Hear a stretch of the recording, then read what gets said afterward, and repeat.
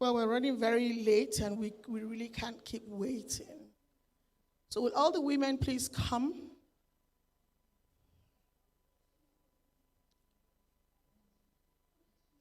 My address is not the welcome address, but it's an overview of how we got here.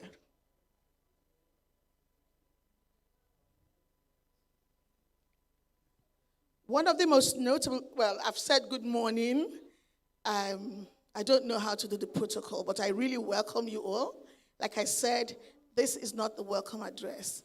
The chairperson of Commonwealth Businesswomen will be given the real welcome address. One of the most notable challenges faced by women in the energy industry comprises the continuous underrepresentation of women in science, technology, engineering, and mathematics, STEM education, with STEM comprising the driving force of the energy sector, particularly in the modern era, with technological and renewable solutions relying heavily on innovation, human capital, development is essential, and yet women continue to be excluded. And so, overview of CBWN, that's Commonwealth Businesswomen's Network Nigeria, as official partners of the Nigeria International Energy Summit 2022. Once a year, the world of oil and gas converges in Abuja to discuss, explore, and network through plenary sessions, technical workshops, exhibitions, bilateral meetings, product launches, exclusive networking dinners, and more. The Diversity Partnership was created by the only woman on the board of Brevity Anderson, Mrs. Blessing Enakimu, who understands that the challenges faced by women transcend the educational sphere, with barriers to entry within the workforce resulting in reduced participation in the energy industry. Typically, the energy sector has been a male-dominated industry in which leadership positions, executive roles, and non-administrative positions are generally favored towards men. It's not enough that women have to struggle for their place at the education table in STEM, but once they enter the workforce, they now have to compete for their participation. We all know that the gender gap must close, and it's such a desperate call that however we put our foot forward is a good direction. Commonwealth Businesswomen's Network, CBWN Nigeria, put herself forward to be the official diversity partner with the organizers of this great event, Brevity Anderson, and we sincerely appreciate Mr. James Shindi. We are an accredited organization directly recognized by 54 governments across 6 continents, committed to the advancing United Nations Sustainable Development Goals 5 and the Commonwealth Charter, focused on encouraging, enabling, and embedding women in leadership and women's economic empowerment through work in trade, talent, and training. The world's women represent 39% of world employment, but only 27% of managerial positions. Purchase 80% of world's goods with women-owned businesses, winning less than 1% of procurement contracts from governments and business, and hold 10% of the world's wealth, but have just 1% of the property rights. We all know it's not right, it's not fair, definitely not smart. The Women in Energy Network, WIN, gave us their technical support, and we pulled a major workshop in 2021 on a female approach to the future of hydrocarbons. We showcased women with intimidating profiles who are qualified, more than capable, to head major oil and gas companies without batting an eyelid. We emphasized that to achieve our goals as a nation, we must also ensure that women participate fully in any sphere of the economic and political life of our country, especially in achieving a carbon-free economy as Nigeria embarks on the decade of gas.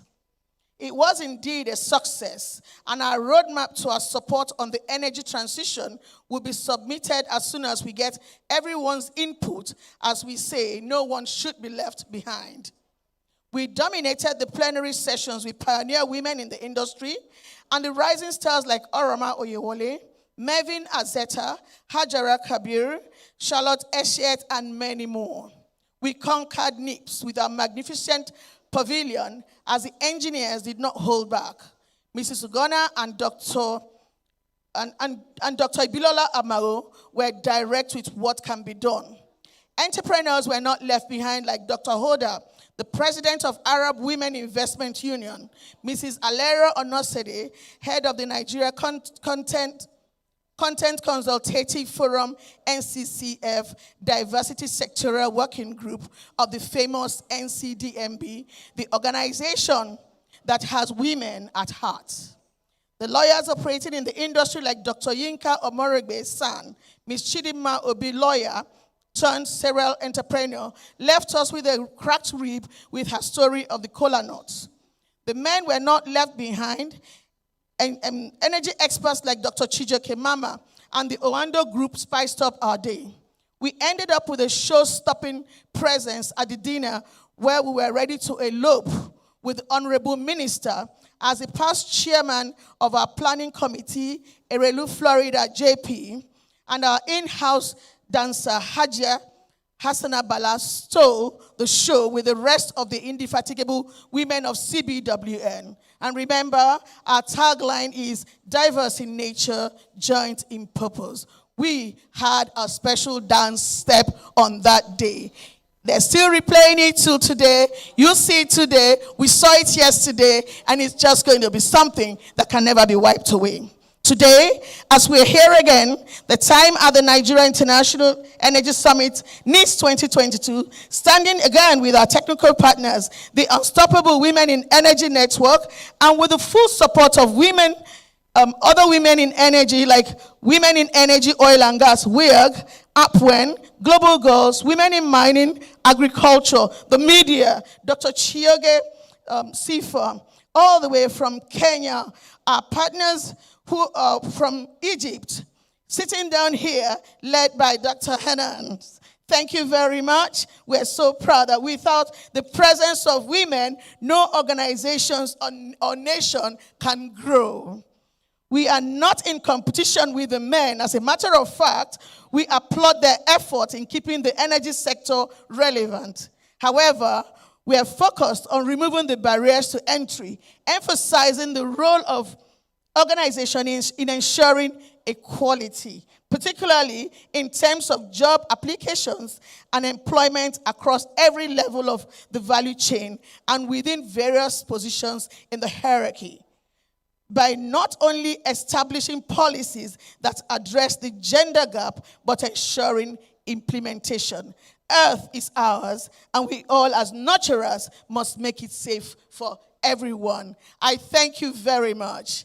I'm going to hand over to our chairperson, Mrs. Esther Ehobamie Mshalia, to give the formal welcome address. Thank you very much.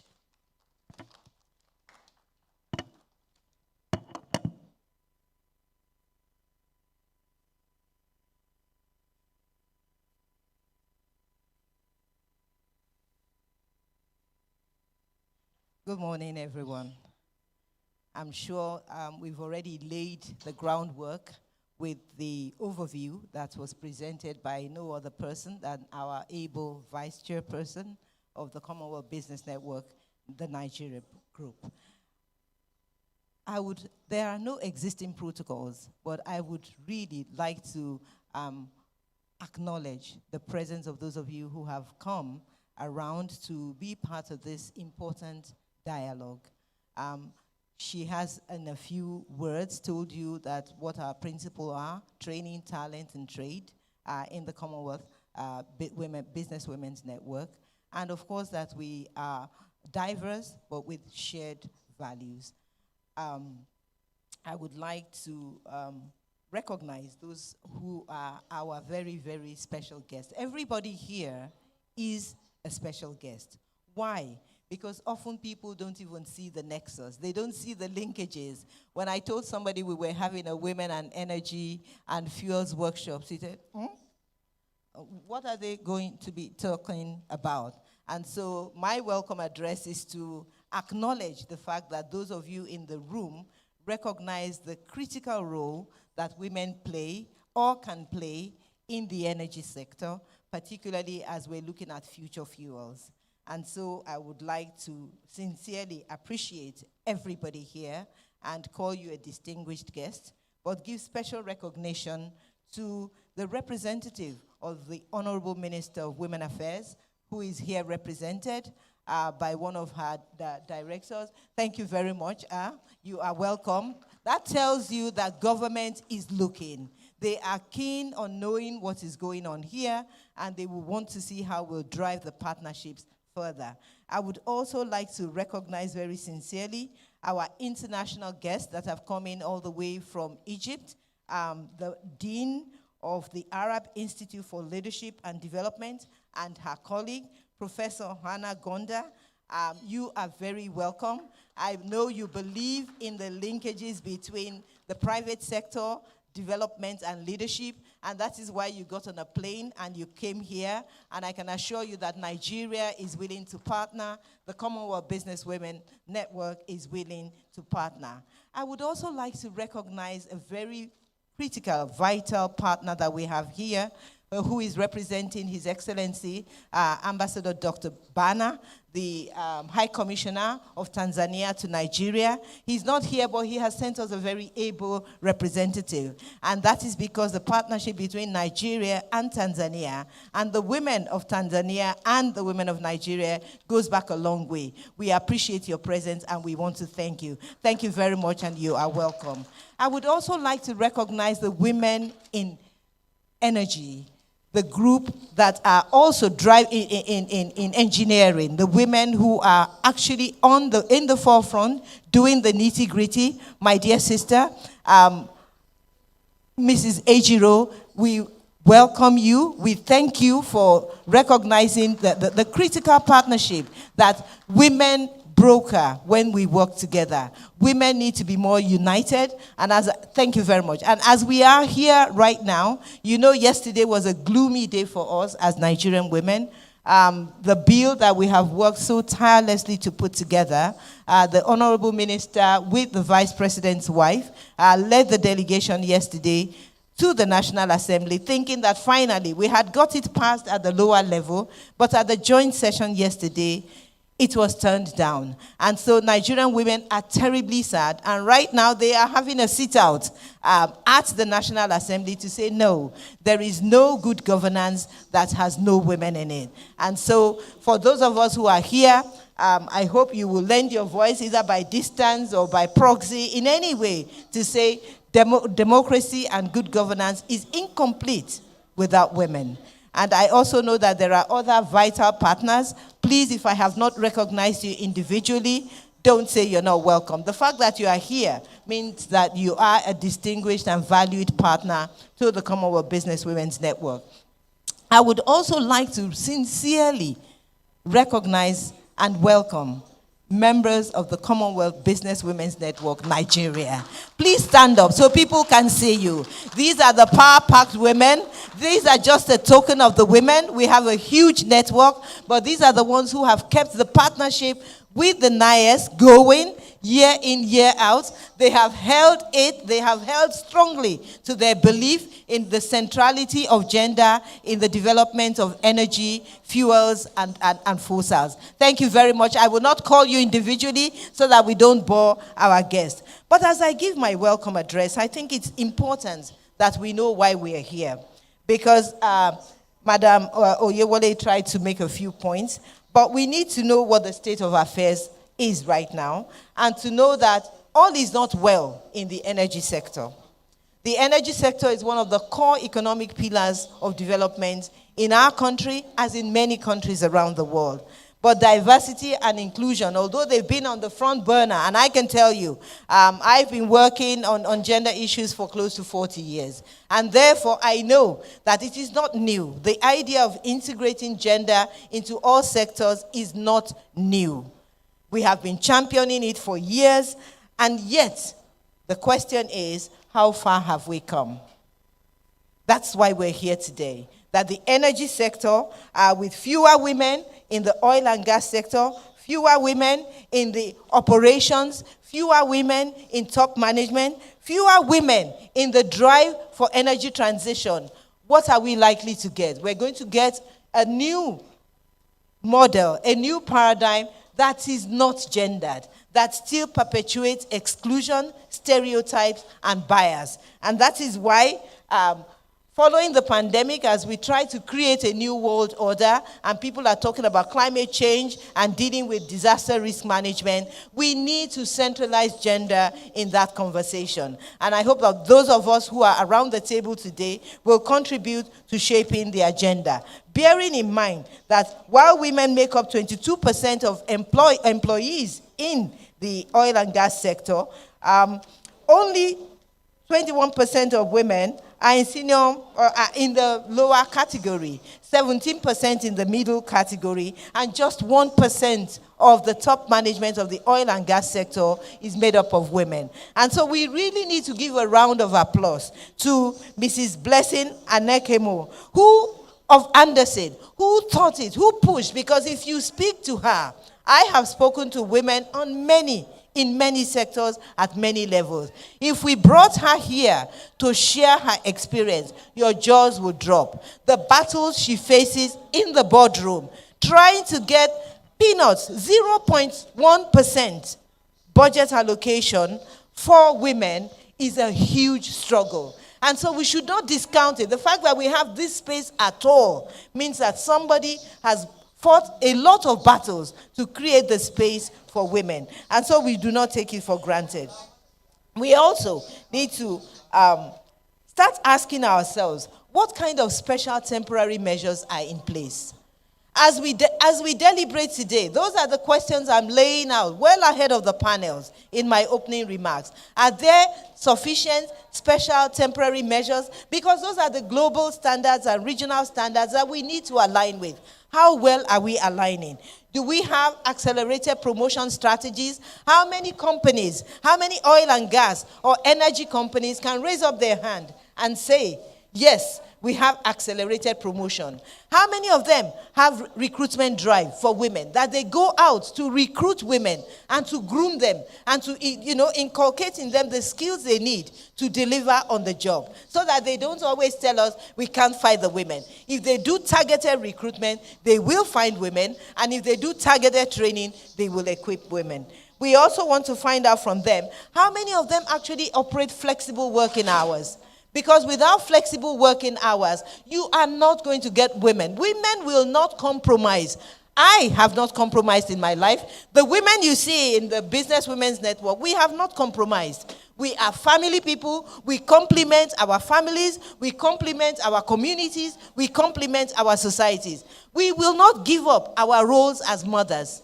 We are mothers, we are home builders, but we are also nation builders. And being nation builders means that we want to be at the table where energy issues are being discussed. We want to be at the table when procurement in the energy sector is being discussed. The petroleum bill, the petroleum acts, how gender inclusive is it? Is there any component within that act that says that there must be some percentage that helps to groom women, handhold them, or embed them within the leadership of those organizations?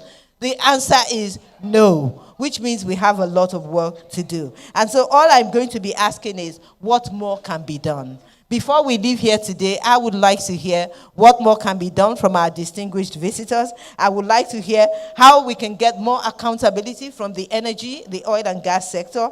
I would want to know how the Beijing Platform for Action, CEDAW, and the Generation Equality Objectives sit with our private sector partners. What are they doing with it? How are they delivering on it? And I would also like to identify some critical linkages. If you know any linkage that we can make, either in procurement, in services, in operations, please flag them so that we can take them up. Because yesterday we technically had a blank check from LNG to say come and discuss. And so we, on behalf of the women who are not here, we hope we can do justice. And I hope that before we leave here, we can truly drive further the Commonwealth Charter and promote women's trade, talent, and training. Thank you very much, and you are highly welcome.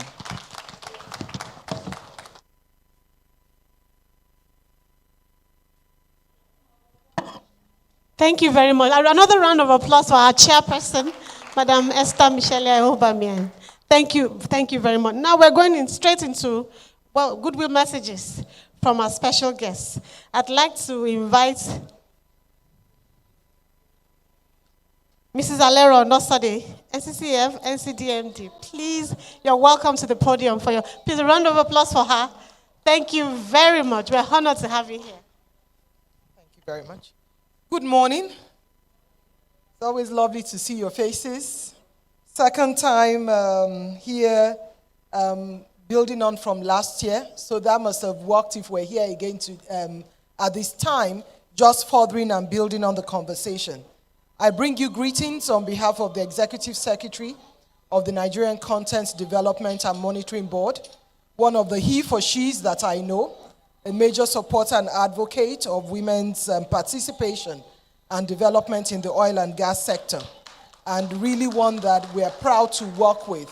He gave us the platform to come together and make a case and provide the opportunities on how we advance the development and participation of women in the oil and gas sector. And for that reason, I'm really glad to be here again once more to partner with you to identify the areas in which we can work together. And I think as we go into the conversation today, and as I speak on behalf of my colleagues, I think there are just a few pointers that I would like us to pay attention to, even in the course of the discussion today. One is challenging and hoping that today will not just be another talk. I think it's time we begin to roll up our sleeves and get things done. And so I'm hoping that I look through the program, it's quite refreshing to see that at the end of it, we will be coming down to some communiques as to exactly what it is that we need to be doing. So that next year when we come together, we will also be able to demonstrate some of the wins and some of the actions that have been taken. But as we go forward, I just want to challenge us with a few points. First and foremost is as I continue to look at the room, and think about the several conversations we've had about women's participation in the oil and gas sector. Clearly, we need more men on the table. We need more men on our side. And so I would be encouraging that enrolling our male counterparts needs to be top on our agenda. The truth is, decisions are still being made today by the men. And so if we're going to get in on that seat, on that table, we're going to have to enroll them. So please let's explore and discuss how do we get more men on our side advocating our cases, either through their education, through the win-win solutions that we bring. I think one of the things we need to know is we're not asking them to move. We're saying that we can grow this pie so big that there's room for all of us. And so we need to give them that reassurance and comfort as we continue to enroll them. The next thing, and I liked it when the chair mentioned it, working together is extremely important. And we need to embrace each other. I think the normal narrative that women can't work together is one that we must consciously kill. And we must be able to demonstrate that we can form a formidable force to advance our case. And so what I would like to say is that we work together and every woman recognizes that every opportunity you get is not your own. Every opportunity you get on our behalf. It's the platform on which you advance and is the platform on which you represent the women.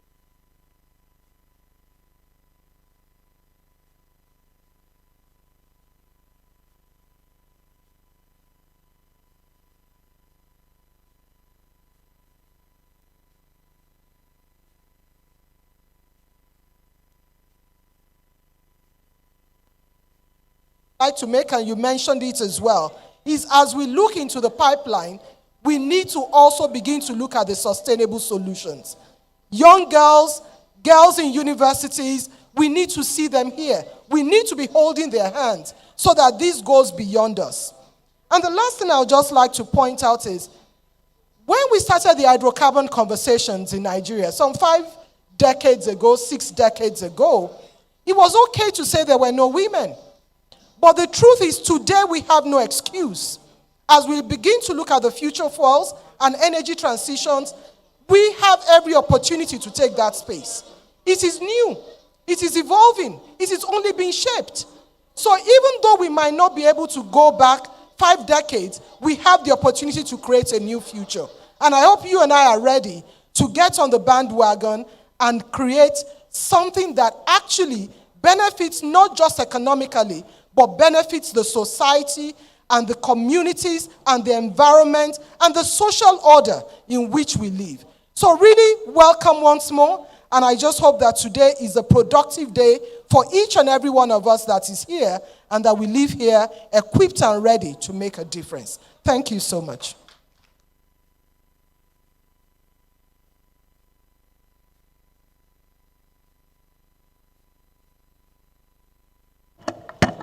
Thank you very much, Mrs. Alero. It was really an honor to have you here and with that wonderful presentation. Right now, we're going straight ahead to the high-level panel. Now, the high-level panel is discussing realizing the SDG principles of leave no one behind in energy.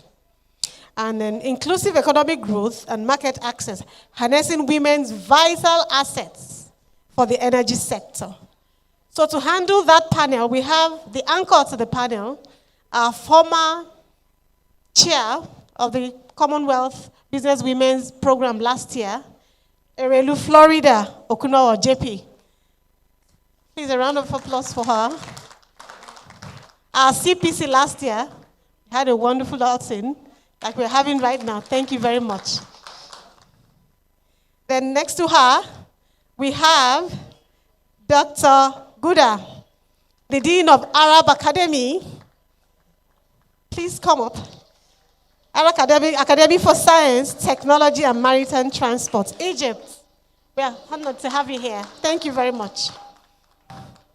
And then we have a representative of His Excellency, the High Commissioner for Tanzania. Please, could you come up? Thank you very much. And then we have the representative of the women, Federal Ministry of Women Affairs, the Minister of the Federal Ministry of Women Affairs. Thank you very much. We are honored to have you here. I'll hand the mic over to our anchor person for today, Erelu Florida Okunowo.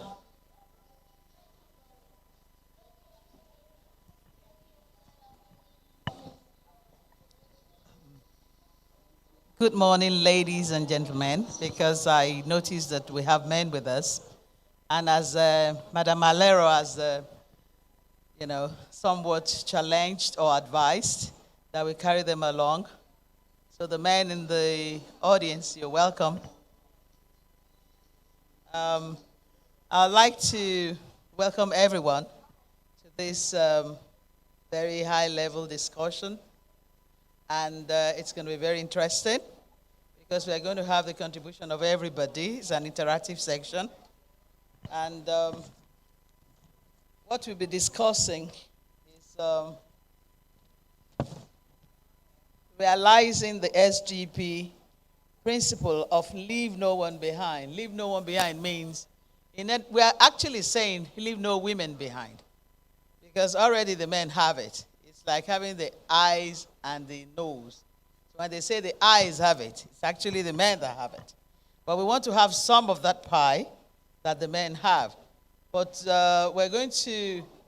will have it in a very, very interesting way by working with them, by coordinating our activities with them, and by having the grace to be able to work with these men, and for them to have the grace to allow us some space in their space.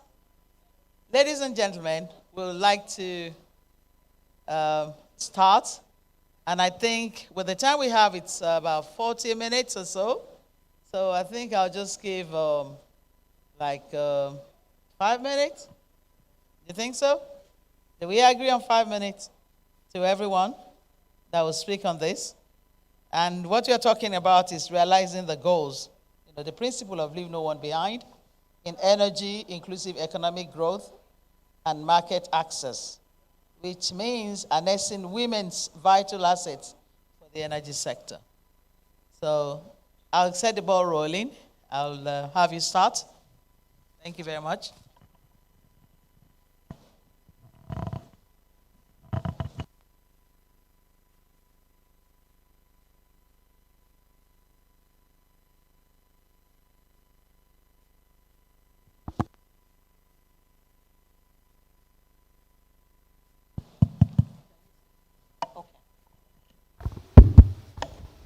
Good morning, everybody.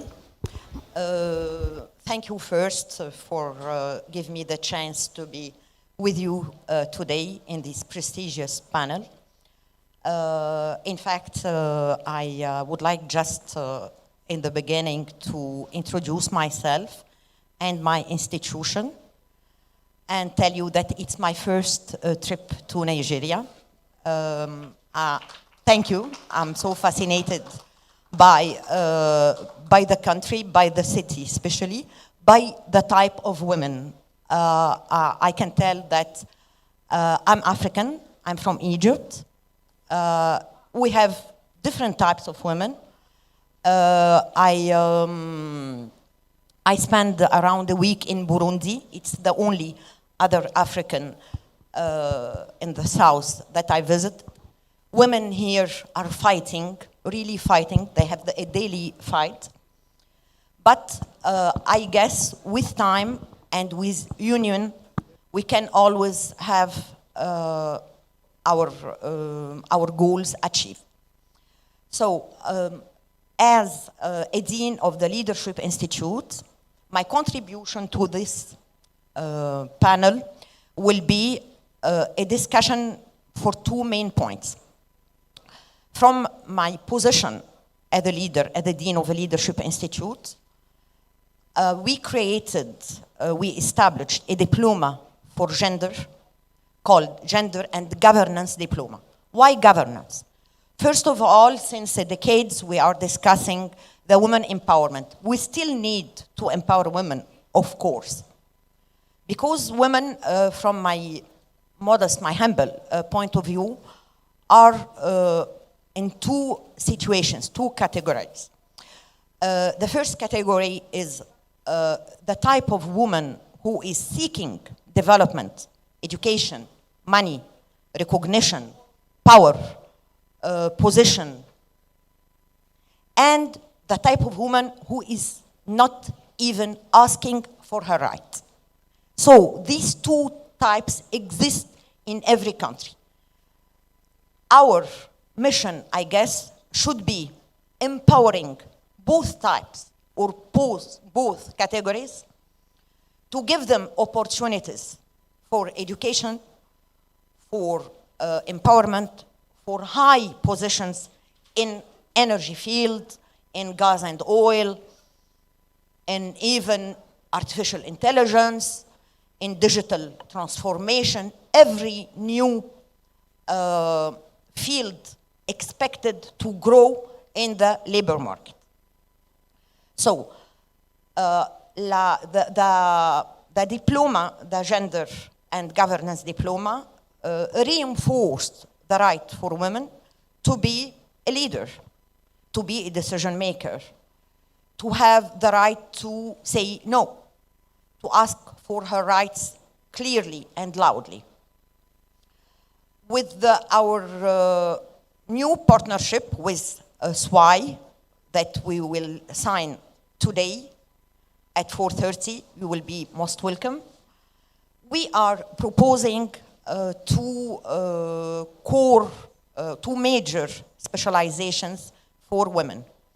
The leadership, the executive leadership master, which women can have enough skills and knowledge to build herself, and the gender and governance diploma for those women who still need some empowerment in their positions.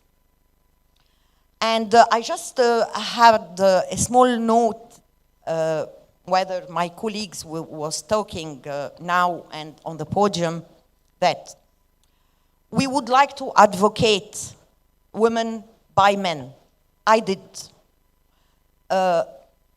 One of my best employees in the institute is studying gender and governance diploma. And he is marketing for the diploma. So thank you, Mahmoud, for being an example for a man who is advocating the women. I hope you are doing that at your home with your wife. It's not only for professional purpose. As executive master proposed for women, the educational management and the business strategy, especially for those who need to have a private business. In our country, we still have a problem. I still being not harassed, it's not the term, but I'm not feeling well with all men in the same field, in my same big institution. Still, I have to prove myself. I have to add something to prove that, listen, I'm capable. So I'm sure that a lot of women need that too. That's by something like this panel discussion, maybe giving the opportunities for women to study till a higher degree in all fields of studies, giving them a scholarship, and that's we do, and that I would like you to put in your agenda, please, for each person or decision maker from the attendees can give a scholarship for young women to have access to an excellent and a prestigious education, especially that the new labor market, thank you, the new labor market is really demanding. The new labor market demands skills, the future skills, the new knowledge, the artificial intelligence, the digital transformation will totally change the landscape of the labor market. So if we as women, we are not ready, we will be apart since 2025, and that is confirmed by the Economic Forum, confirmed by the agenda of the EU for commission skills, especially for women. Thank you, and I'm here till the end of the day and tomorrow too. If you have any questions or any form of collaborations, I'm ready and I will be pleased to do it. Thank you. Please, can you give a round of applause for her, please? Your contribution is very, very interesting, and I'm sure you see a lot of people come and meet you after. Ladies and gentlemen, I think it's about time that we add more people to this high-powered panel. And I'm going to call on Faith Iroham, the CEO of Gulf Energy, a member of WIN. Okay, maybe she's for the next one. But right now, we just had Ms. Chidima Obi join us to put more flesh to what we are discussing here. She's the MD Dindu Energy, as well as the current chairman, planning committee for this summit workshop. Ms. Chidima Obi is sitting right at the far end there. And I hope that the gentleman sitting here does not feel a little bit intimidated because we just added one more woman. But you can't blame us. You heard what chairperson said about what happened at the National Assembly yesterday. And so if it's possible, we'll even add more women. And we just hope this will encourage you to give us our rights in a very, very wonderful, nice way. So right now, I'm going to give you the microphone, and let's hear what you have to say about this topic. Thank you. Thank you. Good morning, everybody. My name is Philbert Peter. Working with the Tanzanian High Commission in Abuja. I'm representing His Excellency Dr. Benson Bana. He was eagerly delighted to be invited he wanted Lil to join this panel, but due to equally important matters, he couldn't make it. Thank you. First of all, I would like to start by quoting one prominent minister who said, men should learn to give opportunity to women. Otherwise, God will do so.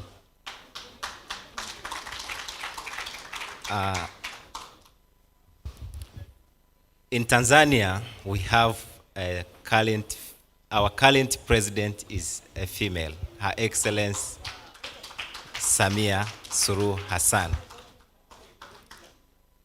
She is doing great we are heading one year of her leadership since last year, March, when our beloved president, His Excellency Magufuli, passed away. She is proving things which men in Tanzania, we didn't expect. Through her position, she is giving opportunities to our fellow women. For instance, now, our Minister for Foreign Affairs is a woman. Minister of Defense is a woman. Minister of Housing and Land is a woman. Minister of Gender and Earth is a woman. So she is trying to prove to the world that women are capable. Recalling back to my opening statement, I said that we should learn to give opportunity to women.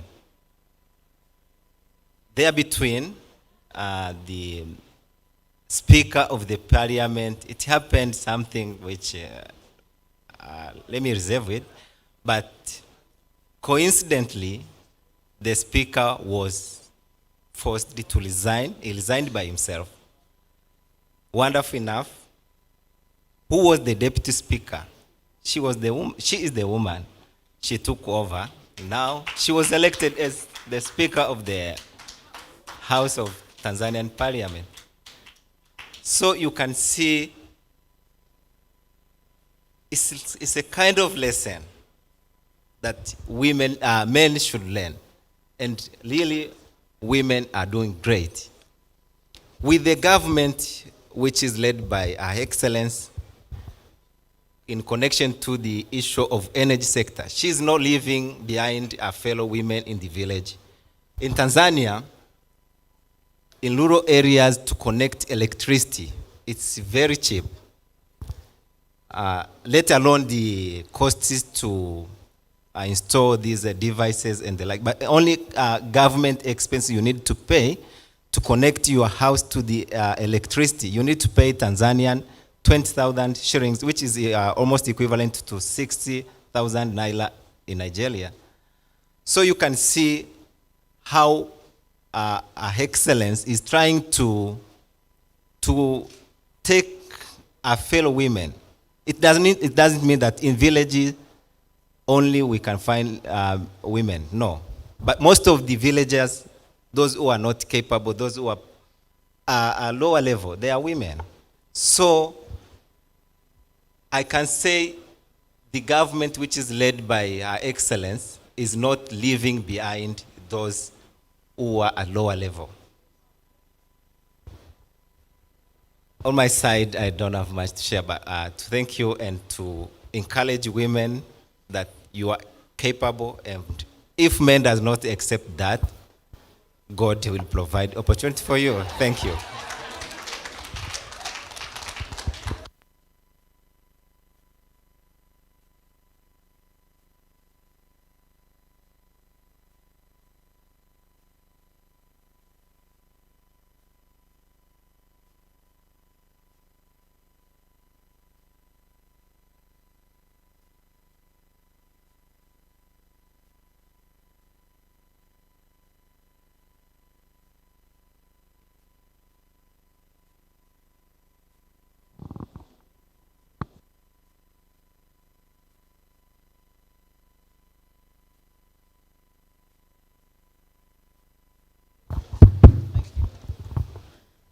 Well, we can see it happening now. Thank you, gentlemen, for bringing the microphone to me. And thank you very much for your contribution. The government of Tanzania has got Hope Rising. We have women in every sphere of your economy. We are really, really, really, really impressed with that. And it's deliberate on my part not to introduce my speakers, contributors, because no matter what you want to say about them, they can introduce themselves better, and a lot of things that you probably don't know about them will come up from them. So it's deliberate that I'm not introducing them. I want them to introduce themselves. Like I said earlier, it's an interactive session from the start, so it's going to go on like that. So the next speaker, please. Good morning, all. I bring you greetings from the Honorable Minister of Women Affairs. As you are all aware, we are actually preparing for the International Women's Day, and then of course, the normal struggle for us to get there. It's continuous, and we will not relent in our efforts. My name is, I am Christiana Oliko, a Deputy Director in the Child Development Department of the Federal Ministry of Women Affairs. I want to start by thanking the organizers of this event. I am glad to also see that we have representatives not only from our counterparts in Nigeria but from other countries. I want to also congratulate Tanzania for the number of women they have in leadership positions. And for me, I see that as a way of encouraging ourselves also here to learn from them. How did they get there? And then if there are areas we need to improve to be able to exceed them, not getting apart with them, exceed them in having our women in such positions, I think we should look at it and work together to get there. Now, looking at the mandate of the Federal Ministry of Women Affairs, you are all aware that our mandate has to do with ensuring the total well-being and empowerment of our women and children. Now, looking at that, and with the statistics we have, we all know that we have a whole lot of job to do to ensure that we be at par with our male counterparts in terms of reaching our goals and being part of the national development struggles. Now, in line with our mandates, we do a lot of advocacy, a lot of education. Like, I think from the goodwill messages, a lot has been said already about ensuring that our men get involved, that is educating them, because it actually starts from the family. From our own end, like we are laying emphasis on catching them young. Like our minister is very passionate about the education of the girl child. Now, we are already in partnership with the Federal Ministry of Women Affairs to ensure that our children, the girl child, is encouraged to enroll in school, to retain and then complete. You know, it's when the girls are enrolled, they are there and they complete. That's when you'll be able to groom them appropriately to ensure that they are encouraged to get themselves involved in science, technology, and mathematics. And it's when you do that, starting from the curriculum. I'm glad to also say that our curriculum these days are becoming more friendlier. That is, the issue of discrimination is not there. We have, it's just about maybe encouraging families, bringing along the men from the outset to ensure that our girls have that equal opportunity to be in school, to be enrolled, to be retained, and then complete. And of course, what about the educational institutions? Do we have opportunities to promote our girls involving in taking up courses in science, in the sciences? If there are no such opportunities, I'm sure they are there, but we just need to do more to ensure that our girls are carried along adequately. Now, looking at those already in the energy sector, I know from the statistics given here, there are not many. But what are we doing? I mean, for those already in the sector, what programs do we have to encourage other women, other girls? I'm happy with this, association, and I know it would be ideal if we reach out to other groups, like what the Ministry of Women Affairs is doing. We make sure we register such groups and then bring them together to be able to share knowledge, ideas, and experiences that will move that sector forward. Now, what about our laws? Like the national gender policies has just been reviewed. All those discriminatory practices, social norms, and all of that, that tends to be a barrier that militates against the effective participation of women and girls. All those are already captured there, and of course, in other laws, like the Child Rights Act also does not encourage discrimination. So a major area of concentration is to ensure that those laws, like of course, one of the Mrs. Ehobame already mentioned the issue of CEDAW and all of that. Where are we in terms of implementation? We need to critically look at those laws, those statutes, conventions, and declarations that Nigeria has assented to. What is the level of implementation? What are our roles? What do? We need to partner. The issue of collaboration is also key. How many line ministries are involved with us in terms of moving this agenda forward? We need to work together more, because the more we work together, we achieve more, and then we are able to reach set goals. So for me, and for us as a ministry, we are looking at those areas. What are those barriers inhibiting the effective participation of women and girls? And then, working together, we will be able to remove all those barriers. That is, talking to ourselves, through our families, through our associations, our organizations, and all of that, to ensure that we all work together. And most especially, like I said, we need to learn from other countries also. We need to learn from one another. We need to learn to carry, that is to work together to ensure that at the end, our goals of ensuring that we have equity in terms of participation of women in every spheres of life, not just sciences, are actualized. Thank you very much. I'm still here in case we have more questions. Thank you very much.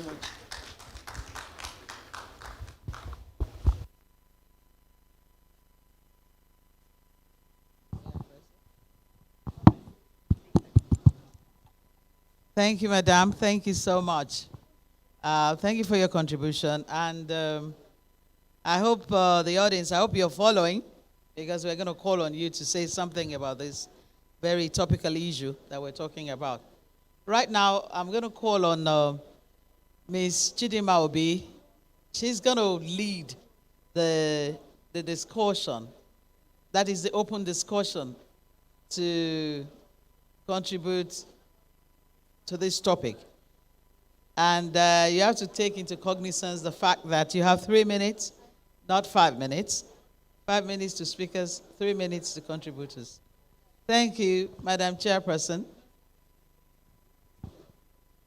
Let me remind you again, Ms. Chidima Obi is the Chairman Planning Committee for this program, for this summit workshop. Thank you. Well, thank you, moderator. Thank you, Madam Chairperson of Commonwealth Builders Network, Mrs. Ehobame, Indefatigable EVC,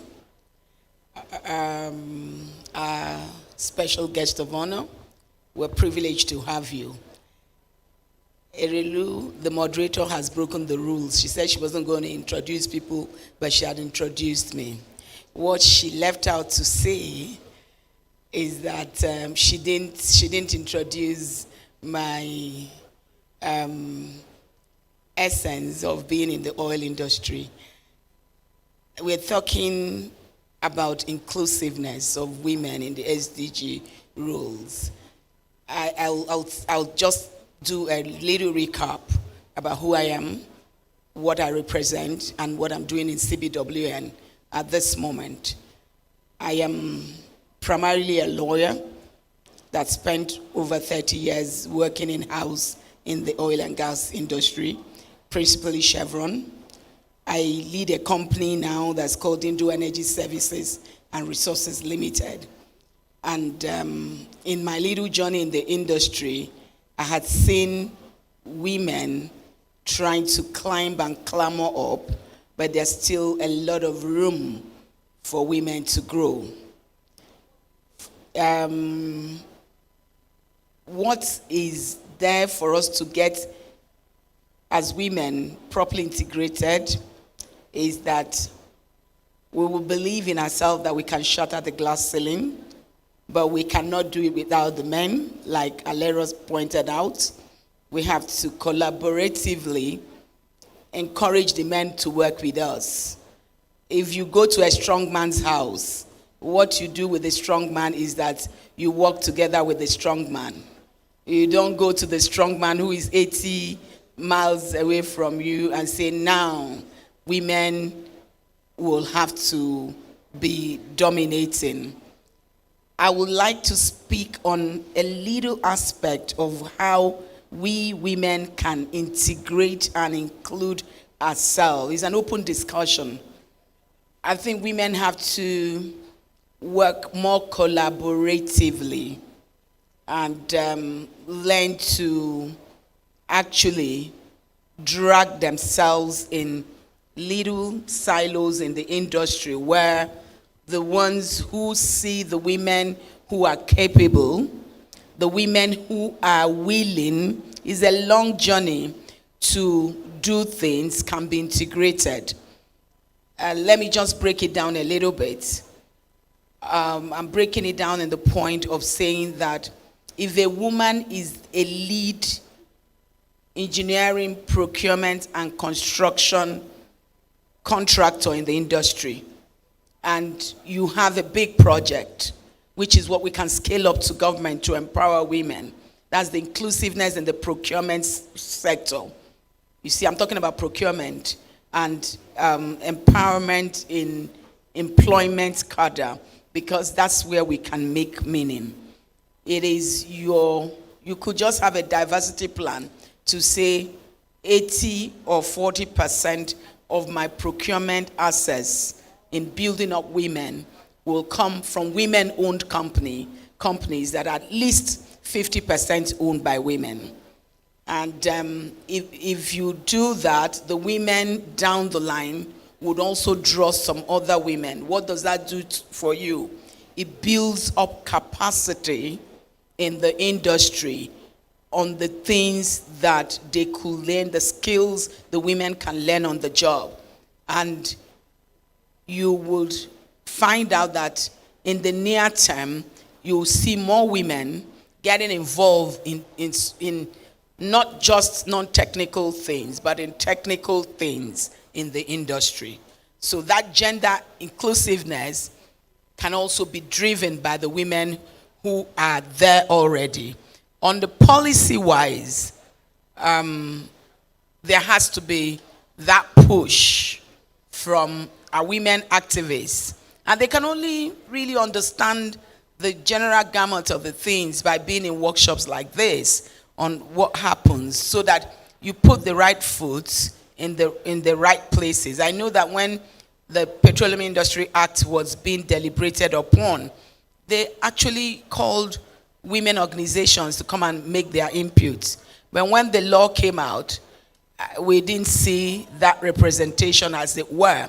But let's not wait for that law to be reviewed. Let's make policy push, representations. At the end of the day, the communique here, if it carries our deliberations on what happens about women inclusiveness in the workings in the industry, we will go a long way. I will pause here. Thank you.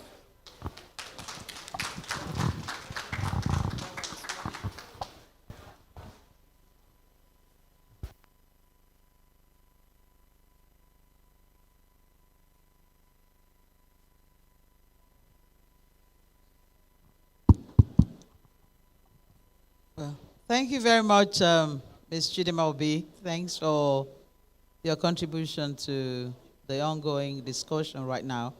I think at this point, I think I'm allowed to, because I have the power of the microphone, I think I have, maybe I'll just call one or two people from the audience to contribute to the current discussion right now. I can see the hand of my chairperson up, and I will gracefully invite her to make a contribution as well. I don't think there's any microphone on the floor, but.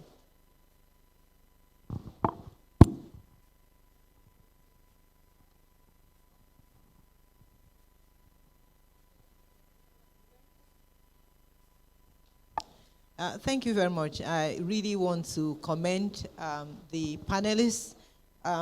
You have done us a very, you have opened the thoughts and the conversation. And I want to commend, what I hear is that there's significant work going on in your different institutions to advance the SDG principle of leave no one behind. Is that through training, through leadership and governance and women's representation, and through some of the schemes that the ministry talked about, and then the experience sharing and the inside knowledge, the internal knowledge of the oil and gas sector that you shared. But I also have a few questions. I'm wondering, particularly, I think the different panelists will know who the questions are targeted. What are you doing about digital technology? Because you mentioned it. Digital technology has a huge potential to reinvent women's exclusion and to lock out women from existing livelihoods. Is there anything you're doing? Are you open to partnership? Because that's an area that I work on at the Women Arise Development and Humanitarian Initiative, is equipping women with the tools to be able to stay engaged in financial inclusion services and also in developing their skills, their connectivity skills. I'm also interested in knowing what temporary special measures are in place, like in your university, Tanzania as a country. What's temporary special measures? Because those are one of the key tools or key mechanisms for ensuring that we bridge the divide between men and women, especially in hard-to-reach sectors like energy, oil, and gas. And I also would like to find out, how can you work with the Commonwealth Business Women's Network and her associates to ensure that we are able to deepen our work with actors in the oil and gas sector? True, we already have a working relationship, but how do we deepen that? How do we ensure that we can better deliver on SDG Goal 5, Goal 16, 17, and 18, which is about safer, cleaner cities? How do we do that? What can we do together, especially as we seek to engender the energy and the fuel sector? Thank you. Kangata.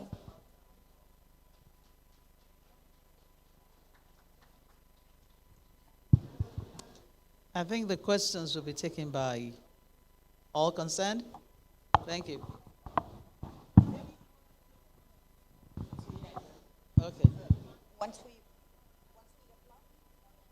One more contributor? A comment. You're allowed comments, contributions, and questions, but make it brief. Thank you.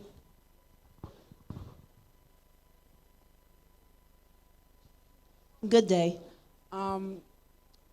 It's sad now that the society sees us as weak, sees us as sensitive, even though this wasn't the case in history.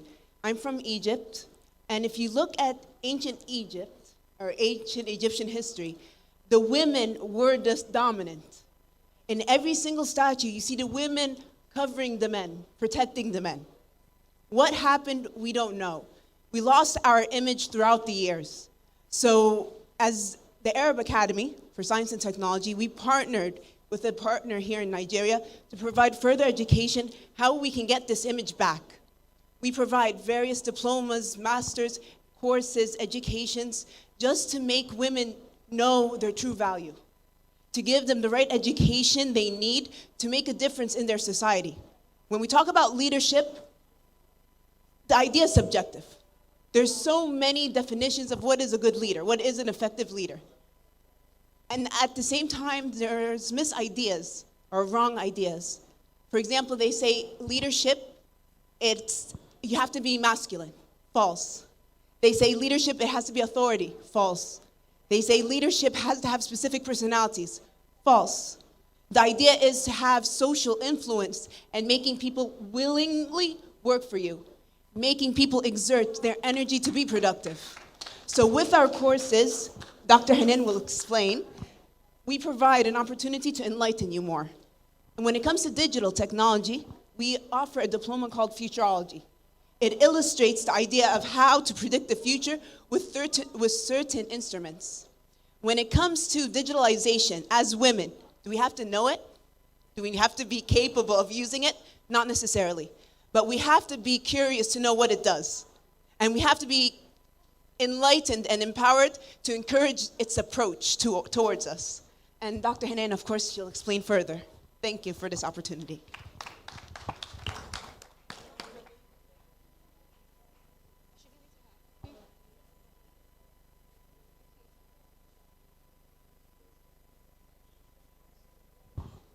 Thank you. We're talking about the table, getting a seat at the table. What table are we looking at? Does it have a view? Who are the participants at the table? For me, I am of the opinion that we just don't have a seat at the table, we flip the table.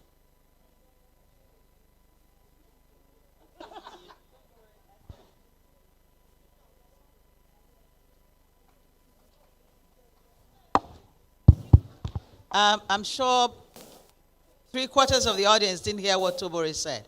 So I'm going to give you back the microphone. You're going to stand up and you're going to be heard. No whispering. Thank you.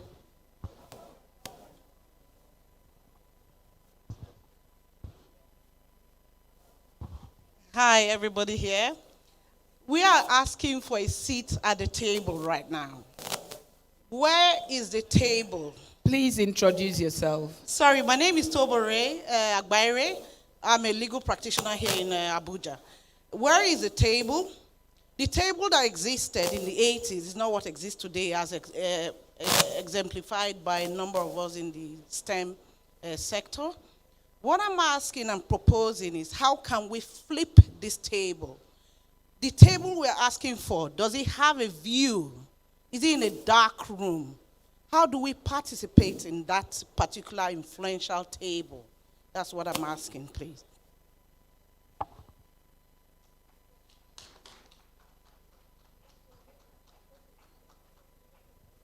Anybody else? Please answer the questions and as you want. I will start to reply to some questions and points with pleasure.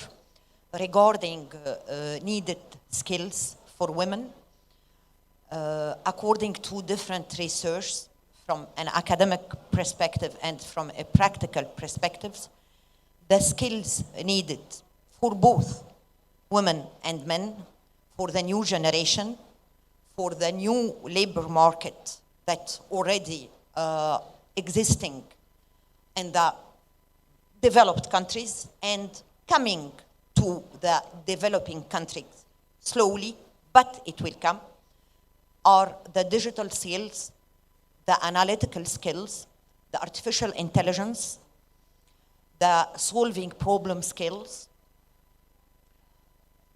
and keeping the data analysis and the uses of the knowledge and human skills. Because expected that with time, especially with the new generations that are 100% digital, the communication will be less. The human communication will be less. A gathering like this will be rare. In 10 years, believe me, that's what research that. So the human intelligence, the human influence, the human contact should be respected. When I speak especially about women, women should study science and technology. Not specifically science and technology, but this field was really a little bit far from the opportunities for women. Attaching the second question or the second note you mentioned, so diplomas and masters in leadership cover all skills and all required technical field for the future. I'm not marketing for my programs, but we do establish the two specializations for women and for men. It was the gender and governance for men, because they must understand the role of the woman and the position to contribute in the economy. I'm not talking about the women in the field of energy and oil directly, but through education and through science and technology studies and artificial intelligence and digital skills learning, she will contribute. She's capable to contribute. We have already a seat on the table. I'm not pessimist. We have a seat on the table. Don't worry at all. But we do need a lot of works to have more tables, to have more power. That's it. And in general, it's with time and with collaborations. I'm really pleased to be here, and I will be glad to sign and to collaborate for the Commonwealth Chart. Thank you.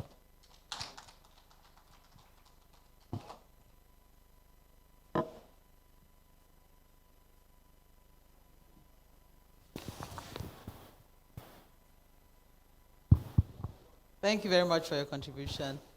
I think the chairperson raised some issues for the gentleman from Tanzania. Would you like to respond to that? Very briefly, thank you. Thank you. I would like to make a comment on temporary measures to be taken to make the concept of inclusive SDGs to include women. First of all, maybe, whom are we speaking about? We are speaking about women. Most of our families are taken care by women who are in this room, most of them. What do you do to empower your girl child in comparison to your boy children? In my view, it should begin with women by themselves.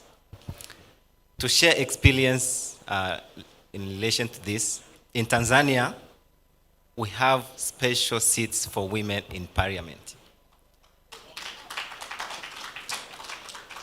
I cannot recall the specific numbers, but we have special seats for women in parliament. Temporarily, these women are in the organization which can pass laws, which can oversee the conduct of the government. That is an opportunity for women to move from one step to the other. I've said that we have the current nation speaker who is the female. That is the opportunity of this institution, which is responsible to pass laws,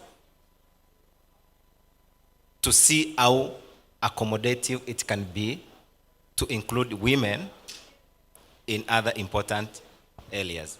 Tanzania, we have a lot of opportunities in this oil and gas sectors, taking into account that we have our the top management with the president with a female. That's an opportunity to ensure that we have temporary measures instead of, we have permanent measures instead of temporary measures. But to begin with, I believe it starts with the women by themselves, who are at the grassroots of the family. We cannot get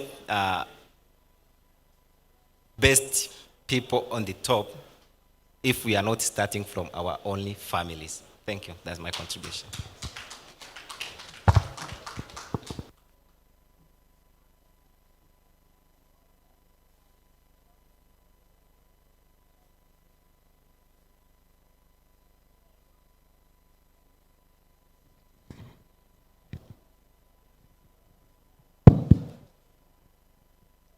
Yes, thank you very much.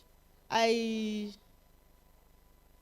want to say that there are platforms that we can actually advance the cause of women.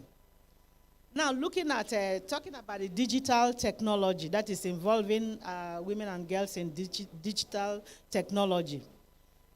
A platform, one of such platforms is the International Day of the Girl Child.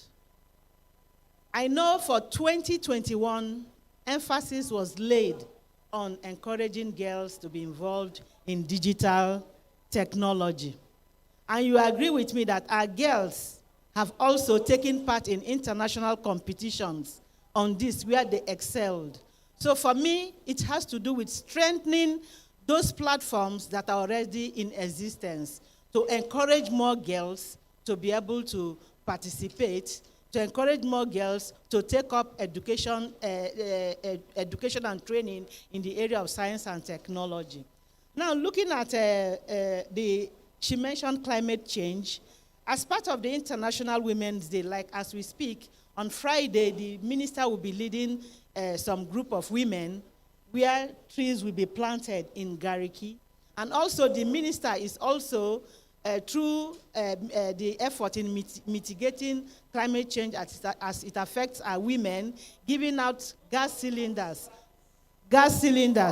to women in 1,000 women in the 774 local government of the areas of the country. Now, talking about, I agree with one of the panelists that say we already have a seat for the question that the issue raised by one of us on the table that existed before not being the same today. Yes, if you look at our participation, women participation from those days and now it's not the same. Even if the improvement is slow, it means we need to do more. We need to mobilize our women more, like I earlier mentioned, catching them young. Let's start grooming our girls early to ensure that they go to school, they remain, they complete, and then encourage them to take part in science and technology. And I believe in doing that, in strengthening what we have already. You know, we have policies. We have so many forums that we can use to strengthen, to advance the cause of women. I believe if we strengthen such platforms, especially working together, and in the spirit of leaving no one behind, we will get there. Thank you very much.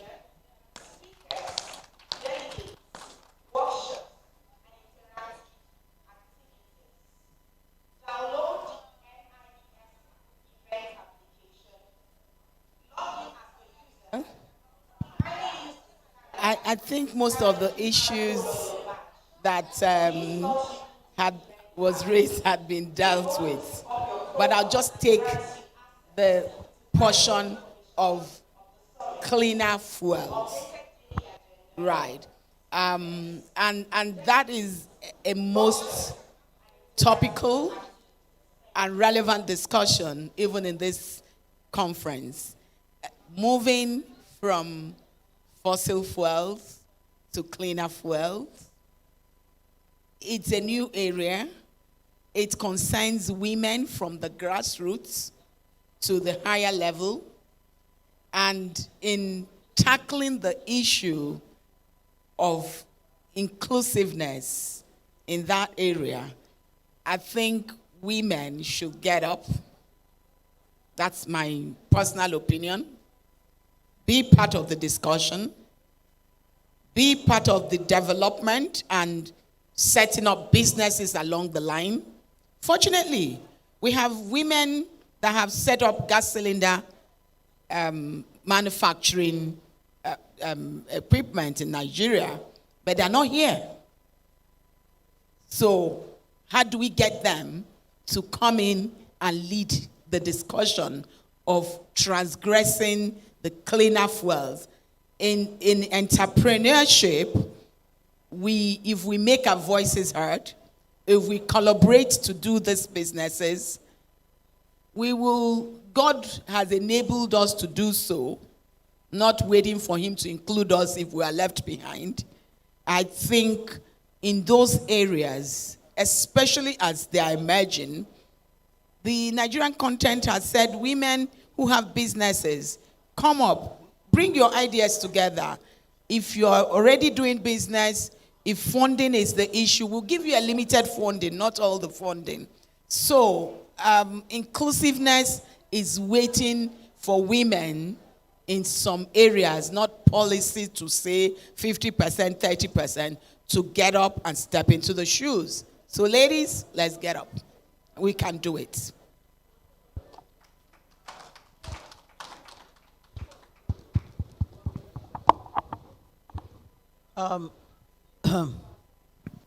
Thank you, ladies, for being with us since we started.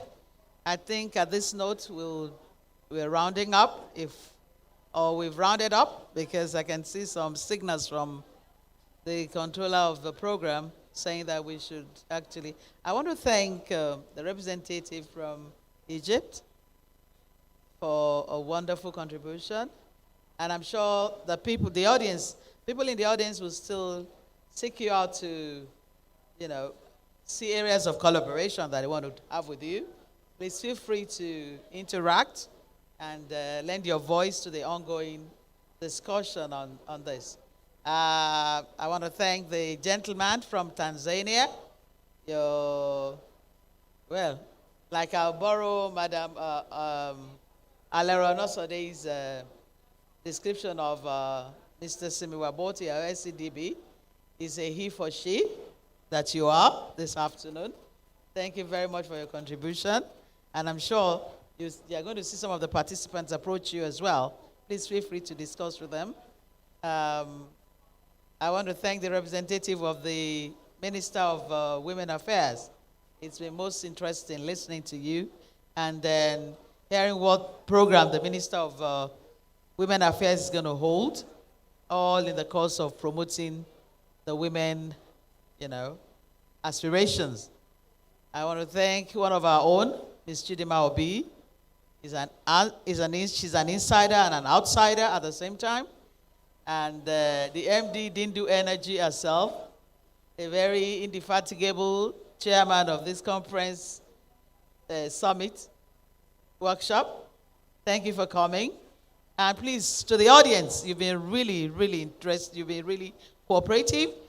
It's been a pleasure having you with us. And I want to encourage you to approach any of the speakers on any issue that you feel you want to discuss with them. Feel free. And thank you for being with us. And thank you for bearing with us. Thank you very much for being part of this wonderful audience. God bless you. The event hasn't finished. We're just the icebreaker for the program for today. Thank you very much once again. God bless you. Thank you. Thank you very much, Madam Erelu Okunawa. Would like to call the participants to come forward. We're going to take a group picture now. Can we have the photographer? Please come down. And then we'll present some gifts to you. The photographer, please. The group picture. Thank you, Madam Esther. Would like the he for she to be in the middle.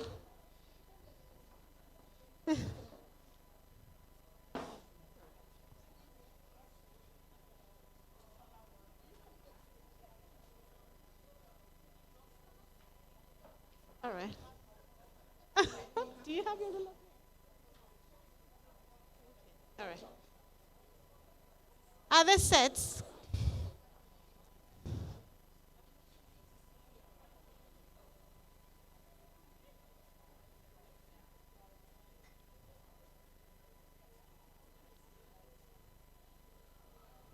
Thank you very much. And before you step aside, I would like to present some gifts. So, yes, please.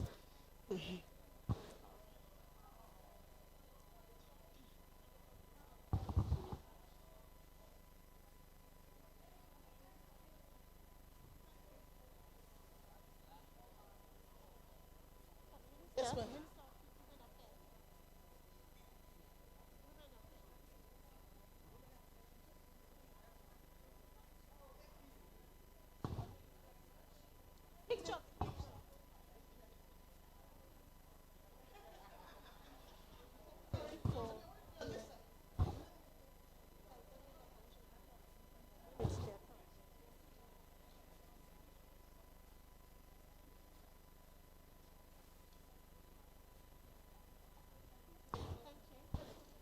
Tanzanian hand commissioner. Sorry. For Dr. Guda. Okay. They're presenting to her.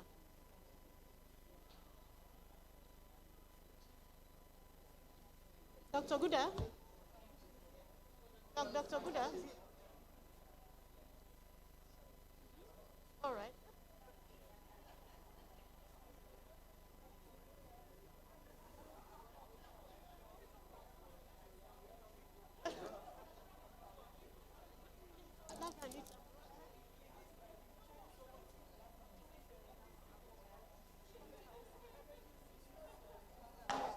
Thank you very much.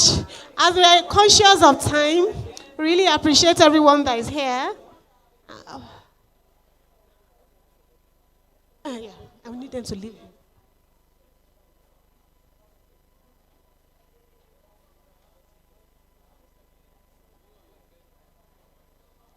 Thank you very much, ma'ams. Our VC, our Honorable Chairman, thank you very much. Thank you for this session that we've had. We've had a great session.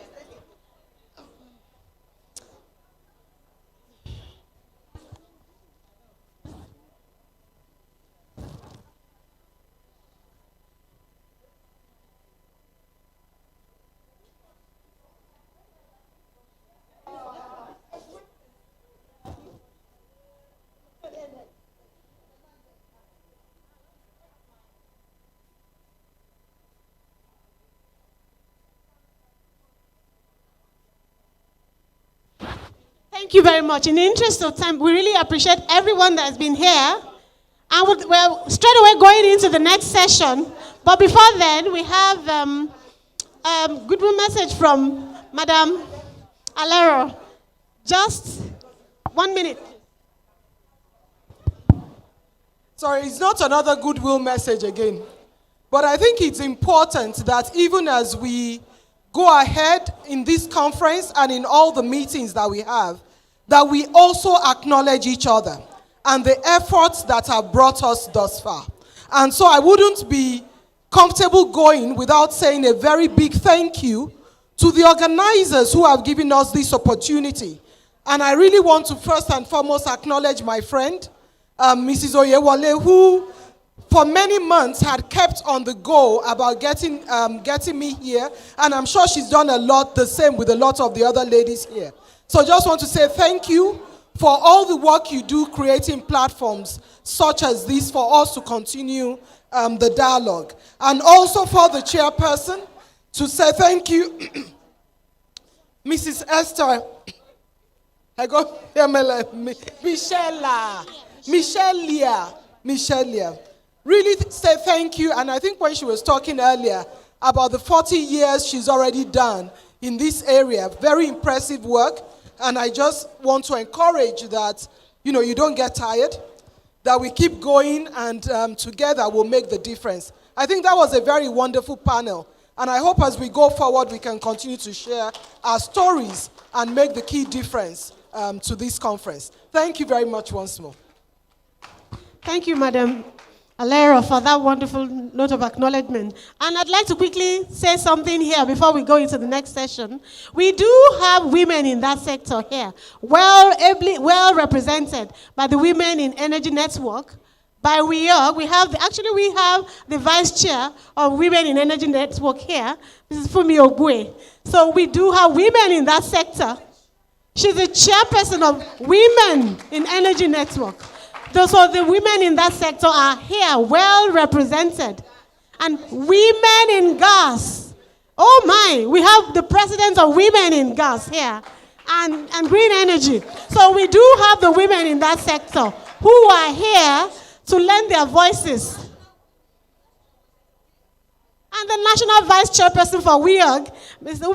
Ejiro Ufundu, is also here. So that would like to correct. The women are here in that sector to lend their voices to this discourse that we're having right now. So without much ado, I'd like to go to the next. Now we're going to the crux of the matter. We're going to this technical session. And we apologize. We are going to really keep to time this time around.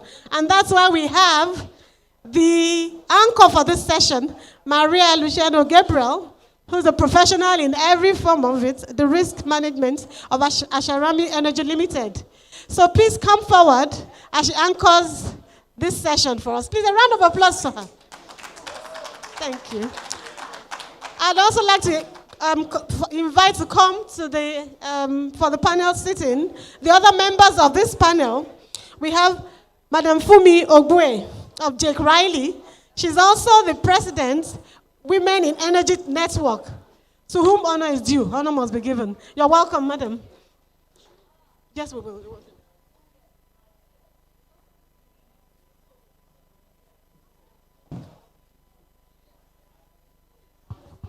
All right, next to her, we have Bumikpo Kuala Modi, the Executive General Manager, Total Engine Energies Country Services and Company. Is she here? Here we have, oh, thank you very much. You're welcome. We're pleased to have you here.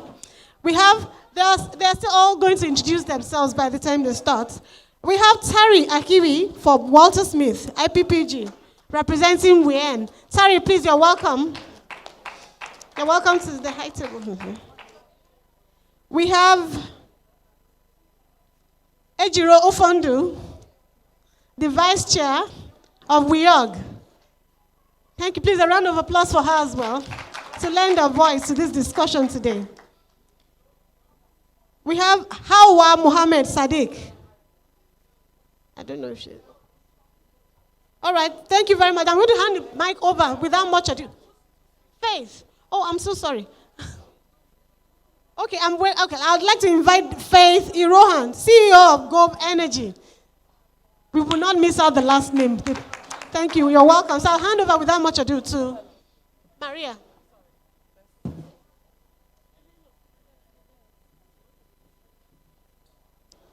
Okay. I'm inviting to the table as well Eleno Adara Legbe. Please, are you? Oh my. You're welcome. You will still, please bring your bag along. Thank you very much.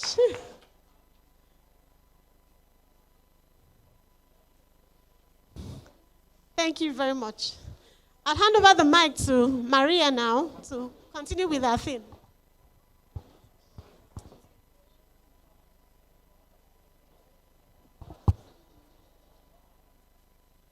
All right, thank you very much for the introductions. So myself and the very able panelists here today, we're going to be talking about critical issues of concern for women in the energy industry. And we're going to try and link that to the broader theme of a female approach to future fuels and the energy transition. So we'll delve into the critical issues that women face in the energy industry and how this oncoming energy transition is going to help us bridge that gap if there is room for that to happen. But before we go in, I would like all the panel members to please just give a quick introduction of themselves so that the audience can identify you. So I'll start with Fumi, who is just right by my side, and then we'll just take it all the way down. Thank you very much, Maria. And good morning, distinguished participants of this wonderful workshop. My name is Fumi Ogwe, and I am the president of the Women in Energy Network, as well as the managing director of Sigma. Sigma is an oil and gas service company with the ambition to become the leading petroleum and petrochemical company in Africa. I'm also an NCDMB Project 100 company, and one that I find, or I hope, or I wake up and dream, and I want to be a role model and an inspiration, a success story for other women in Nigeria to see that the oil and gas, or the energy industry as it's now been transitioned to, is a viable place for women to come into and thrive. So this is why, as I've sat in this conference for the last 3 days, I've really listened out for anyone that says that women are not welcome, and I really haven't heard it. All I've heard is that there's a lot of potential, there's a lot of growth, there's a lot of need, and more importantly, there's a lot of confusion. And you know, we all know that women thrive in places where there's confusion because we're very focused and it's very easy for us to provide clarity. So I'm very encouraged to be here, and I really hope that we as women can take our place. As our Egyptian contributor said, you know, to provide that mothering, clarity, and nurturing perspective for the industry. So I'm very happy to be on this panel. Thank you. Good afternoon, everybody. My name is Bumi Bokpola Modi. I work for Total Energies, the Total Energies companies in Nigeria. I run the shared services for the companies, the Total Energies companies in Nigeria. I'm also the company secretary of Total Energies Marketing Nigeria PLC. It is indeed a pleasure to be here, and I particularly enjoyed this morning's session, listening to, very interestingly, the developments in Tanzania, and hoping that at some point we'll be able to replicate that here at home in Nigeria.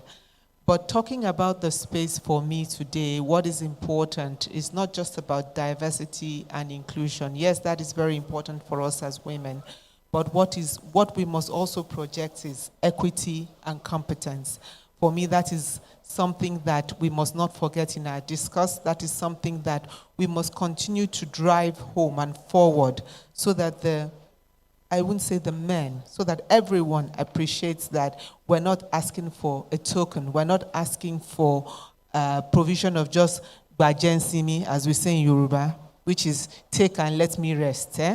No, we're asking because we are competent, we're capable, and because it is fair to do so. Thank you.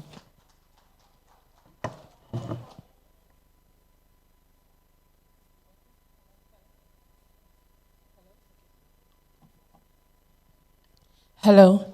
Good morning, or is it afternoon yet? Good afternoon, everyone. Thanks again to the organizers, NIES, and of course the Commonwealth Business Women for having me here.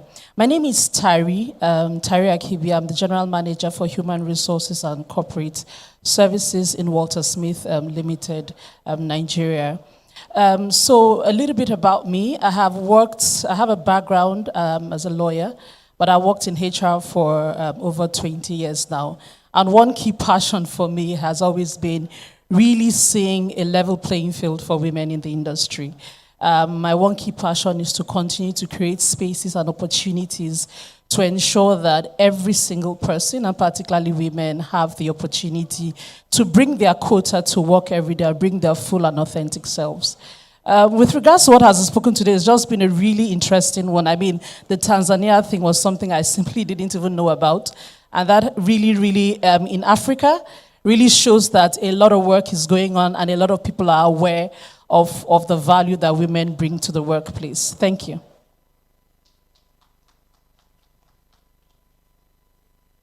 Good afternoon, everyone.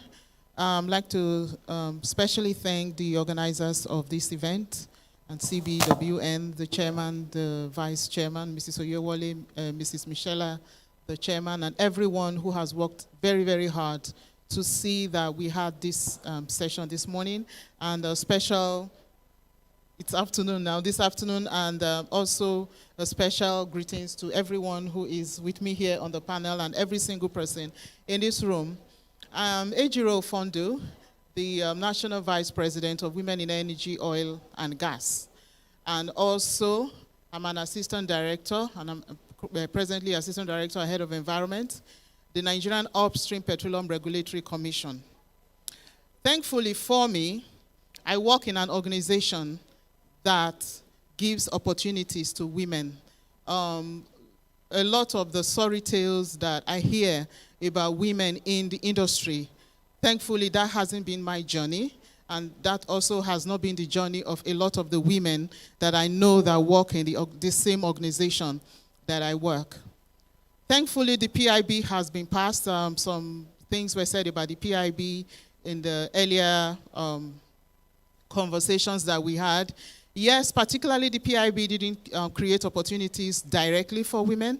However, the process of implementing the provisions of the PIB creates a lot of opportunities for women. Mr. President did say that we are going to be utilizing gas as a transition energy as we transition from fossil fuels to renewable energy. What that means that there's a whole lot of opportunity for gas here in this country. There's still a whole lot of opportunity for modular refineries and a lot of opportunities in the midstream and downstream sector. So the opportunities definitely exist. So I'm glad to be here. I'm glad to be part of the conversations that we are having here. I'm really honored for this invitation. Thank you very much. So, good morning, everyone. All protocol observed. My name is Faith Iroham. I'm the Managing Director, CEO of GovEnergy. By profession, I'm a corporate administrator. GovEnergy is an oil and gas exploration and development service company. So it's my pleasure to be here today. Thank you. Good afternoon, everyone. My name is Eleanor Adaralewe. I work with Seplat. I'm VP Finance. I've been with Seplat for about 7 years, but I've had a 25-year career in the oil and gas industry. Prior to that, I was in consulting, audit and consulting. So it's been a very fulfilling career for me. Just picking up on something that Bumi said, it's one of the passions I have really, because we were talking about this earlier. And sometimes when we talk about inclusion, diversity, people tend to think they're doing us a favor. But a lot of women who have gotten to the top in their careers have worked very hard to get there. They've also been extremely competent. And if I may dare say, probably work twice as hard as their male counterparts. So I think that the messaging for us needs to be very clear. We're encouraging women to come out more.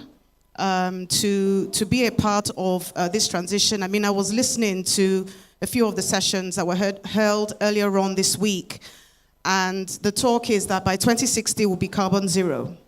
And the GMD was talking about, you know, some of the things that we need to do today to be able to get us ready for 2060. And what came to my mind was this: look, the same way we're thinking about a target for 2060 to be carbon zero is the same way we need to think about female participation, especially in the area of renewables. I mean, women may not be as comfortable to be in the traditional oil space for various reasons, but the way the world is going, the world is creating these opportunities. So the opportunities are there.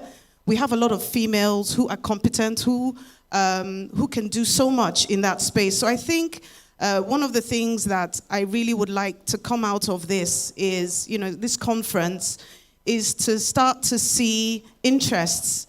And I think that's already beginning to happen. I think that the fact that we have quite a number of women who are in key positions, that's helping, because women sponsor women, coach and mentor women. And so, in addition to saying we should encourage women to be in STEM, that's great. But with where we are today, what are the opportunities available? What is innovation, creativity, technology providing? Do we have to wear the coveralls to be part of the oil and gas industry? The answer is no. So I think, to be honest, that the issue around diversity and inclusion needs to always consider the fact that competence is a big part of it. So thank you for the opportunity of being here. Fumi, thanks for inviting me. And I'm looking forward to the session this afternoon. Thank you. Thank you very much, ladies. As you can see, we have a very able panel here to address the topic that we're here to discuss about today. So we'll go into the session. The energy transition, as we know, it is happening. It's not something that we can avoid. It's not something we can delve our head in the sand and say it's only happening in the Western world. It's happening globally, and we have to be ready for it. And with it, it does bring its own unique opportunities. Yes, wherever there are opportunities, there are also challenges, but more so, we want to focus on those opportunities that it will be bringing. I mean, the EU countries, like Elena has said, here we're targeting 2060. The EU countries are targeting, there are 27 EU countries that have committed to zero carbon emissions by 2050. And it's just the way that the world is going, you know. So by 2035, they expect to have a 50 to 55% cut in those carbon emissions. And where we need to look at how this opportunity that this energy transition is creating, how we as women can fit into it, how we can use this energy transition to address that gender imbalance that we've been talking about, that gender imbalance that we are trying to correct, you know. So those changes that we want to see, how can we ride this wave, you know, to ensure that we meet up with our own target, you know. In Nigeria, I mean, the first part of this energy transition for us is probably gas, you know, where we keep talking about being in the decade of the gas. This is because we have abundant gas resources in Nigeria.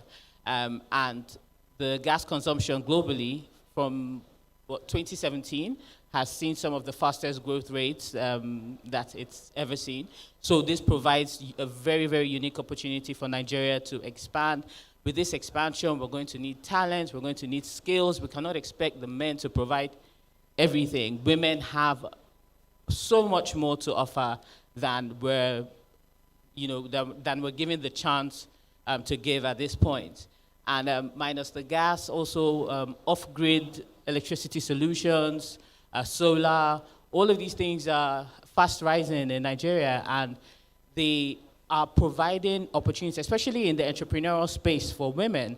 Renewable energy, I think it's something like 32% women participation as compared to just 22% that we see in the traditional oil and gas space. And that 22% in the traditional oil and gas space, if you go into executive management level, we're going down to as low as, 8 to 10%, you know? And those numbers need to change. Those numbers need to change. So my panelists here, we're going to be going into how can we make those changes. We'll start with everyone just basically telling us like what you think your one critical issue is in the energy industry and how that issue basically relates to this gender imbalance that we're talking about. So what do you think is the one most critical barrier that women are facing, you know, and how it's worsening this gender imbalance? And then later in the session, we'll go to how we can tackle them. So Fumi, we'll start with you, please. Thank you, Maria. I think that's an excellent question. And in our opinion, in WIN, we think that the one most critical issue that women are facing in the industry is that we're just not present at the top. So, I mean, we've seen research that suggests that there's only 9% of women in senior management positions and 8% of women in technical jobs. And these rooms, as we call them, are the most critical rooms that we need to be in to energize the rest of the pipeline. So that's one thing that we are really focused on, recruiting more women. You know, like just helping people to understand that if you're not in the boardrooms, if you're not in the technical positions, if you are not in the senior management positions, and if you are not showing up as investors, so you're not an entrepreneur, you're not investing in the industry, you're not really going to be able to drive the agenda and drive the inclusion that we're talking about. So in WIN, for example, we're driving and aspiring towards a 35% inclusive target in the first instance of women. If you don't sit at the table where hiring decisions are being made, or where investment decisions are being made, or where in the technical disciplines where the oil and gas or renewable or power is being generated, unfortunately, you're not going to be able to influence these inclusive targets. So I think personally that senior positions, technical positions, is the just lack of presence of women in those spaces is the most critical issue that we're facing in the industry. Thank you very much for me. I mean, later I would like us to go into that a bit more, because some of these things, like you wonder, is it that the women are not showing up, or is it that they're showing up but they're not being rewarded, they're not being acknowledged? So that's something that would I would like us to go into next, please. Thank you very much. I think I will take it from Fumi's, where Fumi's dropped it off right there. It's not just about the women not showing up, because even sometimes when the women show up, they are not accorded the right places. And this might come from some form of gender stereotyping, and it might also come from us as women as well, because sometimes we don't ask for what we deserve. The average man is not deserving of something, does not qualify for something, but will stand up and be screaming for the rooftops, asking for that thing. And maybe it's a matter of the way we are ambition. Maybe it's also part of the fact that ambition in men is considered to be a strength, whereas in women, they say she's just pushy. Look at her, she's just asking for so much. Why should she be the one asking for this and or that? But when a man does exactly the same thing, he's seen as confident, he's seen as strong. And so maybe the idea is, and then women who are strong like that are not considered likable. So maybe it's partially for us to find some form of a balance. But for me, I'll also somewhat find a solution to this. And it's been mentioned here earlier on, is about building alliances with the men. Yes, a lot of mentoring can be done women to women, women associations like us here. But very importantly, who are the decision makers? Who are the people in the room? And it's about ensuring that these men, it's about building beneficial alliances with them. And it's about getting them, not just the alliances, about getting them to commit to sponsoring women. Because it's not enough to just have them for alliances, but they must commit to sponsoring women, and sponsoring women not for their own benefits, because also sometimes you could have a sponsor whose sponsorship ultimately is for their own benefit, not for the benefit of the organization or for the women. So I think it's very important that, for me, this is one of the critical issues that we should look at as women, and how we can start to include male sponsorship. Thank you. Thank you. Thank you very much for that question. It's interesting that when it comes to the energy space, okay, there's a saying that the best time to have done something is yesterday, but the next best time is today. When it comes to renewables and the energy transition, like Alera had mentioned earlier in the day, it's almost a brand new space, particularly in Nigeria. So the next best time to get in is today, and it's now. So the encouragement is this. I think part of the problem that women have is certain kinds of knowledge. So what do I mean by that? How are policies made? How does money work? What does it take to understand what is required in the renewables? What does it take to be there? When an industry is just growing, it's actually the best time to be there, because you can be there for the conversations, you can be there for shaping the legislature, you can be there for how money is moving, you can be there to have that. So where Fumi and my colleague here was talking about, being in the room, being heard, it's also important that you also begin to push against those doors and actually put your feet down to open companies. Find out what's going on. What does the legislation say? What are the policies like? Are the policies family friendly? Are they female friendly? Can you work in there? What is required? I think more often than not, sometimes we think that there are certain kinds of knowledge that we shy away from as women. And I think it's just time to, stand up and embrace that, particularly in this new energy transition. It's new. It's being written as we speak. It's the best time to get in there, participate, shape it, and make it the kind of industry that we want to be. Thank you. Thank you so much. I'd like to make mention of something that Fumi said about competence, and also, I'm so sorry, the lady from Total, I forgot your name. Bumi. Well, Bumi did say something also about competence. I'd like to quote Madeleine Albright.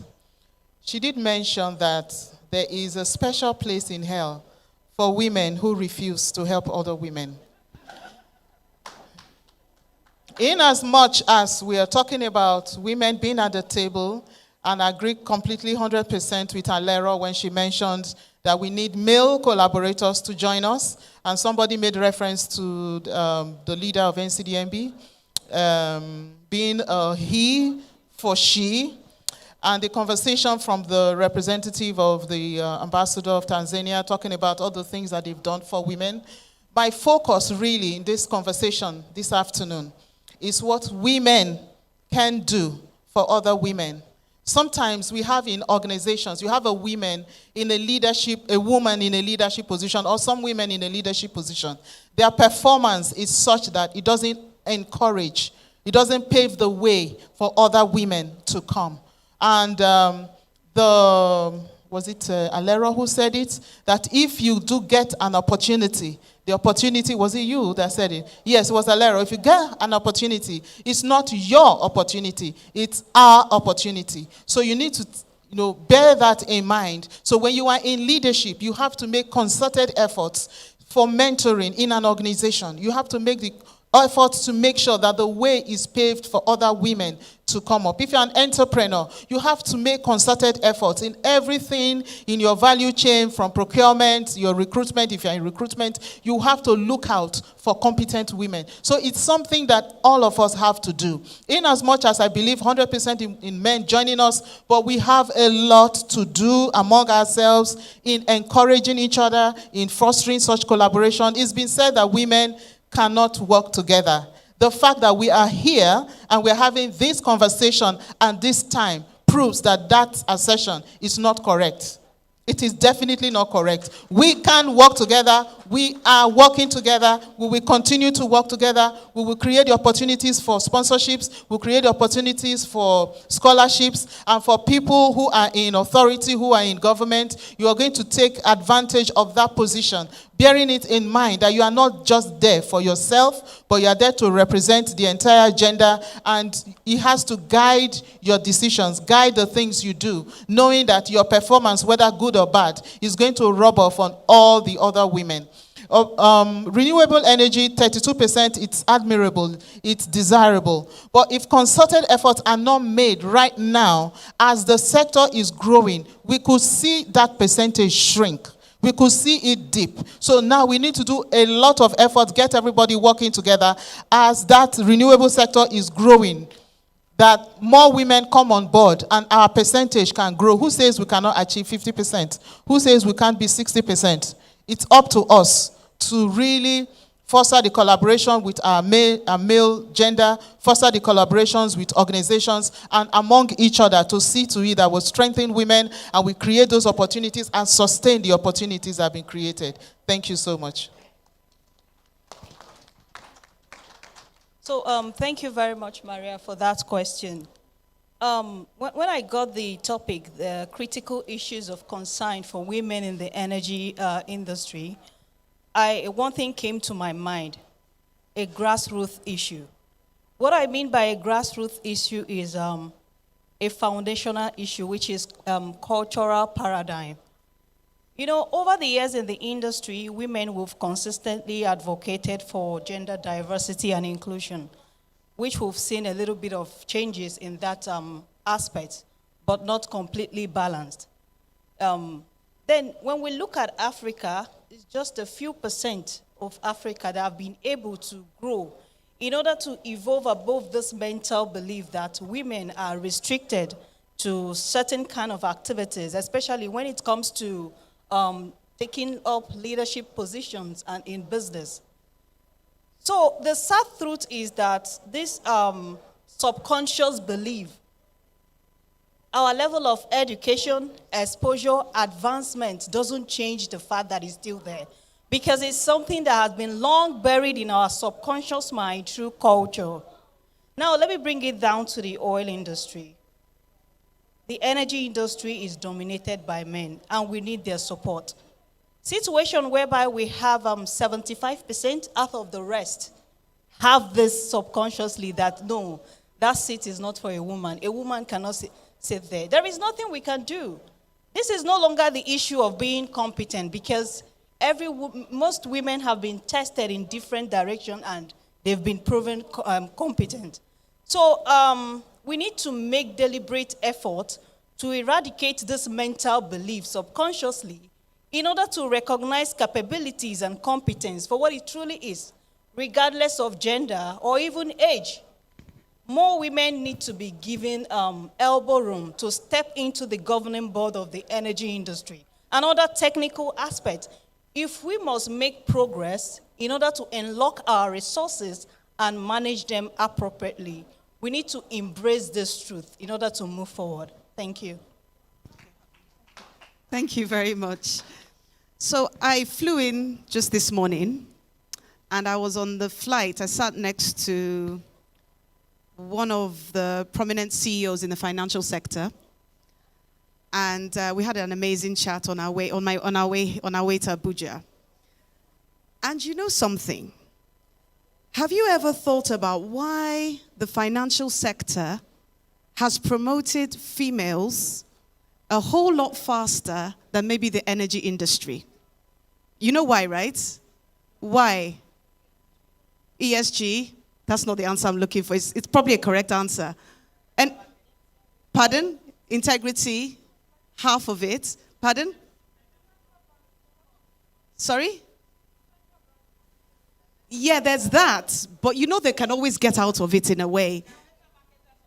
The bottom line, the banks are doing better with females in executive positions, with females on the board. They have seen the direct connection to the bottom line.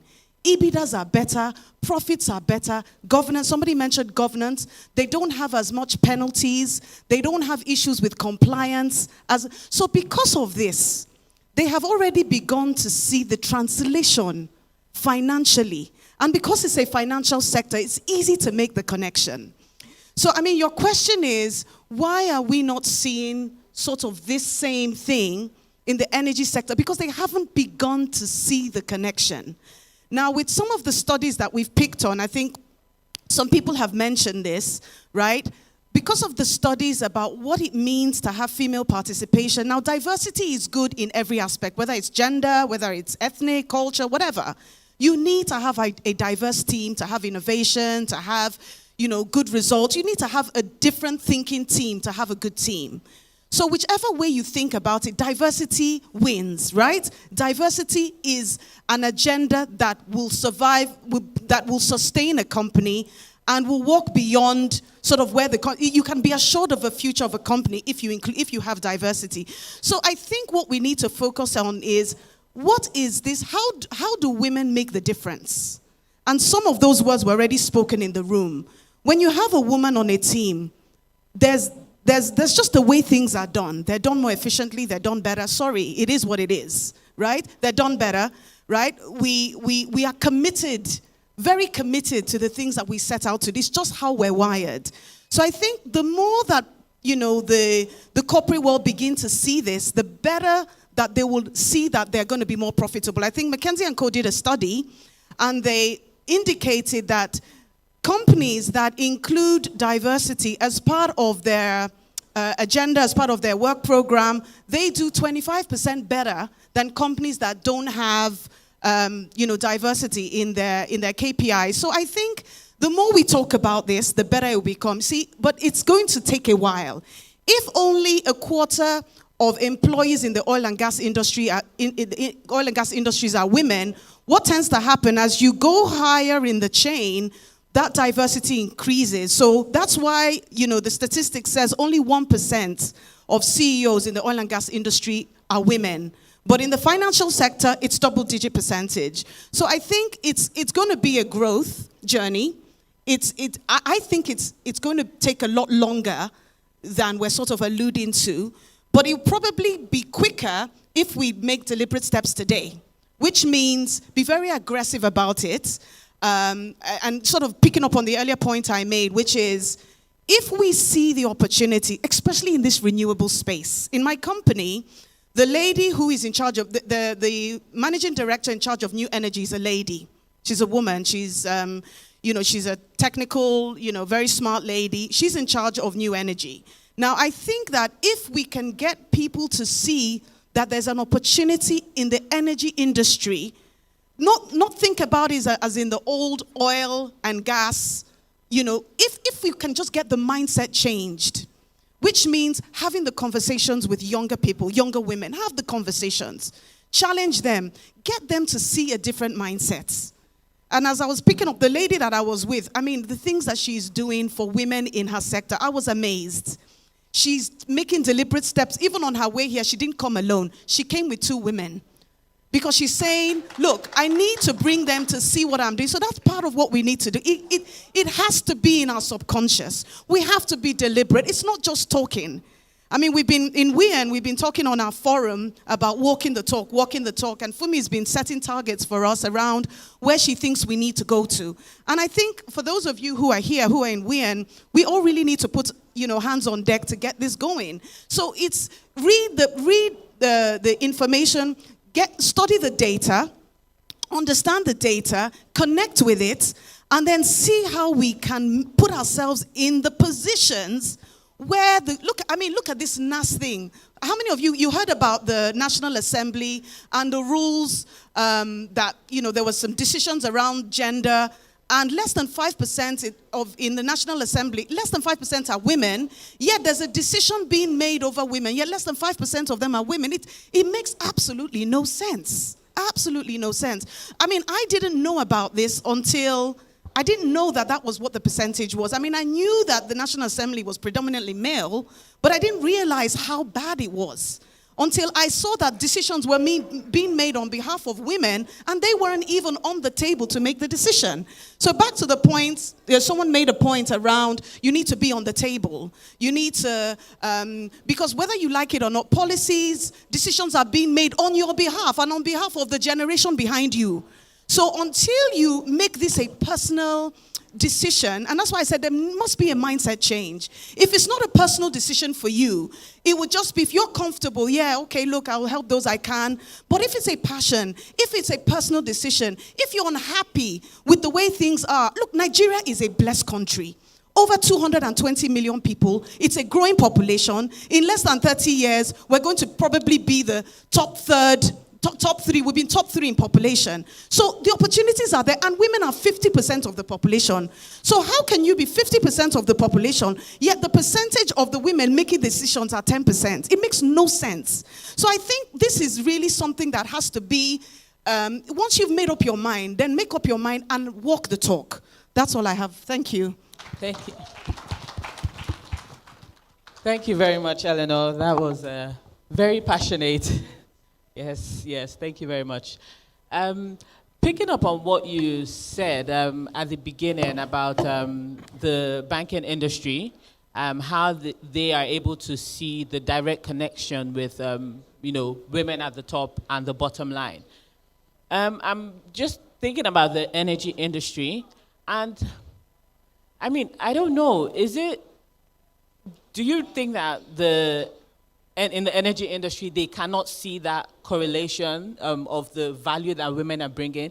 Because like you said, women are very efficient. Women are very effective.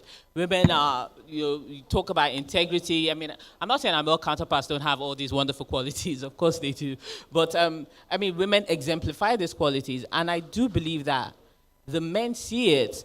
But somehow, in the industry, somehow they're just more comfortable with taking these qualities from the women at the middle level, as opposed to pulling them up to the higher level to be in charge of making those decisions, So having the women more as support, for lack of a better word. But as women, how do you get out of that space? How do you climb? Because you have a lot to offer, and you know that you have a lot to offer, and you are probably already offering a lot in the organization, but you're just not being given that mantle to move up to the next level as executive, to that executive level, So how do we do that? Can I say something real quick? So because the oil and gas industry, people think about engineer, geologist, geophysicist, right? So the tendency is that these are the people that should be at the helm because it's an oil and gas company. So this is about making oil and gas. And so if you're not a geologist or you're not an engineer, you don't really fit. So that's a mindset, right? Now it's beginning to change.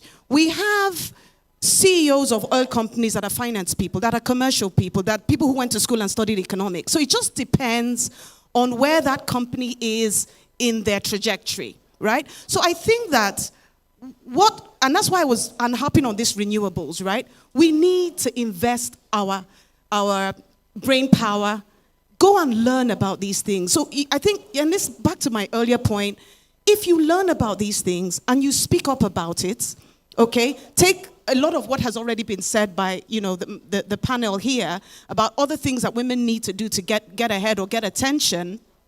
But you must have something that you have to offer.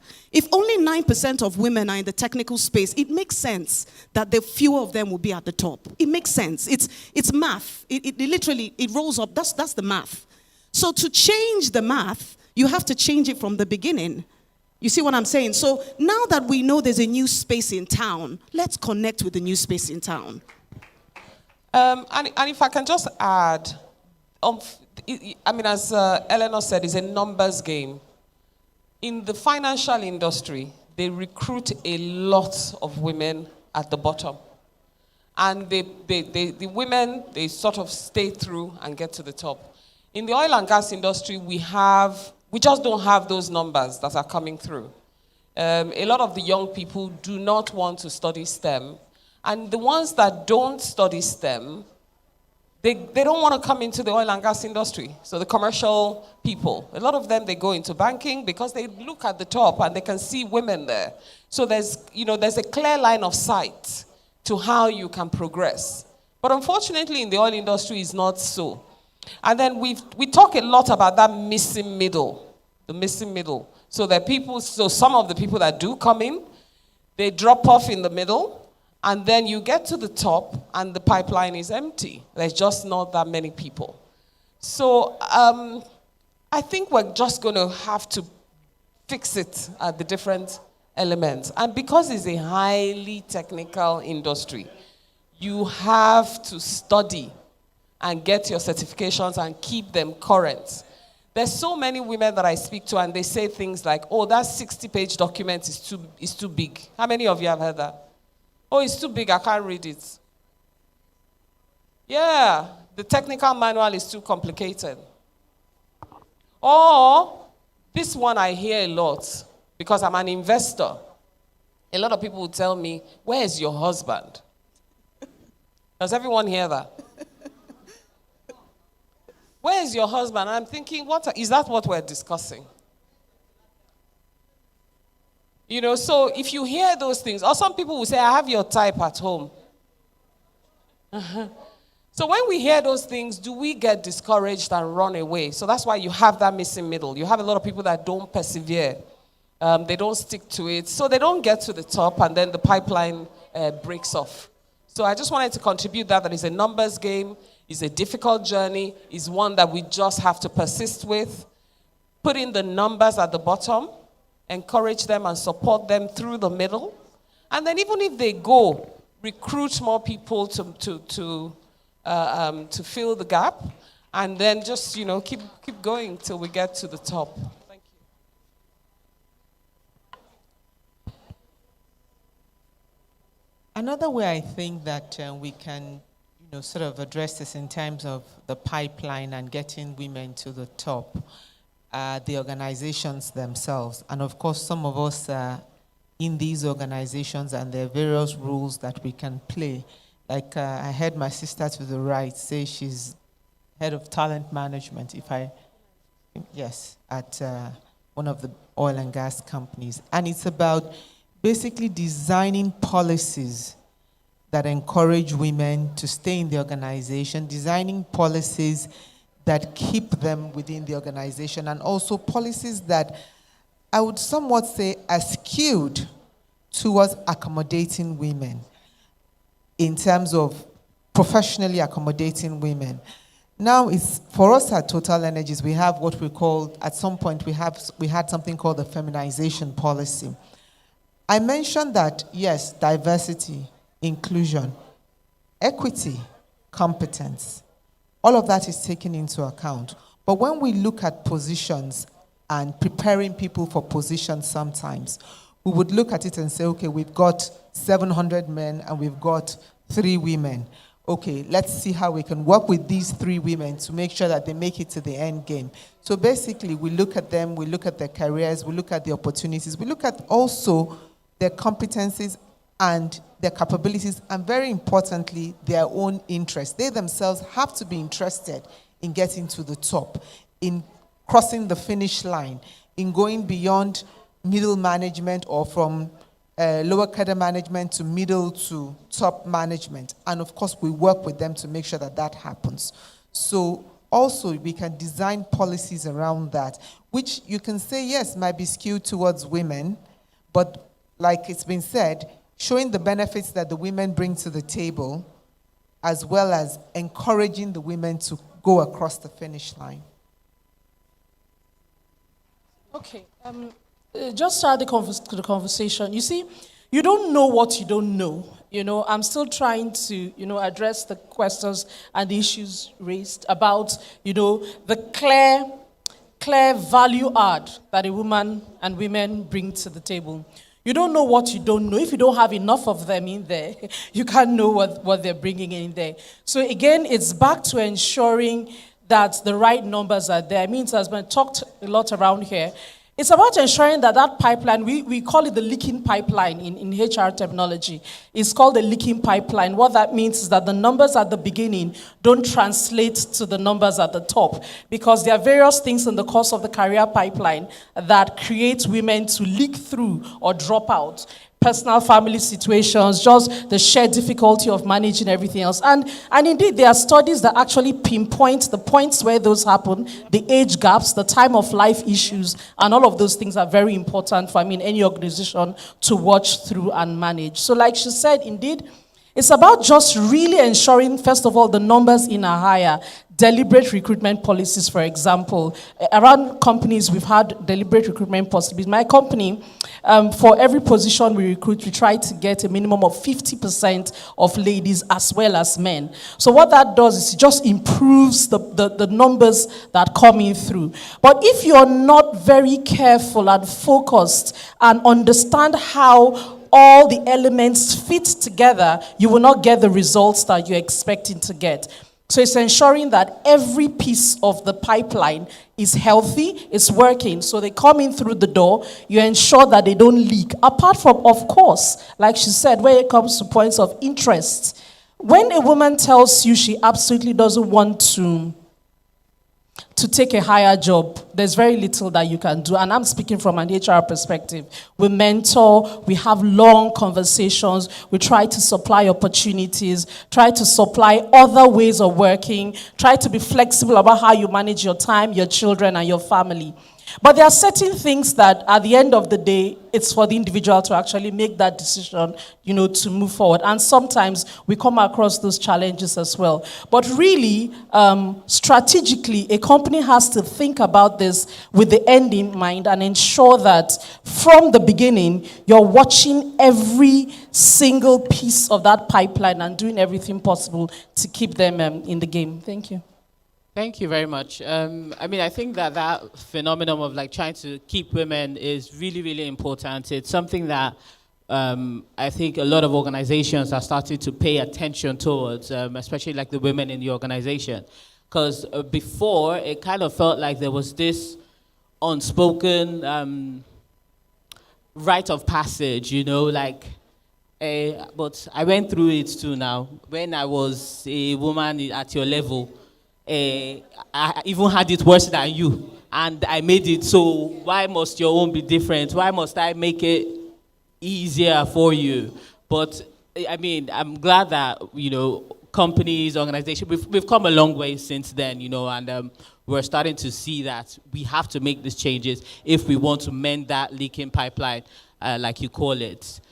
So, Ejiro, I'll just go, but I want to go to you on the point you made about the female participation in the energy transition and renewable space.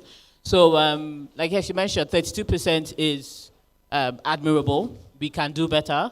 But if nothing is done about it, it can also be worse. It's starting off good, but, we can lose that momentum that we've started. So it's obvious that that trend on its own is not enough to sustain itself. So what kind of policies, can be put in place to ensure that this trend continues, to ensure that it grows, and also like policies that are, compatible with like a merit-based approach, so not just tokenism, So what kind of policies do you think that we can put in place, or what organizations on their own can do to ensure that those numbers increase?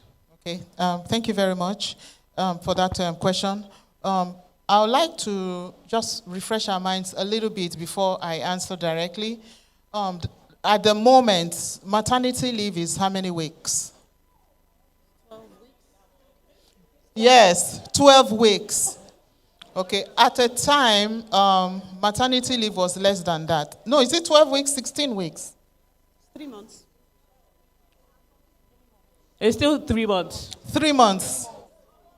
It's 4 months. They've not expanded. It's 16 weeks. In the private sector or in the public sector? So it depends. Oh, okay. Okay, it's in some weeks. sectors it's 12 weeks, and in some other sectors it's 16 weeks. I remember this very well because in the organization I work, I recall trying to push for women to have more time when we heard some other sectors had 16 weeks, and we're pushing towards that. And about a year after I returned from my last maternity leave, we finally got it. And I was like, wow, I've been looking forward to this. And a colleague of mine said, well, you can go one more time. What I'm driving at is this. We all have to work towards getting there. Everyone. It's a collaborative effort. For government and for people like us in government, you have to bear it in mind. I like the way, I'm so sorry, I didn't get your name. Eloho. I like the way she spoke and she was quoting facts and figures, that it's all about the bottom line, the driving towards it. Now, for those of us in government and for everyone else in government, you have to work towards making sure that opportunities are given to women. I'm speaking specifically with renewable energy. Then we have somebody here who talks about HR or talked about recruitment. You have to put it at the back of your mind. What are you trying to achieve? If you want to lose weight, you are size 12, you want to come down to size 10, you make deliberate efforts. Sometimes you find yourself buying a dress and you hang it somewhere and you tell the dress, I'm going to wear you one day, and you walk towards it. So it's the same thing for people in government, for people in organizations that award scholarships. What kind of scholarships are being awarded? Are we just awarding scholarships for the sake of awarding scholarships? How many percent of those scholarships are in STEM? How many percent of those scholarships, somebody mentioned something about digital, yes, data analytics. How many IA? Yes. How many percent? Are we just ticking the box? At the end of the year, we have awarded 300 scholarships. Scholarships for what? It's something we have to work towards. Then it's so beautiful that on this panel, we have two women, professional women's organization. We have Fumi, who is the president of NIES, and the vice president of WELC. And we have women representing their sectors in their respective industries, the respective companies that they work for. That's the idea. That's how we are going to get there. That's how we are going to get there. And that was why I made mention to the quote by Madeleine Albright earlier before. We have to make that deliberate effort. What are we working towards? So we create opportunities wherever you are, whatever sector you are, wherever your organization that you represent. You need to work towards it. For the scholarships, for Ministry of Women Affairs, we have a Ministry of Women Affairs, and the minister sent a representative here. We have to work with the Ministry of Women Affairs to ensure that all the programs and processes that we are supporting, we have a certain percentage of it going towards renewable energy and increasing the participation of women in renewable energy. Then we have to work towards encouraging more women to join politics. We all saw what happened. If you are not there, you are not there. They are going to apply the cock theory for you.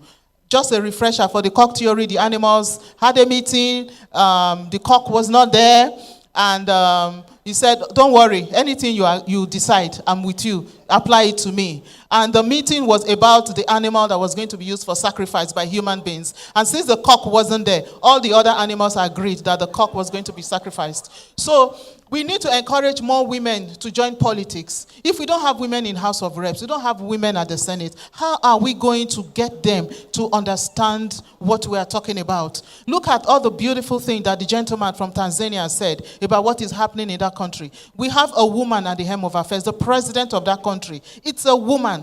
The head of parliament in that country, it's a woman. There is no need to exchange blows there because you have women who are taking positions. You have women who are heading ministries in that country. So if we are going to grow from 32% to maybe 50% or higher, we all in this room, in our respective endeavors that we represent, we have to mention, she mentioned something about subconscious bias. This time is the subconscious bias in a positive direction, working towards a goal. And with everyone in academia, in civil society, in women's group, in government, in legislation, in corporations, all of us working together to increase this participation, there is no way that the percentage of women in renewable energy is not going to grow. Thank you.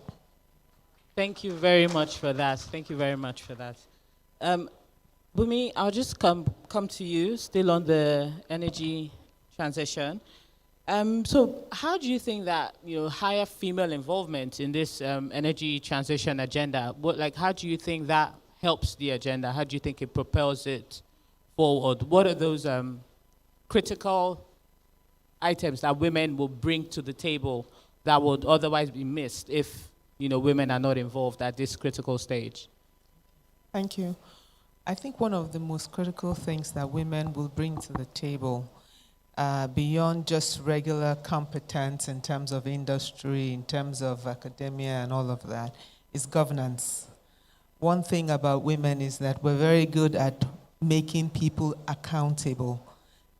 Women are very good at, we're quite very good at sticking to the rules. Once we've decided that these are the rules, these are the laws, these are things that need to be in place, believe me, you will have women checking it, making sure that there are no mistakes. So at the end of the day, the overall outcome would be the expected and probably even more.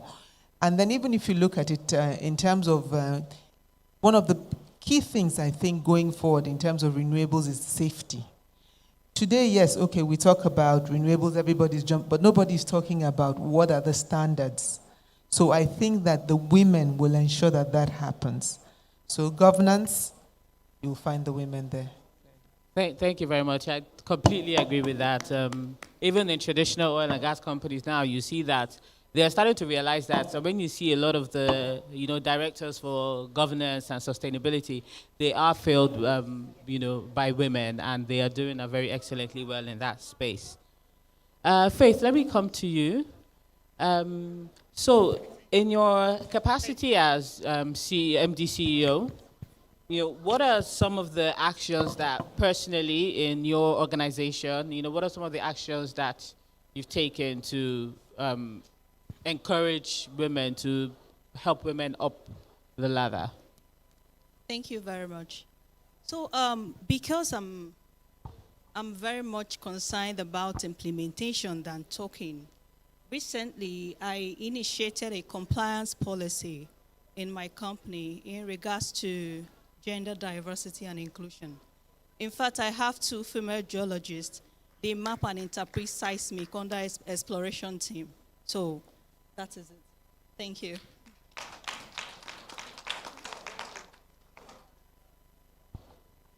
Thank you very much for that. Thank you. So, Tari, let's go to you. What are your thoughts? Okay, so we're talking about the women in finance, in the banking industry. You know, someone mentioned how CBN requirements. Well, so what are your thoughts about using something like that in the energy industry? You know, you're using sanctions, penalties, and stuff like that to ensure that, you know, companies are mandated to have a certain level of female participation. Would it help, or do you think it now just, you know, puts figurehead positions there as opposed to creating real change? Okay, thanks. In HR, we have an expression, whatever gets rewarded gets done, right? And conversely, whatever has a consequence will not get done. It will get stopped, largely, because human beings are creatures of habit, and you need to put certain interventions for these things to make the changes that you require. So I think it's a good thing to have sanctions where certain policies have been put out for enhancement of the outcomes generally. We already understand that a more diverse workforce generally brings better work done. That's just the bottom line. So how do we move from where we see ourselves today to where we actually have those outcomes that we need? And truly, sanctions work. So another way we can do that is also by using quotas, you know, in a sense as well. I think what happens with quotas is that those who don't benefit from quotas are uncomfortable. But quotas, in my opinion, are what I call like disruptive interventions. What they really do is leapfrog the system, a system that is age-old and has been going in a particular direction. What it does is just leapfrogs the system and begins to create correction right now, right immediately, so that whatever has happened for 100 years, we don't need another 100 years when we already know at time T that, you know, certain changes need to be done. So I think they really work, but also there should be rewards as well, to be honest. There should be rewards. It's not easy. Change in itself is not easy. Behavioral change is not easy. Organizational change is not easy. Economic change is not easy.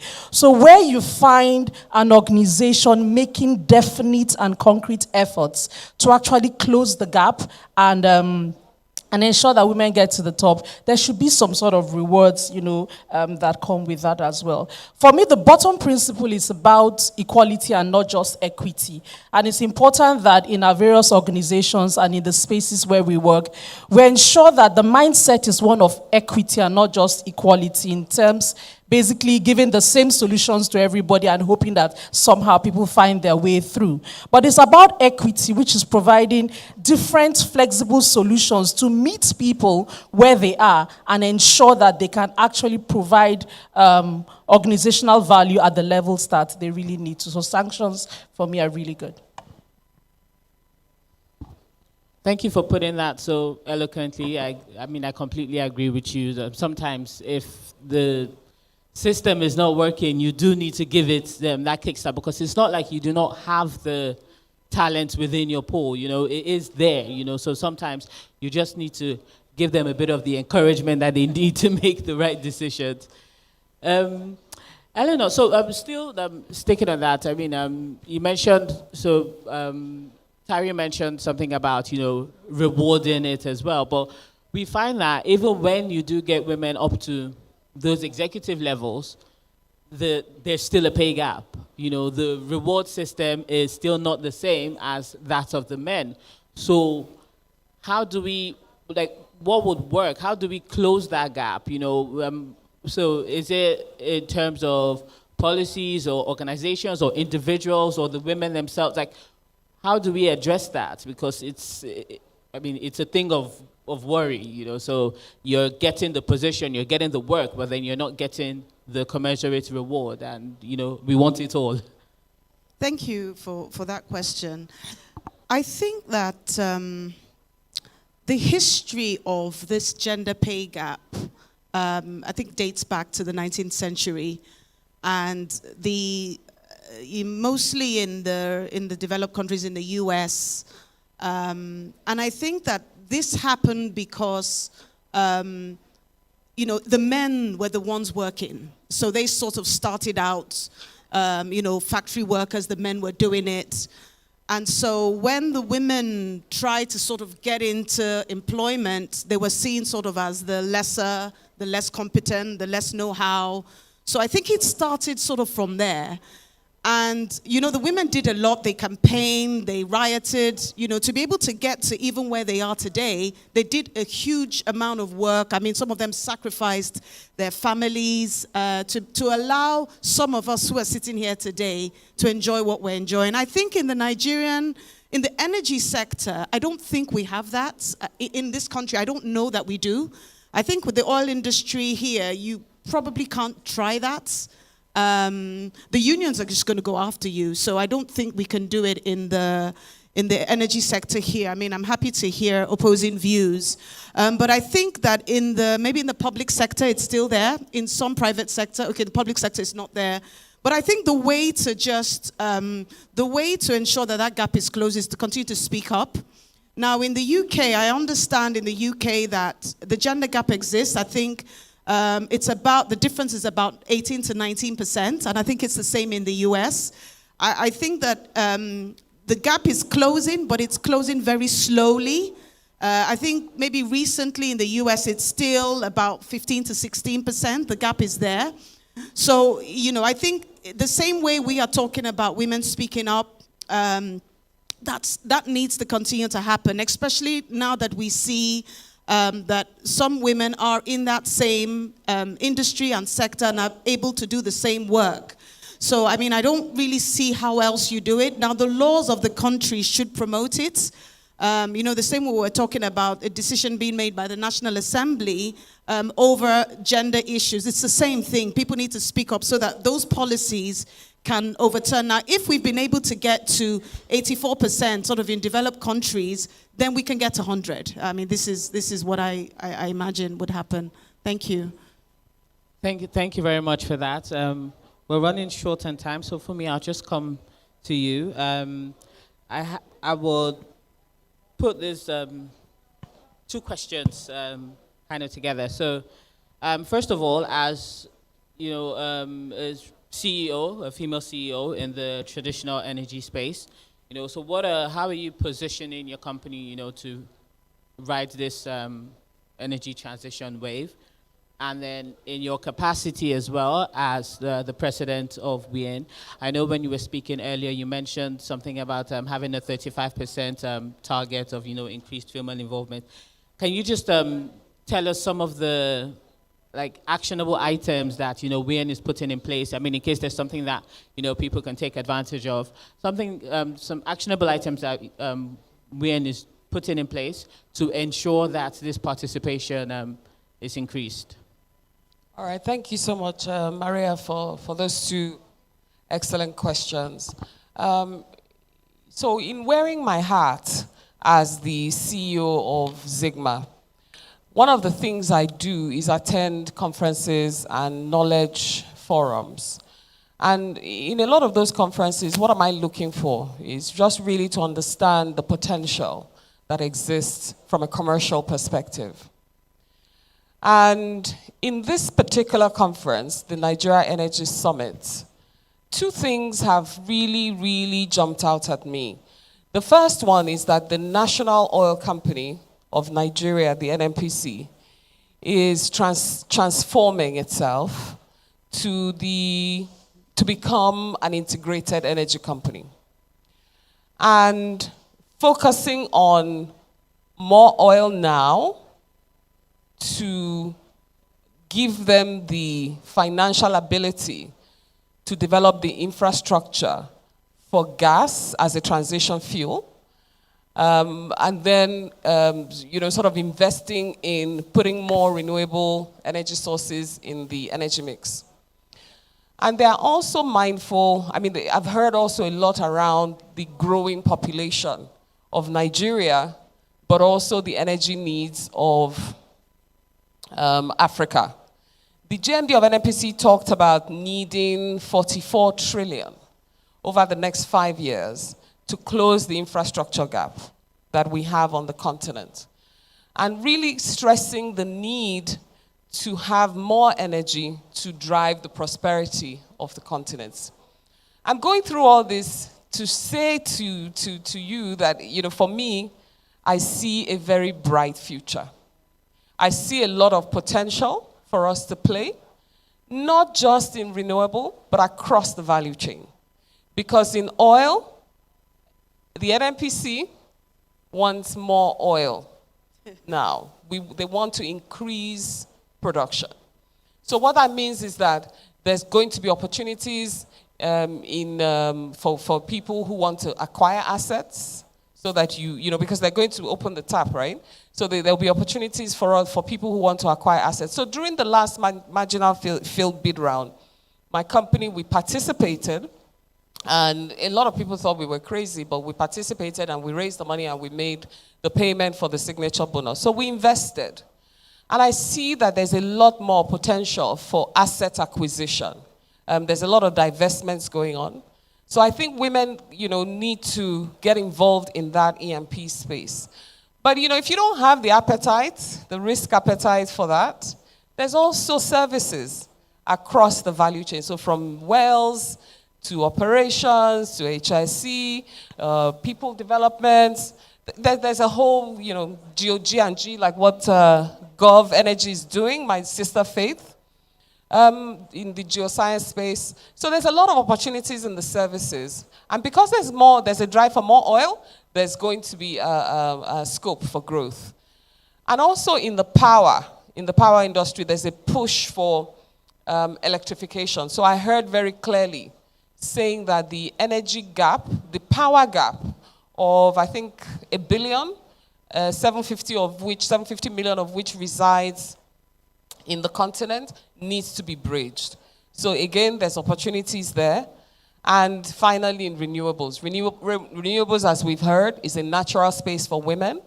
So I hear that, and I'm going to, as MD of Sigma, be plugging into that. And as I said earlier, also be wanting to be an inspiration for others so that we can get involved in that space. And as women, it's a bit of a mirror of that, is what we're doing, the Women in Energy Network. Recruiting more women to come into the space as entrepreneurs, as top talent, because as I mentioned, the companies that are playing the space, they're not looking for mediocre. I'm sure when Tari puts out her adverts, she's looking for the best people that she can get, that can compete. And, in our brains, where there's no gender, it's not like the female brain is weaker or smaller. So there's no real reason why we can't compete if we devote and dedicate ourselves. So that's one thing that, we're trying to encourage in women, a lot of training and development, mentoring, and, for people to really apply themselves. So we put on a lot of webinars, masterclasses, and we encourage people to do certification. We started the year last year, all coming together to do the Duke University Entrepreneurship Renewable Energy course. So we try to encourage ourselves to do training. The other thing that we do at WIEN that we think is very important is advocacy. Advocacy at all levels of government with private sector organizations. We were with CEPLAT last week. They very kindly hosted a power meeting. And the point of those power meetings is networking, but also subtle advocacy. Sort of encouraging them to think about diversity from a gender perspective, in the supply chain, in their talent. They had very impressive programs that they were already doing. But the idea is to engage all the corporates every other month. So if you want to come along, just look out for the adverts for our power meetings. They're open to the public, so it's not just WIEN members. A WIEN member can bring a guest. So those power meetings, I think, are going to really be the fundamental bedrock of everything that we're doing. Because the boys, they have the all boys club, they have the networks, they know how to get together. So we're trying to foster that within the women folk with WIN. So the power meetings, the webinars, the master classes, and just the courses that we do. We've also partnered with the IOD, the Institute of Directors, so that our women, our members, can become certified and capable and qualified and ready to take those board positions that are beginning to open up. I mean, the MD, the chairman of the NNPC is a woman, and we see that scope, that scope exists there, that people are going to, and apparently as well, in all the meetings, she's already proving her worth. Very subtle, but very firm, asking the questions. And people are beginning to pay attention. So we think that women need to be board ready, and that affiliation with IOD is one that we're very proud of. And then the last thing that I wanted to highlight around the things that we're doing in WIN is the pipeline. We have a program called the Supernova Girl that our board has just approved to encourage girls at primary, secondary, and university level to study STEM subjects. So we're giving scholarships, and we're looking to partner with other women groups, other corporates, to do this target that we have of sponsoring 15 girls annually through the different segments. And just finally, the last thing I want to talk about is our Winning with Women award. We are encouraging event organizers, companies to adopt that award category in their standard pool of awards, to just encourage those men or women that are sponsoring, promoting, developing women, and are understanding that to win, you have to win. If you want to win in your business, or like in the NNPC, for example, you have to include women on the table. So those are really some of the things that we're doing that we think would be beneficial. Thank you very much. Thank you very much for that. That was certainly very insightful. A lot of opportunities out there for us women. A lot of opportunities that we can grab and run with. So I hope that we do that. In rounding up this session, I'll just like to throw open to the panelists if they would like to leave some, for lack of a better word, parting words of wisdom to the ladies in the audience. I mean, but I wanted from, what can we as women do, So there's the company aspects, there's the policy aspect, the external factors that, create some of these issues that we face. But some of them are internal. Some of them are things that, we as women can, get out of our own way and do things about. Because really the companies are trying to they're taking this gender equality matter very seriously. A lot of companies are starting to make provisions. I know for a fact, like my company, Sahara, it's a very gender inclusive company. It's, as a matter of fact, if I did not, look outside of my company, I almost wouldn't know that this problem really exists, because I don't know how they do it, but they've managed to mend that leaking pipeline within the company. And I think within the company we have as high as, like over 40% female participation. The other day I was in NNPC and somebody asked me, I was like, oh, actually, Maria, the next time you come to my office, I want you to come with a man. I'm always seeing women with you. You're always coming here, you're always with women. Is it only women that work in your office? So companies are taking it very seriously.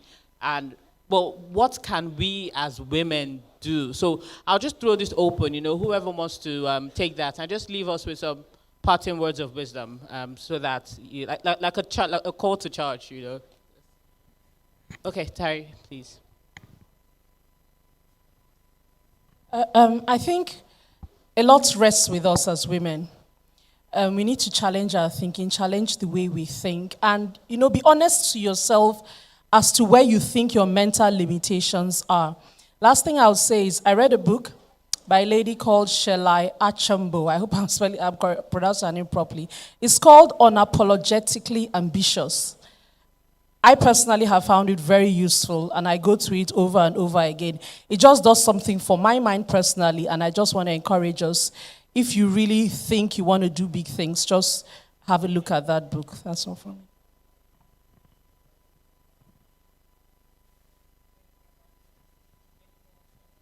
Before we round up. Just something really quickly. Maybe because of how I went through my career, I think it would be helpful if we encourage, especially the younger females, to get mentorship or coaching help earlier on in their career. I think there's a lot to learn from that. I believe that people can be guided and can save themselves a lot of headache or heartache if they just get the right help early enough in their career. And the second point I want to make, it's really a decision. You don't have to want to get to the top. Wherever you're comfortable, people need to be comfortable with what they want to do, understand where they want to go as a person, understand that they have they could get the support if they wanted to go far in their career. But I think it's important that they really sit down and think about their goals, their aspirations, what they would like, where they would like to see themselves. Make it a conscious decision, because that then starts the journey for you, especially the younger females. It starts the journey about where they will ultimately attain, and then get the support, to get there. Thank you. Yes, please go on. Okay. What do you want? That is my question. She's just basically said it. What do you want? Ask yourself that question. When you know what you want, then you'll sort of have an idea and start to devise and design your roadmap. But also, I think what is one thing that we haven't mentioned here is that very nasty word, failure. Yes, we haven't talked about it, and it's nice to be very upbeat, but sometimes you will not get everything you want. You will not immediately succeed. But you know what? Get up and go, and you will finally keep going and get to that point where you want to be. That's my own little. Thank you very much. Adria, did you want to say something? Without having to quote it again, I just want to refer us back to the Madeleine Albright quote I mentioned earlier. Should, my final words, should any female on this planet have a difficulty of any kind, let it not be due to a contribution from you. Thank you.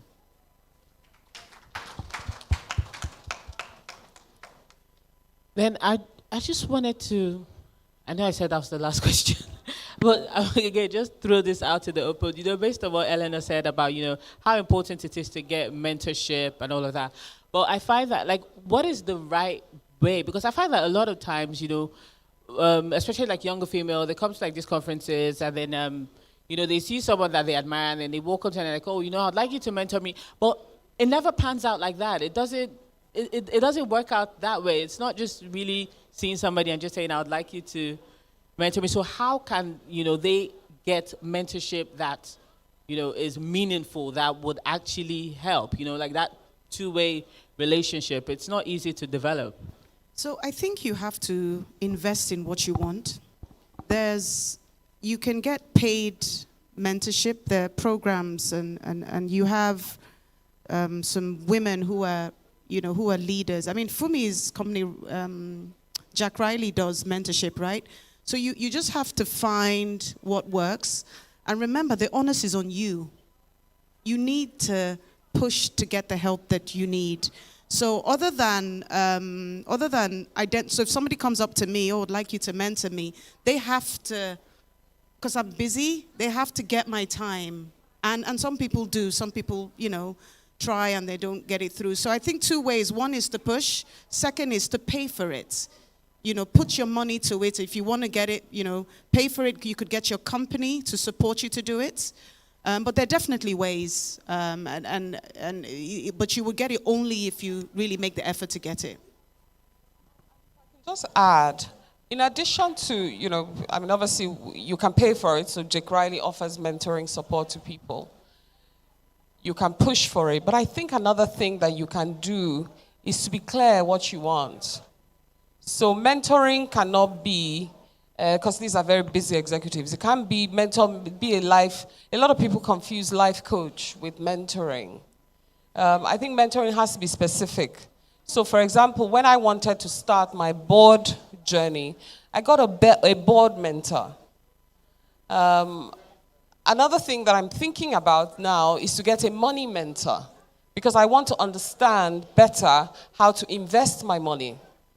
So that I can really get into my head the whole magic of compound interest. So, how can I retire at 60 and never have to work again? So I want to understand money. So I'm going to look for a money mentor, somebody who's been successful at it. And then if you want to look more fashionable, because they say that what's that thing they say where, a lot of opportunities are given to people who are beautiful, who are pretty, who look good, who look clean.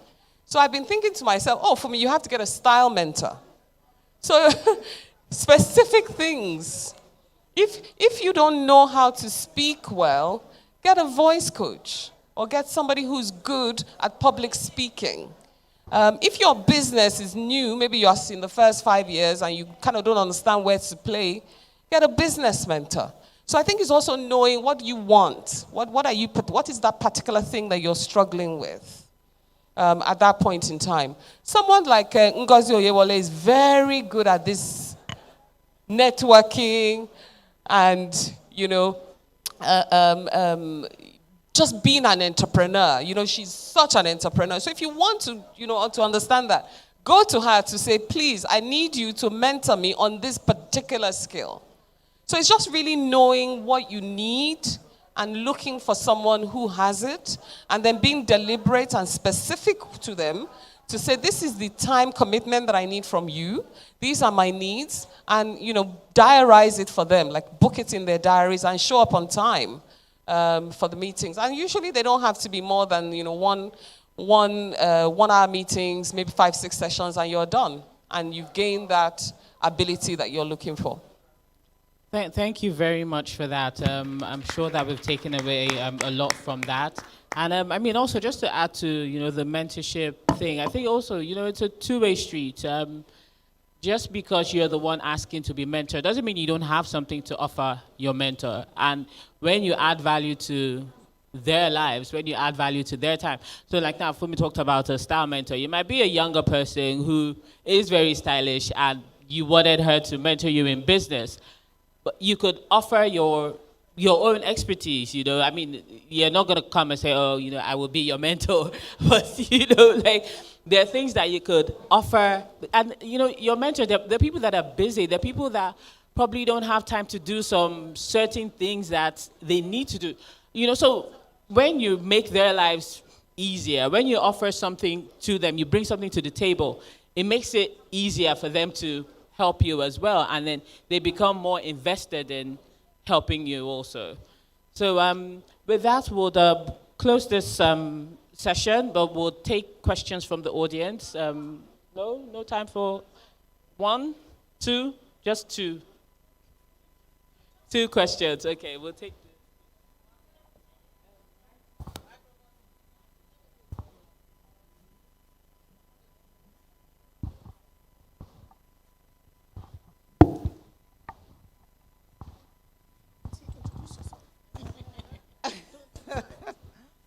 Thank you.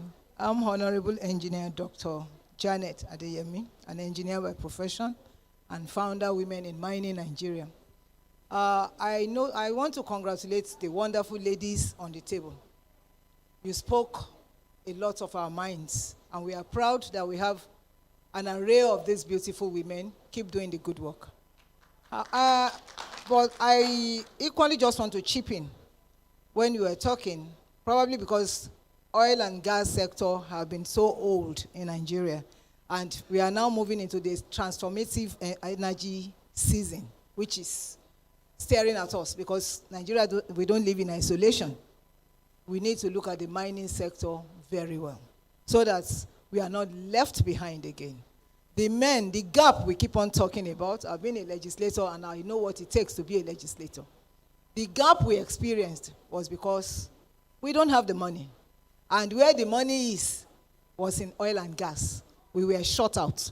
So when we talk about energy, include mining. Then the mentoring is fantastic. But I want to beg all the ladies here that apart from monetizing anything, availability is important.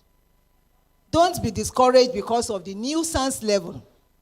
The nuisance level, that's why you have premium, you go to LinkedIn, I can't access you, I have to go through this, I have to go through that. If you want to really mentor, just like Albright said, make yourself available so that people can access you. When you have naughty ones, you knock them off. You concentrate on the good ones, and God will be with you. Thank you once again.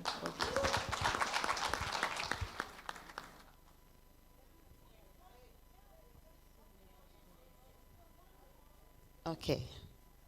Good afternoon, everybody. Thank you very much, panel. I am Dr. Mrs. Sarah Winnie, Assistant Director, Petroleum Training Institute, the Diversity and Inclusion Chair of SPE Section 104. And worry. I'm really, really excited today because everything we have talked about is landing on mentorship, meaning that is the base. But I want to plead as ladies, let's have an open heart to the younger ones. We go to forums, we talk and talk and talk, but the truth is that many of us don't do as much as we say. Somebody cried out on LinkedIn recently, and he said he's been trying to get connected to some people, and just because maybe he doesn't have the success stories on his page, no one has accepted him. I mean, this is a man. He cried out literally on LinkedIn. I got in touch with him and I said, you just have to understand that people own their space. And there's something called emotional intelligence. Just because somebody is not accepting you does not mean you shouldn't accept yourself. I mean, look at me, Dr. Mrs. There are two ladies in this industry I've been trying to get hold on. They talk to me, but they've never accepted me on LinkedIn, and that has not changed anything. In fact, there are even some here I've tried to reach. They've not attended to me, and they're here talking about mentoring people. So let's be open. I'm sorry I have to do this. Let's be open-minded. And the Tanzanian man, I thank God for your life. God bless you. He says, if you don't give women opportunity, God himself will give them opportunity. When you talk about diversity and inclusion, God is the number one when it comes to diversity and inclusion. He made this world as diverse as it is, and has made us to live here together. So thank God a new niche is being created. And I like the way Eleanor emphasized on the fact that we need to grab this quickly. Let's have an open mind. Young ladies, I don't go to conferences alone. Many times I go with the people, the younger ones that are working with me. But in this instance, it just happened so suddenly and I had to come. So please, let's have that open mind, ladies. And no lady should be a threat to you. The air is so big we can all fly. Thank you. Don't worry. I can I can mentor you on broking how to reach people. I'm a natural with that.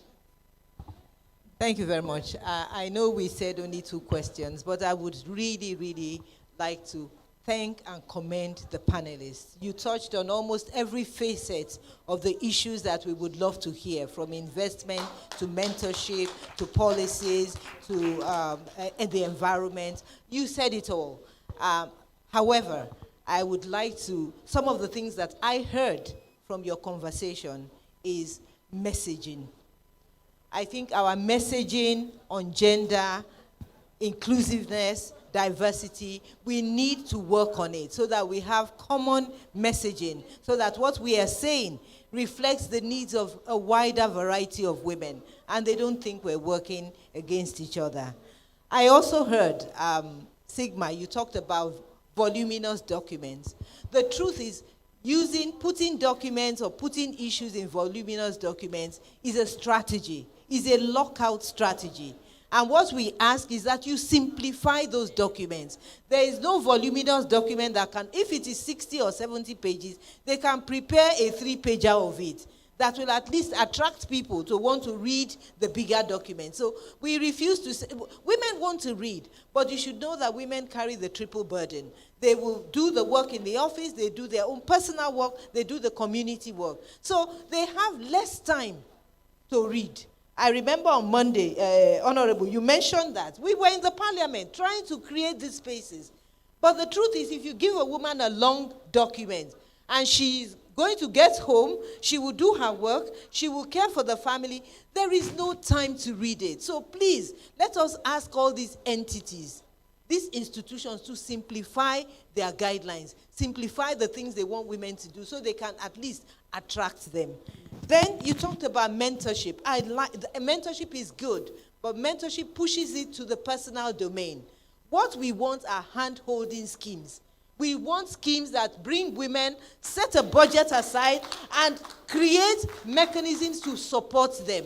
Because that way, it is rewarding for both the mentor and the mentee. And we're not pushing it to be an individual decision. Those who really want it will do it. And institutions who want women on board, I can tell you, they create hand-holding schemes so that women can get on board. I heard inclusive policies. Very good. 3, recruitment. Entities must have inclusive recruitment policy. If it is not there, there's no way women are going to climb. Procurement. If their procurement policy does not say we are gender inclusive, and if you don't have women, we won't give you a contract, women will never get there. And the third is promotion. Promotion. We must have some ways that accelerate women to the top. If it is not done, call it whatever name you want, but you can find women of talent and you can raise them up. And the last is watch groups. One of the things I heard here is we are all doing this. Where is the watch group for women in energy and women in oil and gas? If we don't have a watch group that holds these institutions accountable, they will continue to lock us out and we'll be struggling on our own. And I think we can do it together. And so I'd like to invite, the women in energy. We have a core group that we are already putting together. There are some of them here. Please join so that you can actually push those issues from an informed point. Thank you.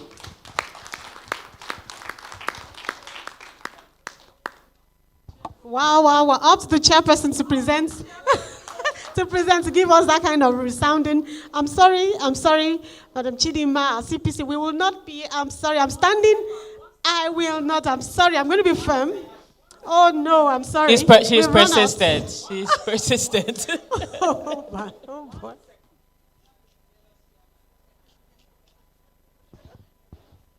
Thank you, ladies. That was a powerful session. And thank you, Madam President. There's one thing that had been said, but there was one thing that wasn't echoed. Women need accountability partners. Accountability partners are the ones that hold you by the hand and tell you, you're not getting there. You are coming down. We need to get up. And in addition, collaborate, and collaborate. Thank you. Thank you. That was the final word that summed it all up. Collaboration, accountability partners, mentorship. And we've learned a lot. Now, we come back to the crux of the matter. We did say, there was a statement earlier that we did not have the technical women here. Can we now say that's a negative statement? We have more than enough women, technical, over and above, that are here. Thankfully, we also have the women in mining ably represented here by their presidents. So we're really very proud to everybody here. And we have some young women around us here that have been inspired by everything that has been said. So without taking much of our time, we thank you once again. Please, can you come forward so we'll take the group photograph. And thank you, the moderator, Maria, for doing a wonderful job. Thank you very much. The photographer, please.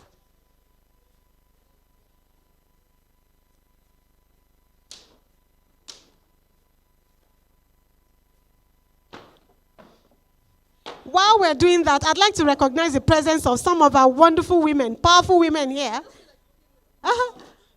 Honorable. Yes, please. Honorable, we have Honorable Janice Adeyemi.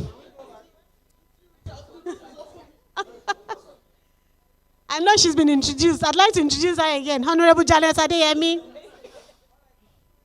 All right.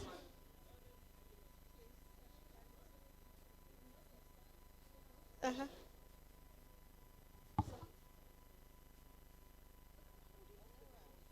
Oh. Sorry.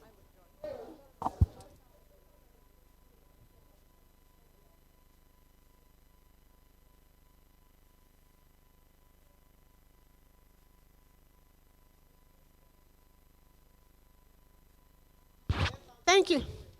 Okay, okay. Yes, it is. Yes, it is. Yes, yes.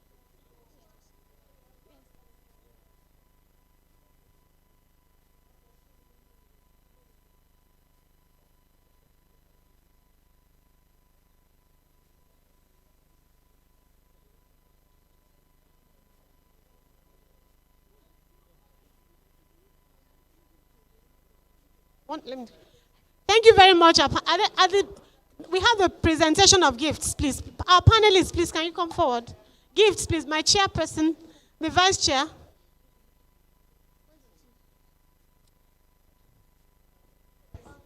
This is for me.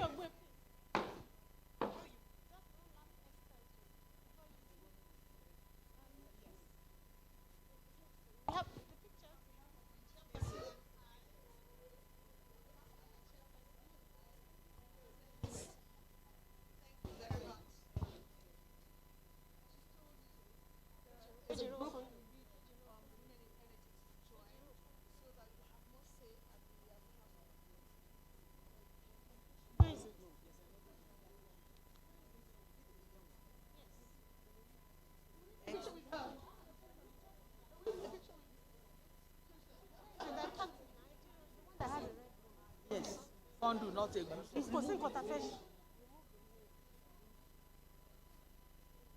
Okay, leave it.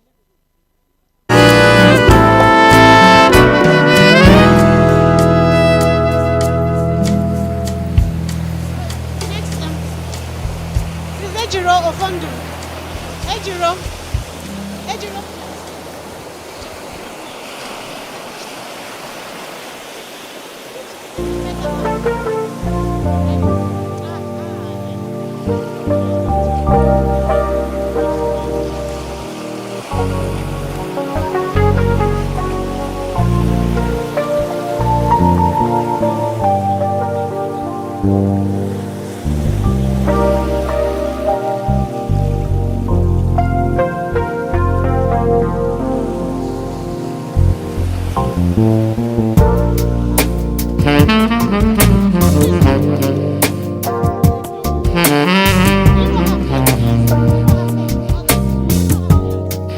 Hero of faith, please.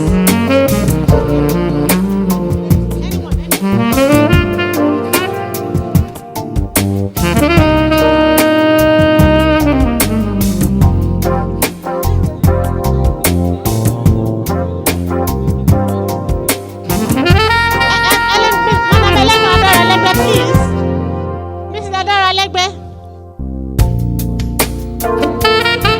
Elenu Adara Legbe.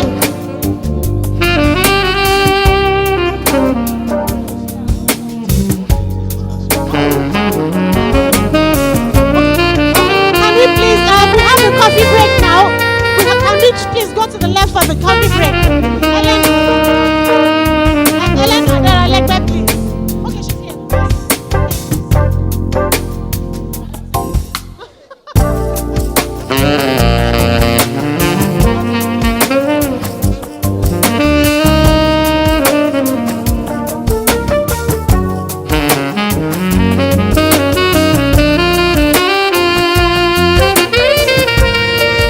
Potadi, please.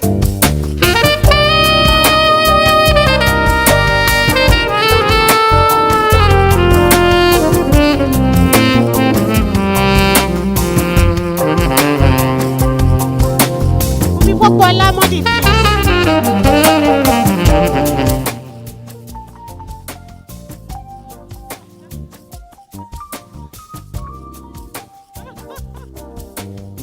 Double moderator. coffee break. We have the coffee for anybody who's interested in for a little coffee break. By the left here, please. Not here.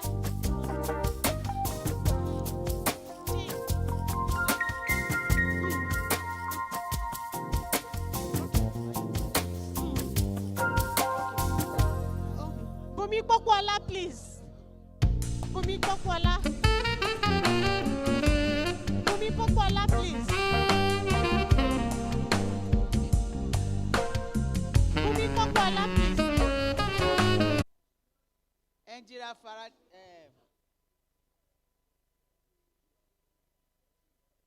Engineer Focus. We have another E and she in the house.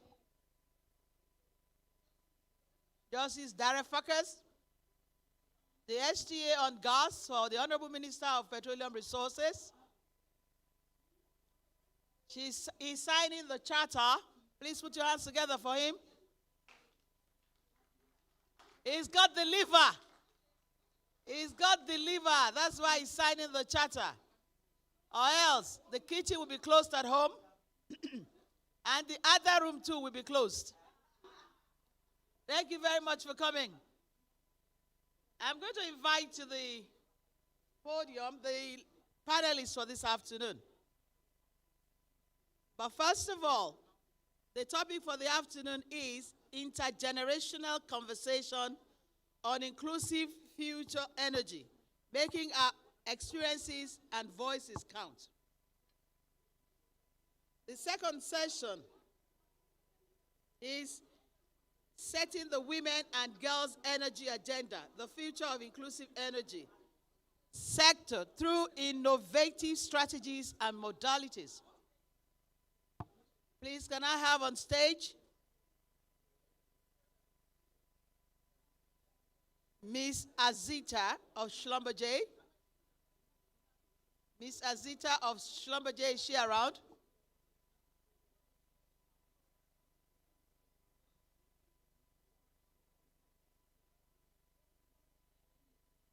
Can we have Global Girls on stage, please?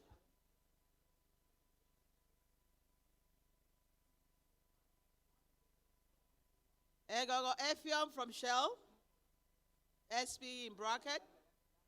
Please come on in. She's wearing 2 caps. She's shelling and engineering at the same time. Please go ahead. Go and sit down. Thank you.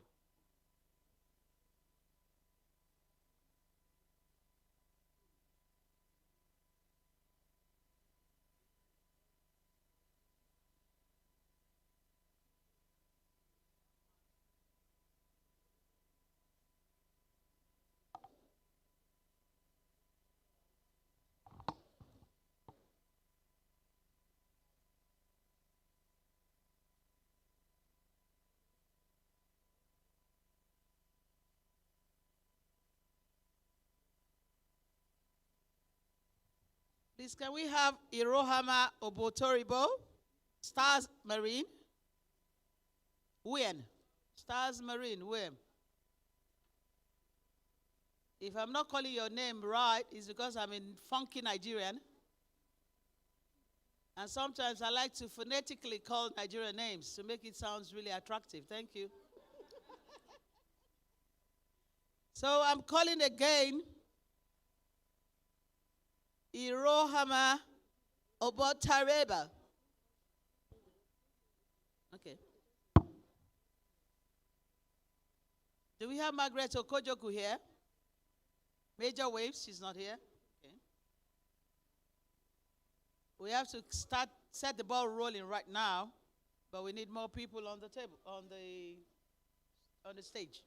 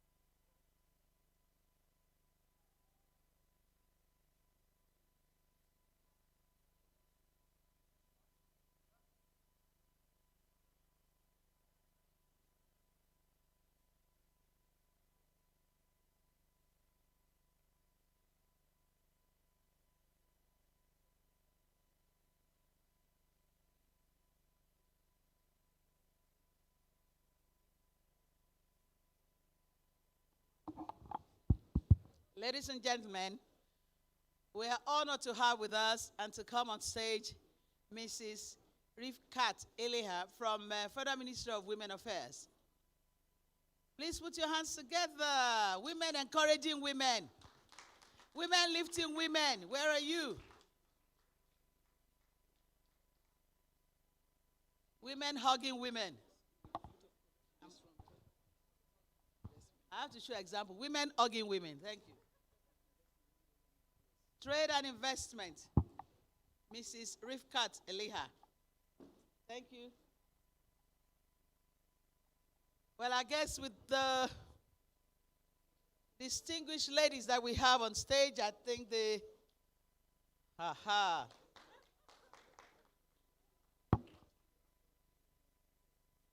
Go. Yerohama.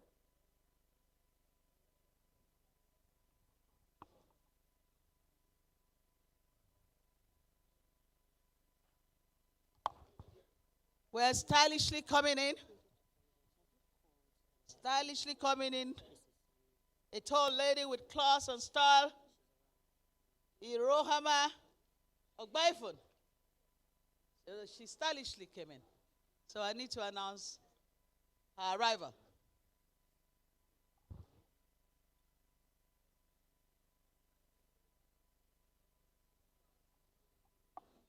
And ladies and gentlemen, I have the distinguished privilege and honor to invite to the stage Mrs. Olayemi Ayanachi, the legal advisor and commission secretary of the newly PIA-acted formed Nigerian Upstream Petroleum Regulatory Commission.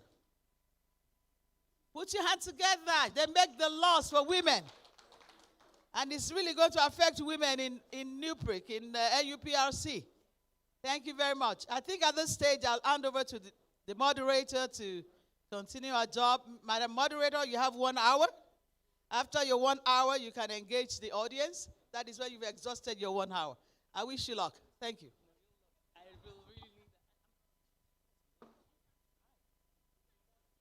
that. Sure. All right. So good afternoon, everyone. Nice to be here, seeing all these lovely faces. I do believe I see one of my panelists still in the audience. Can Mrs. Chioma Okwechi? Excellent. With all due respect, I apologetically call Mrs. Chioma Okwechi to thank you. Sorry about that, madam. It wasn't an oversight. You are looking too sweet to be forgotten. Thank you so much. All right. Good afternoon once again. My name is Doro Garoskogi, Business Transformation Manager from SPDC. And I have a lovely, absolutely lovely looking panel with me this afternoon, and we will do our best to do justice to the topic. So today, what was meant to be 2 panel conversations has been collapsed into 1, so that should make it fun, right? A whole lot of fun. Before we carry on with the actual conversation, I think we could just take 1-2 minutes per person. Okay. I'm sorry to be interrupting your session, but I cannot but do justice to it's 2 sessions that we're collapsing, which means, in principle, that we have 2 moderators. So I am going to upgrade the second moderator to be a panelist. She might listen in, she will contribute. We have Modupe Shebanjo in our midst. Please put your hands together for her, please. Please go up to the stage. You deserve that slot there. Come on. This way. This way, this way. Don't jump. Thank you for coming. God bless you. I promise on my word of honor not to interrupt again. I was just about to ask any more surprises. Excellent, thank you. Please, by all means, come back to us if you have something. So let me introduce myself again. I am Doro Garoskogi from Shell Business Transformation. And I am really eager to start hearing some of the nuggets and the great ideas and insights we have from our panel members. We will take a couple of minutes, to go through the introductions as we pass the mic. How many? The other side? Okay, so I will need a bit of help with the microphones.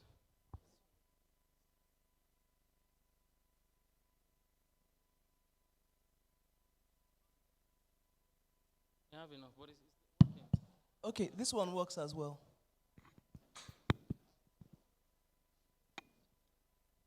All right. So, for this lady, I'm going to take an exception. She's a moderator upgraded to panelist, so she'll just, introduce herself for who she is, and then we'll move on to the.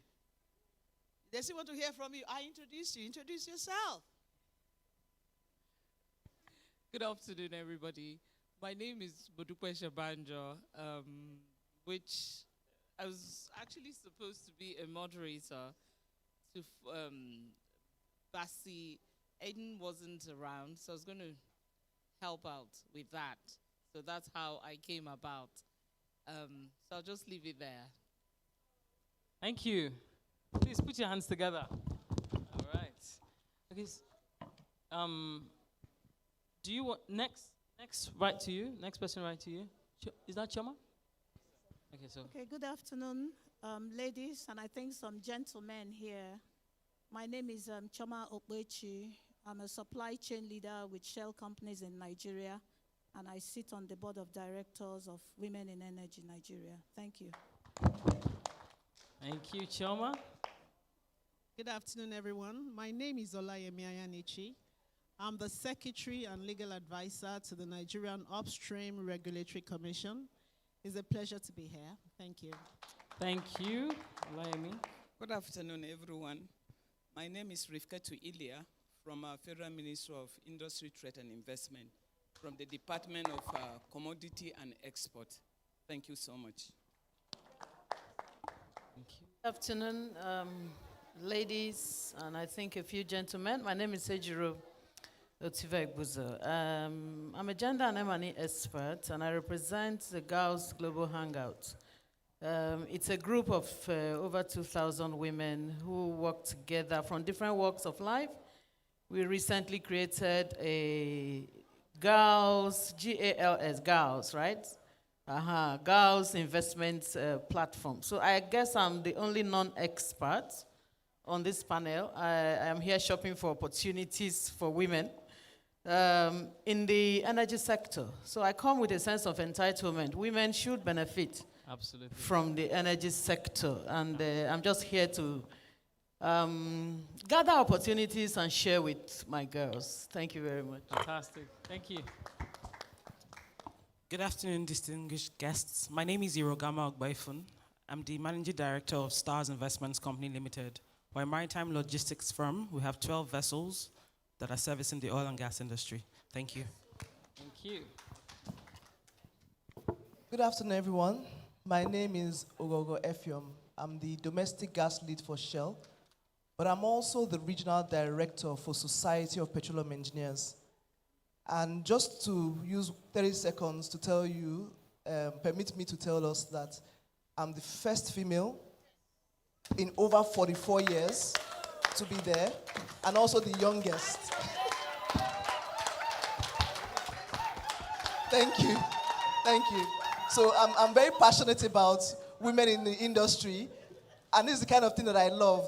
The support is always overwhelming. We're always, we stick together. So I'm happy to be here. Excellent.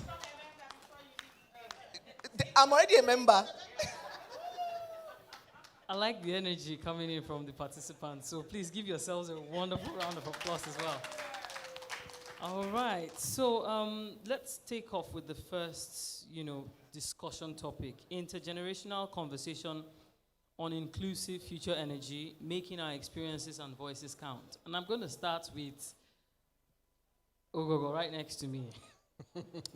So intergenerational conversation. So really, it's a conversation yes, across generations. Yeah. Okay, so I would like to take that from the perspective of mentoring and sponsorship and why that's important to us women.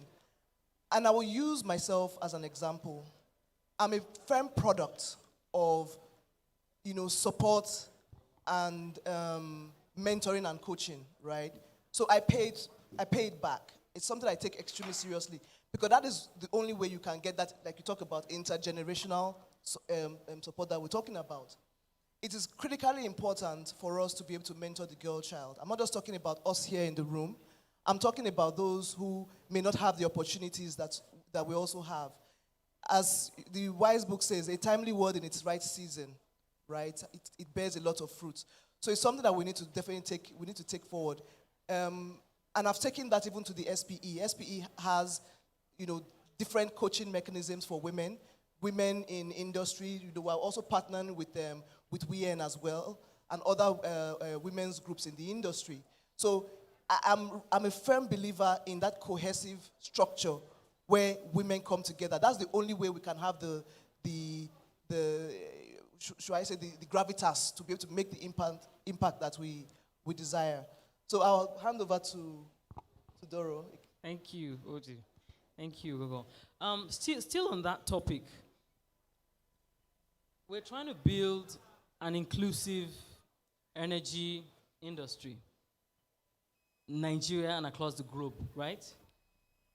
And inclusion, there can be inclusion without having a diverse workforce already. Gender diverse workforce. So, with that in mind, let me come to Irogama. I hope I'm not please forgive me. Let me just take apology up front. If I'm messing up your name, Iro is fine. To everyone, Iro. Okay, excellent. Iro. So what are your thoughts on how you see the gender diversity and the generational diversity? What role do we have to play and how do we leverage that in building an inclusive energy sector in Nigeria and globally as well? Yeah, thank you very much for that question. So I typically have a very strong stand and maybe sometimes controversial in the sense that earlier today I heard we need a seat, we need a place or seat at the table, and I'm like, this chair, it moves, though. Shift. I slide in, I'm taking the seat. But why can I take that seat? Because I understand the value that I bring to the table. I listened to Mrs. Iboni speak at her panel this morning, and I thought, that's a woman who kicked everybody, sat there, and took her value, is giving the value, is developing the value, and she's very sure of it. So we don't want to confront the issue. So please, can I just be unapologetic a little bit? Please, let me just... Absolutely. Please, let me just... Forgive me in advance, because it might be hard words, right? It might be hard. But what I'm saying is that nobody's coming to save us. Nobody. We will save ourselves. We're looking for opportunity. All throughout this conference, all I have heard is opportunity, opportunity. God, I want to do this. God, I want to do this. How many? But I cannot do it all. But I have a lot of women that are sitting in the hall, and they're probably just sitting down there waiting for when they'll say, there's one free fund. Come and get.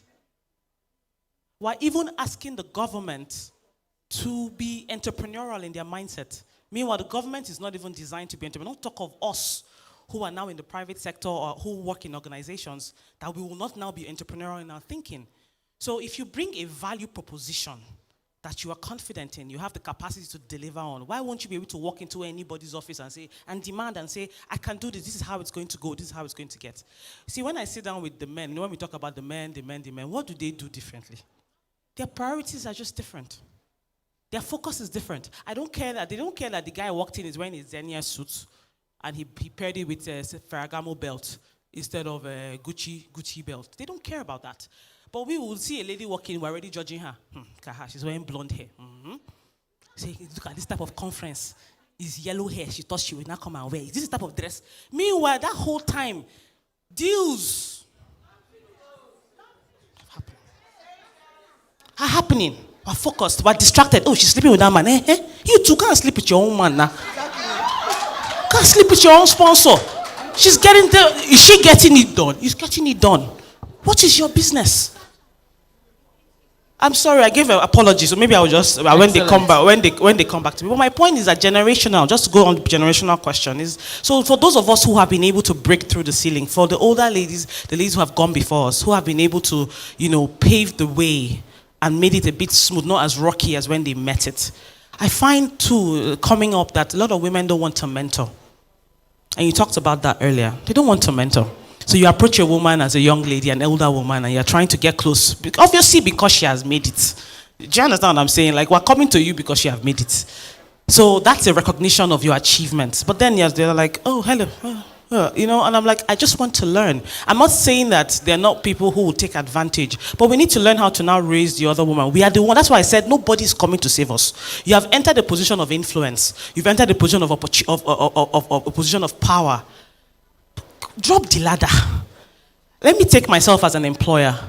I'm privileged to sit at the helm of affairs of a company that has over 200 employees, right? I'm privileged to sit at the head of a company that is trying to diversify into subsidiary portfolios. That's going to be, imagine the recruitment opportunities. Me, I tell them this role is for a woman. Go and find the competent woman that can do the job. Why? Because I'm in a position of influence. I'm in a position of power where I can take such a decision. So why shouldn't I create room? Because I can, right? Why shouldn't I? So what I'm saying is that if we want to really build that inclusion and the diversity in the workforce, those of us that are in positions, if you know that, look, to do this job, mentor a young lady who's an admin officer, who is a janitor, who is a cleaner, to say, look, in 5 years, do you know that you can be a manager? Come, this is what you need to do. This is what you need to do. It doesn't even have to be formal. You don't need to get paid for it. Nobody should even know about it. But that's how, after you leave, you look back, you say, when I came here, I was the only person that used to be here, only woman, when they call meetings. Now, as I'm leaving, I look around me, I see 10 other women in the room, and I can say that I can drive to 5 of them being able to be in that room. Thank you. Excellent. Thank you very much, Iro. You made some very powerful points there. Basically, walking the talk, doing it, using your position of influence to make a difference.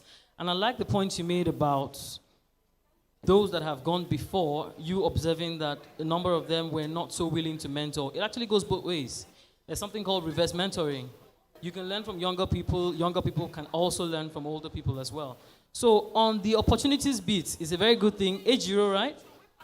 I'm happy Ejiro is sitting right next to you because she came hunting for opportunities and you touched on opportunities. So Ejiro, of your time spent within this, summit, how many or what sort of opportunities have you been able to glean? And in your experience, in gathering opportunities and circulating them, how often do you get, willing participants, people that are willing to take up some of those opportunities and make good of them? Okay, thank you very much. Women, yes, I'm not sorry just to people. say that this is the first day that I have come to this summit. And I was mobilized by Esther to come, and I'm very grateful that she did. I listened to my sister, and what she said made a lot of sense.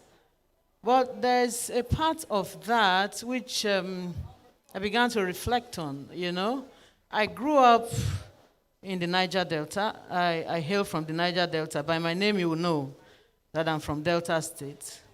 So we have oil running through our compound. But was I ever interested as a young person, in even working in that sector? Did I even consider it as a source of livelihood? And that's why I say I sit here with a sense of entitlement. First, as a woman, because women suffer, from the pollution generated by the energy sector. Secondly,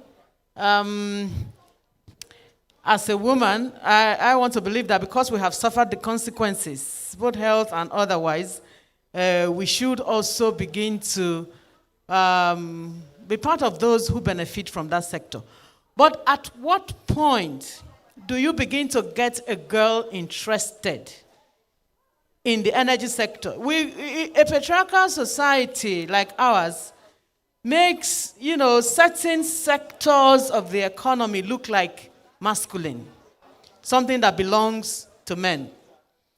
It takes a certain kind of grooming for a girl child starting from primary school to secondary school to get interested, in those, let's say, courses that will position you for a certain level of involvement in the energy sector. How well are we doing, in creating this awareness amongst our girls, So that's the way I'm looking at it. At what point do we begin to get girls involved, begin to sensitize them to get interested in that sector? I only became interested in renewable energy because as a consultant, UNDP invited me once as a gender expert to do a gender analysis of the renewable sector in Nigeria. That was my first direct exposure to the sector. All I had with me was my gender lens. I had to read about the sector, and I got excited. I hooked up with Solar Sister, and I became a solar entrepreneur, But I'm just wondering that for somebody who is coming from a community where, let's say, oil is being mined, and different kinds of things are happening, I was never really interested because, it didn't appeal to me as a source of livelihood. How much do we even create that? And I was science-oriented all my life. I have a PhD in medical microbiology. Do you understand? So at what level do you get a girl child sensitized to say, do you know that this sector does not belong to men? I'm sorry to say, but in Nigeria, there are still sectors and courses that we still, that have those gender undertones. So if you see a female pilot, it's news. If you see a female architect, it's news. Even female engineers in the house, you are being celebrated because there are few women who want to go the long haul of reading engineering. At what level do we get girls involved? I run a platform that is called the Girls Global Hangout. We have various professionals. And we are beginning to build communities of practice. So we have writers, they're writing novels, they're writing poems and all of that. We have health professionals, they come to discuss health issues, menstruation, menopause. Yesterday somebody raised an issue on menopause and all of that. We are breeding different, and now we have a girls' investment platform. Somebody who knew about estate business, real estate business, came and shared with us, and we said, okay, we'll sign up. We want to generate funds together and do estate business. What about the energy sector? When I heard about this summit, that was where my mind went. I was like, okay, how many of us even know about it? That's why I said, I came here with a sense of entitlement because I want to benefit from the sector. I want my ladies to benefit because we have suffered the consequences. But how much do we even know? That's why I said when I sat on this panel, I said, okay, I'm the only novice amongst the professionals. And I'm happy because I'm bringing this issue out for you to know that first and foremost, because of the way the energy sector has been presented in Nigeria as a male thing, as a masculine field, many women, number one, don't understand it. Number two, you have to build a level of acceptance for them to even embrace it because they see it as something not for me. And for me, my being here is, seeing these wonderful ladies with their knowledge and whatever it is they bring on board. It's an opportunity for me to bring this issue to that platform to say how many people are interested. Let's study. I've been privileged to learn from Solar Sister, but it's not enough. There's still a lot of opportunities out there which I don't know about, and I know that participating today is linking me up more, and the learning continues even after this forum. So I'll leave it at that and let my fellow participants speak. Thank you very much, Ejiro. I think that was I like how you personalized your response to this, because you really touched on your personal experience and how coming up, even as a STEM-based person, oil and gas didn't seem interesting to you. And it just tells us that we have a lot more to do in many of the Catch Them Young programs that we are running. I'm curious to hear what Ogogo thinks about this, because I'm pretty certain the SPE has a lot to do. So, OG, let me give you a quick 2 minutes before I go on to the rest of the panel. Yeah. Yes, thank you. So, thanks. Let me just crave your indulgence for 2 minutes. So, Ejiro, I want to make a commitment to joining your group, to ensuring that we also have that inclusion from the Society of Petroleum Engineers, because this is exactly the demographic that we are trying to address. This is exactly the sort of things. We have a lot of, that she said, Catch Them Young, Girl in STEM, D&I, renewables. We have so many, and many of them are free. We have ambassadorial lectural series, where people like us, we go into the schools And when we talk to the students, we talk about the energy transition, we talk about the energy that we have, we talk about energy for me. What does it mean to have energy? My panel yesterday was on energy access. Is it access before transition? We must access it before you can talk about transition. The countries are talking about transition, they all have access. We've not even gotten our own access. So those are the sort of things that we need to sensitize. And I'm really excited about your interest in solar as well. It's part of the mix. So I think this is the essence of groups like this, of sessions like this. I'm a person of action. I want to take it further, and I commit to it. Wonderful. Thank you. Excellent. Thank you, Ogogo. Let me come to Rifkatu. Excellent. So you've heard a couple of what your other panelists have said, and I'm curious to what your personal experiences are, as well as there was something Iro said, like no one, I'm rephrasing here, or paraphrasing, no one will hand it to you. You've got to take it. You've got to be hungry for it. And in doing that, in an energy industry that is not yet fully inclusive, what are your thoughts on that?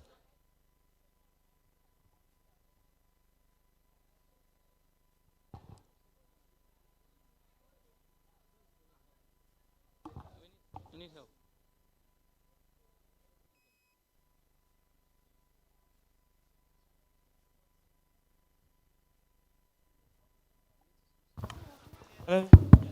Okay, he's back now. Hello, as I earlier said, I'm coming from a different sector. I'm also a novice on the oil and gas sector. I'm from the department where commodities and export is being done from the Ministry of Trade and Investment, which you earlier heard as my introduction. I came in with Madam Esther Michelia, and I can just say a little, and when they told me that I would be among the panelists, I was like, what will I say? I don't know anything about it. Yeah, but I can say a little bit on how we became like, how gender was initiative in my department. And I'm here to gather ideas and gather knowledge and opportunity to share with our women in my own department. Initially, when we first had our director, we had a director which was a woman, and she knows so much about the gender, but she never make it as an initiative in the department. So we had a man who is he for she that came in as in the department, and he felt there's a very big gap between the women and the men in the department. And he was like, anytime there's a meeting or any ad hoc or any committee, he doesn't see women participating in that aspect. And he felt he needed to bridge that gap. And that was how the initiative was introduced, whereby women came in board and they make me as the gender coordinator of the department. So as a novice too in that area, because what we deal with is commodities. And when you talk about women in these opportunities here, women gap here and there, you talk about, when we're talking about trading, we talk about commodities and export. So I can say a little bit of that. And then how Madam Esther Michelia came in. Because they had, my director was 15 years in Geneva, and they were together with Madam Esther Michelia. And seeing us that we don't have idea on what to do, he now brought in Esther Michelia to be like one of our mentors. And definitely she did a lot of things. And that was why she invited me. Madam Rivka, come here, hear what the women are doing, get ideas on what you do, and by the time you go back to your department, you can say so much about it. So why I'm saying that, when I heard about people talking about the mentorship, I was really happy because I had somebody that has the experience, somebody that has the idea, somebody that can move things. She's a moving train when it comes to gender issue. And I really want to tell you that he for she was the man that brought us up in our own department. And he has been the moving train in that place. He makes sure that anything that has to do with women, it has to go to the women. Even when it came to like having a budget where the women could work together, they rejected it. Anytime he goes there, they will tell him, what are you doing as a man here? The issue here is for women, so why are you here? So why I'm saying this is that when you talk about the energy, I don't think I have much to say. But I want to tell you that we have learned a lot when it comes to women, and really women need that gap to be bridged in so many society, in where you are. And there are things that I heard too when they were talking about when a woman is there, some people feel too big to carry along some of the women. And that was my former director. That was what she does. Even when you wear a clothes close to what she has, she won't wear it again, or she will send you back to go back to the home and change that clothes. So you can see the gender issue there, the differences, because you held a position that we are coming up and you felt maybe nobody will be in that position. She will tell you, go back. She doesn't want you in that kind of clothes. You are wearing what she's wearing. So you see, that's a bad aspect of where you see women saying, we can't go for women. But there are men that go for women. They encourage women to be where they are, and they encourage us to go to position. Even during promotion, my director will make sure that this and this, go and read. He will give us like areas of concentration. At the end of the day, we'll find out we have a lot of women in that place. So wherever you find yourself, whether you are small or big, carry people along, because it will go a long way to help them. I think I can stop here. Thank you so much. Thank you for those powerful insights. And what I'm taking away from this is, you keep saying, I don't think I have a lot to say, but you indeed have a lot. Some of the experiences you shared resonate with people in this room. And I like that your response sort of already touches on the next panel conversation. So I want to just switch topics real quick. Some of the things you described, they're quite innovative. Having male allies in your organization makes a difference. And that is something that is proven and is still happening, and it's something we need to deepen. So on that note, who's right next to you? Okay, yes, that's my NUPRC lady, right? That's Mrs. Olayemi. Yes, so this question is coming to you. When I see NUPRC, I see vantage position, opportunity to make policies, regulations that will favor, enhance inclusion, or even drive inclusion. So, yes. So on the topic, setting the women and girls energy agenda, the future of inclusive energy sector through innovative strategies and modalities. How are you and your colleagues within the NUPRC, new as it may seem to the rest of us, doing the work to get us further along on this journey towards an inclusive energy sector? Thanks. Okay, thank you very much. As you mentioned, I'm from the NUPRC, but I must give a disclaimer. I'm not representing the NUPRC here. I'm not making any policy statements. So whatever I happen to say here, please credit it to me and do excuse my organization. I come from the private sector, so I do have a reputation for saying what I think. And I can assure you that what I think may not necessarily be the thoughts of the commission. So I will please disclaim what I say here on their behalf. So forgive me if I don't say that. Okay, so what do I think about women, setting the agenda for women? And I think I'm a bit like Hero when it comes to that. Personally, I think that women are strong. I think we're dynamic. And I really don't believe in equality, so to speak. I think we're different. And I don't want to be equal to a man. I don't want to be a man. I just want to be me. Because I believe that I have very, very unique qualities. And because all my life you put me in a basket with men, I'm sorry, most of the time I beat them anyway. So why do I want to be equal to them? But I do think that we're all very different, we're unique. And because I have two sons, sometimes I tend to say I'm also a she for he. So I believe that when we are busy doing women inclusiveness, I just more believe in equality.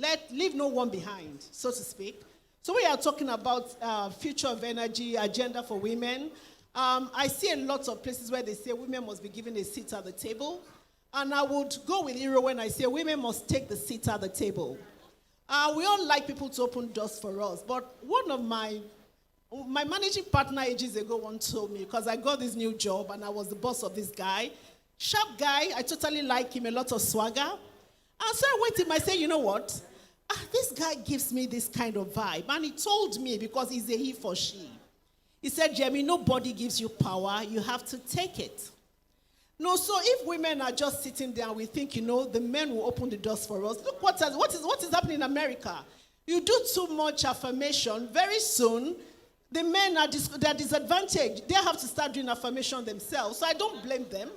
But I just think that we need to be a bit more assertive. We have everything in us. We have all that it takes. So what are we doing? We are educating women.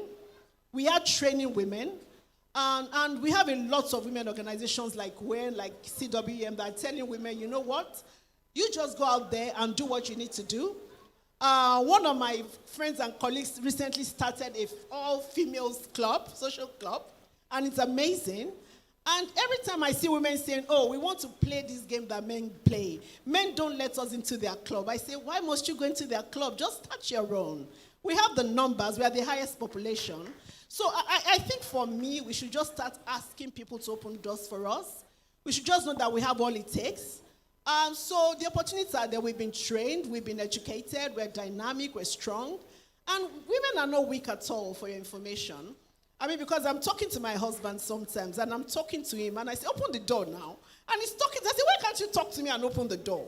I will talk to you, open the door, do this, do that. I can do 4 things at the same time. The average man can't. So I'm not really sure that we want to. I hope my colleagues are not listening to me because they're at the back there. Because when I get to the office, they say, hey, this is what you think. I'm not really sure we should try so hard to be like men. I think we should just love ourselves the way we are because we're dynamic, we're gifted. And I tell a lot of women, the ones that I think don't have self-confidence, when you wake up in the morning, start in front of the mirror and tell yourself, I'm wonderfully and beautifully made. And if you say it long enough, you will believe it. And you don't need anybody to open doors for you because if they don't open it, you will break it. And that's the message I'm going to leave here. Thank you. Thank you very much, Laimi. I see you're strong on affirmations and mama boys. That's a good one. Yes, what I'm taking away from what she shares, she's talking about continuous education, training. We already have people that are well equipped to take up roles. So it's not just about creating a seat at the table, but people stepping up to indeed take those seats and play those roles very well. And I like the part you talked about learning from other great examples as well. So the one that I'm going to take away is equity over equality. We're not identical. Women are different from men. We have our strengths. Personal strengths, collective strengths, equity, give people what they need to succeed rather than the same thing for everyone. I don't know if some of you have seen that graphic that sort of makes its way around social media. Equity over equality. So thank you very much for that, Olayemi. Chioma, you're right next to her, right? Yes. Excellent. So let me pick your brain a bit on this. What is innovative strategies, modalities. You occupy a position on the Women in Energy Network. Help me clarify what position that is. Sponsorship director. Excellent. Sponsorship director. So maybe you can share with us what some of the things you have in place. You know, what are some of the strategies you have developed as a team that may or may not be innovative? I mean, because sometimes innovation is about improving what others have started. So share with us what the Women in Energy Network is doing to indeed further our journey towards an inclusive energy future. Thank you very much, Doro, and it's really a privilege to be here. So first of all, when I think about the energy sector, or when I think of the role women are playing or the role women ought to play, what comes to my heart and what is at the center of it all for me is sustainability. You know, when we talk about energy, when we talk about women in energy, when we talk about what we are or what we are about or what we want to do, it just goes beyond just being a woman. I see us as role players in sustainability of organizations, sustainability of nations. You know, I see us as a path to prosperity. I see our role and our contributions as a key or a doorway to the sustainability of the sector, of our communities, and of nations. So in Women in Energy, where I sit as the sponsorship director, we have been thinking, we're just 2 years old. We have been thinking, and we have been working round the clock to, come out with sustainable ways to make sure that this sector and women's role in it and our activities and our contribution does not just end with those of us here. Because even in this conference and across the sector, you will see that in the coming years, people are going to retire. And we have to think of how we sustain that pipeline. And so I think in the earlier session, Fumi mentioned the Supernova project.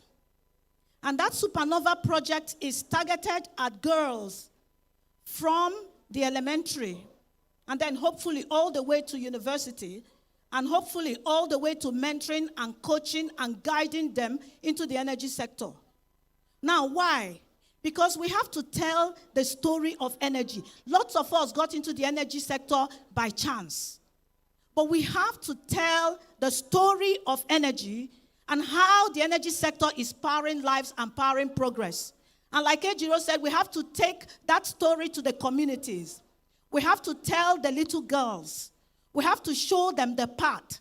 We have to put in place scholarships and things to ensure that we guide them the right way. And that is what we are doing in WIAN. We believe that our role in the sector and our role in communities and our role in the industry and in our economy is to ensure that it is sustainable. We have a sustainable economy, we have a sector for tomorrow's participants, for our children to have a place to play in. So this is what we're doing in WIAN. Thank you.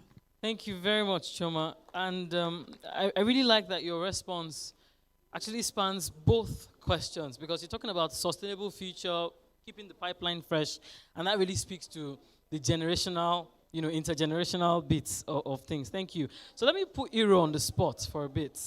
Yes. I see you're also women in energy, right? Excellent. So, and you're a pretty senior person in Stars Marine as well. So what, without maybe necessarily making a commitment up front, what sort of partnerships could we be looking forward to seeing in how Stars partners with women in energy to further this absolutely necessary cause of having an inclusive energy future? Thank you very much. As I was listening to the other speakers, and especially as Ms. Choma was speaking, I began to realize that we could place a task on ourselves as members of associations. Well, WIAN is not the only association that's here. I see that the vice chair of WIOG is also here. So there are lots of other women focused. I think earlier on they had the Women in Gas, association. I think she's here as well. So we're literally represented in different aspects of the energy industry. And we could actually place a task on ourselves, a demand. And it could be that for those of us who are members, either we are employers of labor or we're in positions of authority in our various organizations where we can influence this increase in inclusion of women. And it could be that as the association, we make a commitment. We get our members to say, well, from your profile, this is who you are, and this is what we would like to achieve, and what to be your quota, as it were, right? So we've talked about it has to be intentional, it has to be deliberate, and it has to be collective. So I could do my little bit in Stars. I could give slots specifically for women. I could set my own target, my own D&I target, and say, I'm currently at 2.5%. In so time, I want to be at 15%. This is how I'm going to get there. That's my own, it's just a tiny drop in the large ocean of what we're talking about here. But then as we're forming these associations, and as more women are identifying with it, we can begin to get them to place a demand. You can actually say, look, as part of our quota as WIAN, we would like to, we've done an evaluation, we've done a lot of survey. WIAN has managed to gather a lot of data, and I'm sure that we can give so much information as to the status of the gender situation in the energy industry. So from that information, that data that has been gathered, we can say, look, we can place where we are on the D&I scale and set a target. And at one of our meetings, the chairperson can and I'm just using WIAN as the platform again for other associations and say, look, this is where we are presently, this is where we want to go. We've seen our profile of our members. We have 50% employers of labor. We have 25% human resource directors. We have this, we have that. And we realize that you're in a position to help us achieve these targets. Now, we would like to get some quota from you. Now, like you said, not trying to place me on the spot where I'm telling you I'm going to do 15%. It could be the same thing, but what you're saying is that you're placing a demand, and there is now an expectation of return. If not, we will all gather, have these nice conversations, make ourselves feel very good, do the Oprah thing, you all get a car, you get a car, we're all happy, and then we go home, and by the time we come back again next year, the needle hasn't shifted. We're still at 2.5%, right? Because we all left and got caught up with life. So now we're saying take it further from talking to saying place a demand. I asked to be place a demand on me and make me accountable. Place a demand. I'm sure that if I ask and throw it out to the room, a lot of women will stand up and say, place a demand on me. I want to be that she for she, while we're also experiencing the he's for she's. But we are here and we can, so why don't we? Thank you. Thank you. That was really, really, really insightful. And I like the point you made about multiple associations. There are more names than I can remember. And on that note, let me come to Madam SP herself. Yes, really, because it just got a question in my head. What sort of inter-association collaboration are we seeing in driving these efforts? So the good, yes. the not so good, and now, just help us understand it. Yeah, so this is one of such. I see Priscilla there, and we talked about it earlier, that sometime earlier, it was this year, right, we had the pre-conference. So the NCDMB has a sectorial working group that is focused on diversity and inclusion. And being an industries thing, we started off by identifying all these technical professional associations. And then, of course, almost every other company also has women's initiatives. So Shell has a Shell Women's Network, there's an LNG Women's Network, there's a Gas Women's Network, there's an ExxonMobil Women's Network, and so on and so forth. And then we try to come together and then have a conference. As a matter of fact, we had the pre-conference, it was a virtual pre-conference, very well attended. I wish Ms. Alero Nosade was here. She just stepped out, I believe. But, very, very well attended. And that is a platform. Unfortunately, I think we are just at the cusp of seeing the dividends of that. There's going to be a proper face-to-face conference or a hybrid conference. I think it's next month. We are going to see more and more of that. And the reason for that is because, like I mentioned earlier, until we begin to pull ourselves together under one umbrella, at least let's have one place where we all meet, right? Whether it could be here, it could be under NCD, it could be under anywhere, but it's best that we have a place where we all meet so that we can pull our strengths together and then we can attack our weaknesses together. That is when you will see that, you are making that impact. You can't do it alone. Shell Women Network can't do it alone. SP can't do it alone, and so on and so forth. So it's absolutely critical that we are seeing that. So in terms of the good, I think NCDMB with the sectorial working group is doing absolutely what is necessary in saying, all of you guys, here's an umbrella, come and stand under this umbrella. But I think if I want to say what the negative might be, it is that it's coming now. I wish it came 20 years ago, 10 years ago. But anytime you wake up, that ain't be your morning. So we have started now. And the starting of now means that, it may be something that the next generation, that intergenerational thing, would actually enjoy. But we have started it now. And we are putting steps together to make sure that it continues. Thank you. Thank you very much, Oji. That's really good information for those of us that were not already in the know of the collaboration you speak to. And indeed, it takes a village. In this case, it takes much more than a village. All hands on deck, right? I think this is a good point to throw it open to the participants. Any questions you have for any of our panelists, I'm happy to take them at this time. So if you got a question, just show of hands and maybe we can, how do we run this now? Okay, excellent, thank you.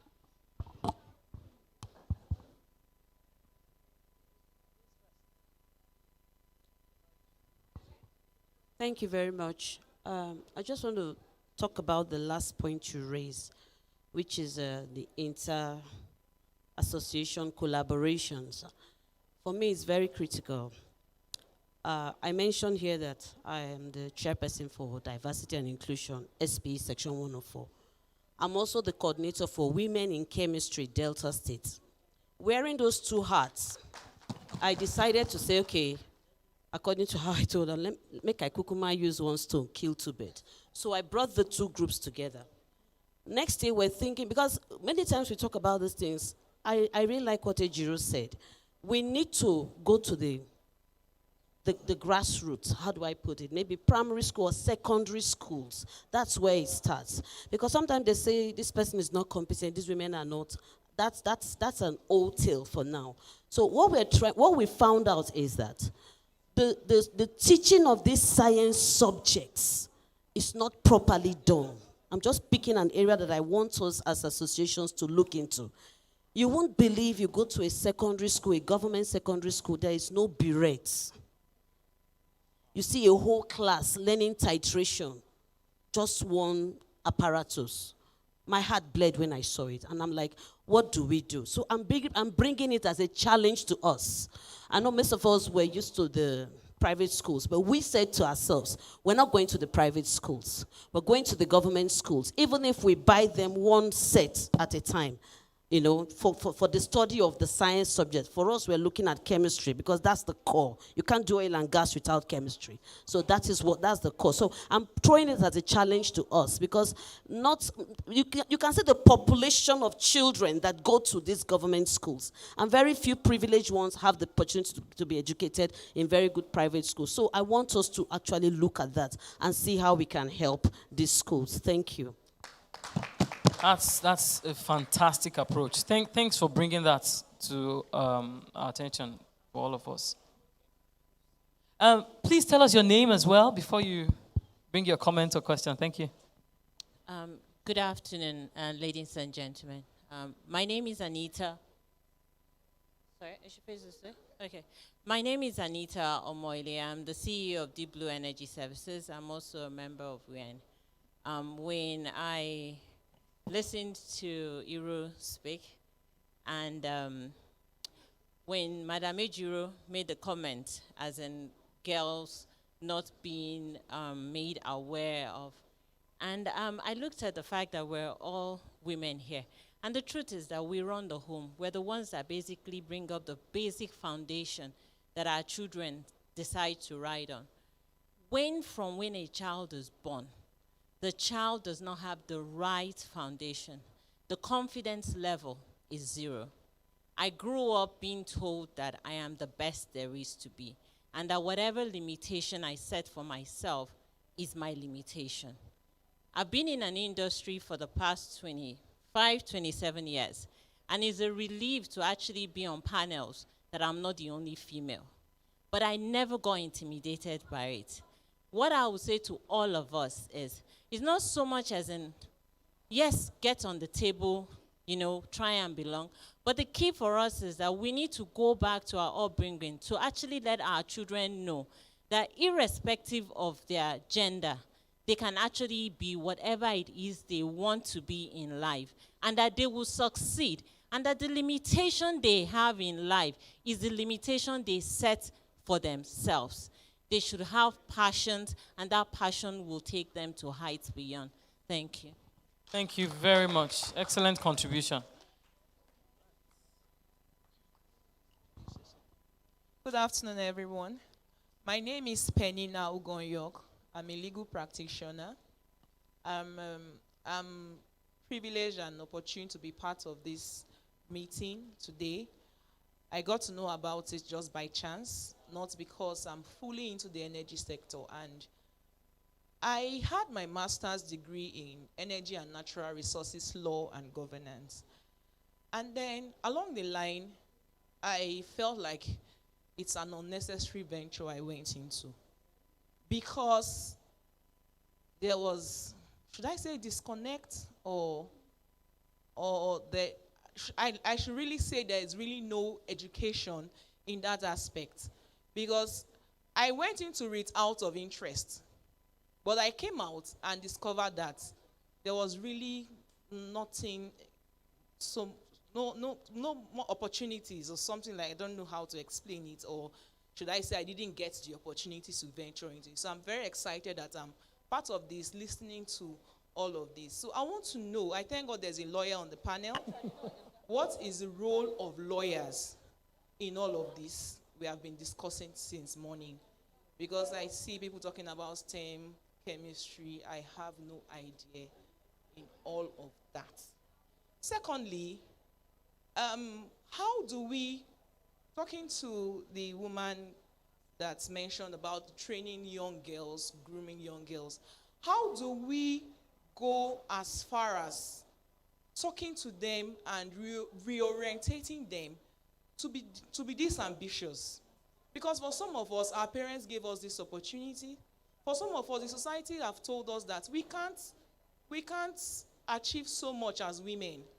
We should sit back and look for how to get married, how to build a family.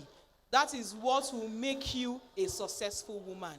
So how do we train these young girls to believe that they can be really what they want to be, reorientating them to believe that they shouldn't just dream to settle down or settle for anything less? Thank you.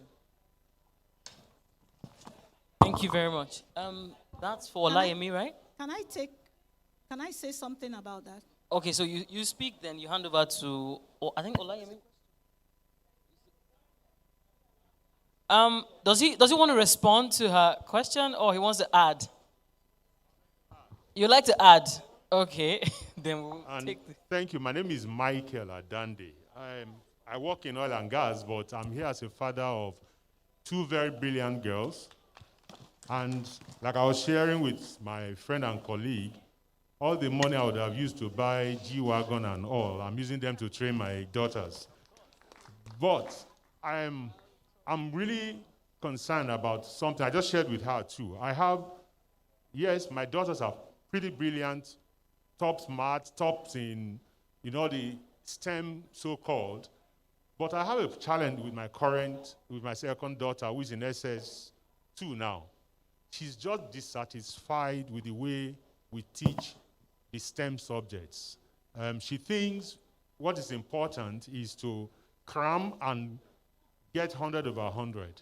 But she thinks there's a better way, and she's going to a pretty good school. Forgive me, I'm not mentioning name, but okay, she's in a Jesuit school. You know, in Nigeria, the Jesuit schools are pretty good. But she's telling me things, and every time I see her scores going down because she's telling me, I'm not satisfied with the way they are teaching this thing. Now, all of us can't send our children abroad to the places where they teach these things well.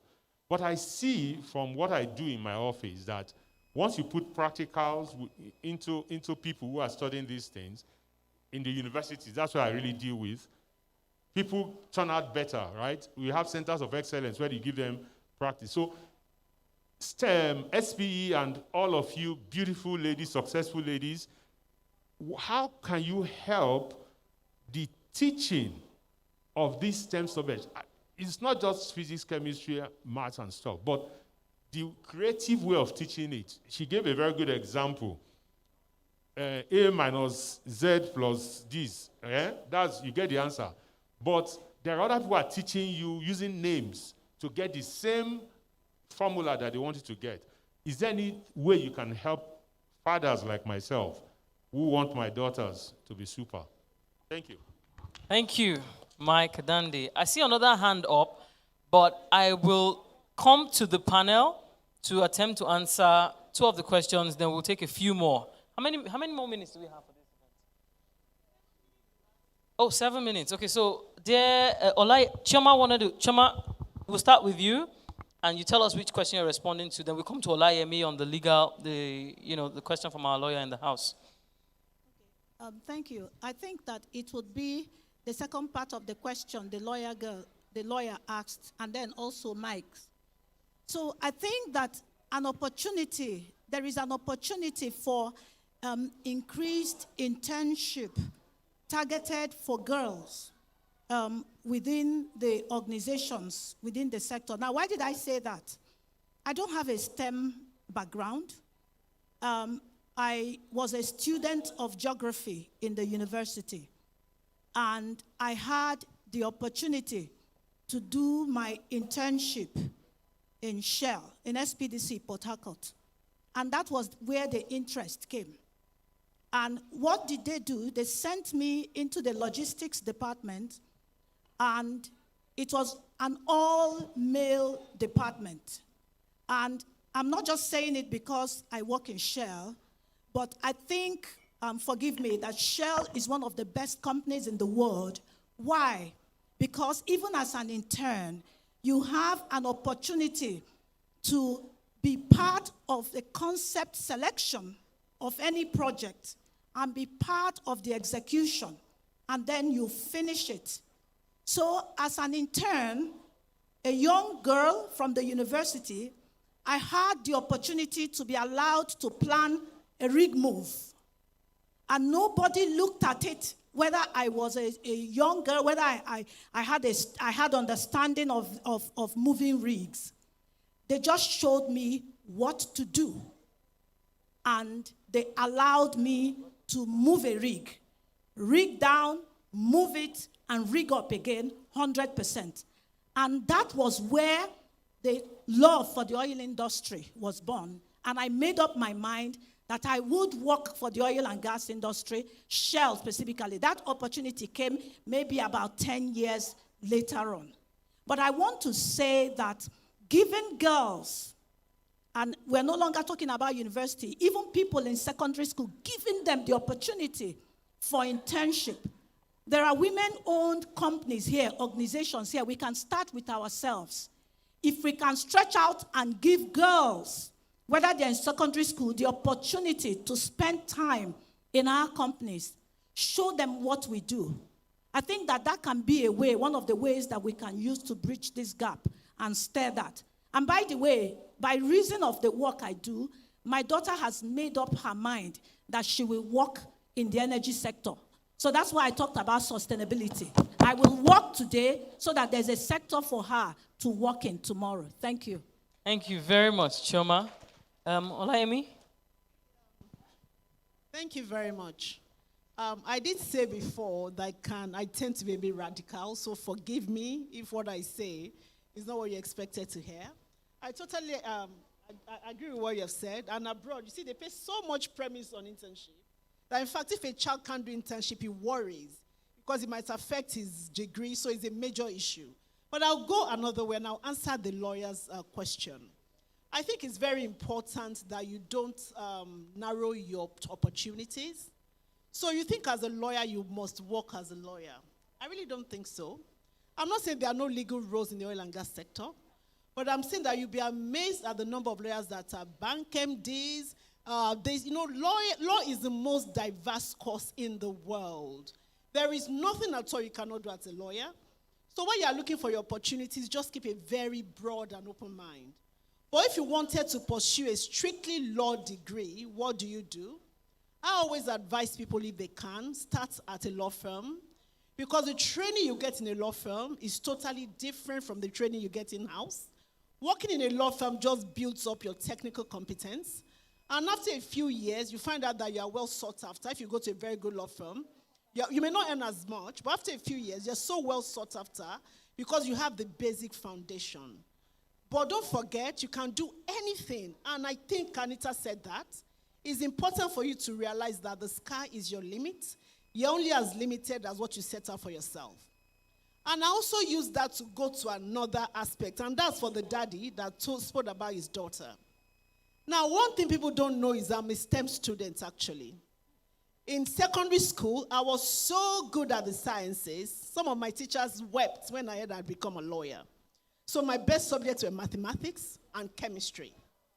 And I also actually did 2 years of chemistry in university. And I was so good at it that when I wanted to change to law, my professor almost did not let me go. Because it was like, why do you want to leave? But I left for the exact same reason that your daughter is complaining. I just felt that they were not teaching me chemistry the way I wanted to learn it.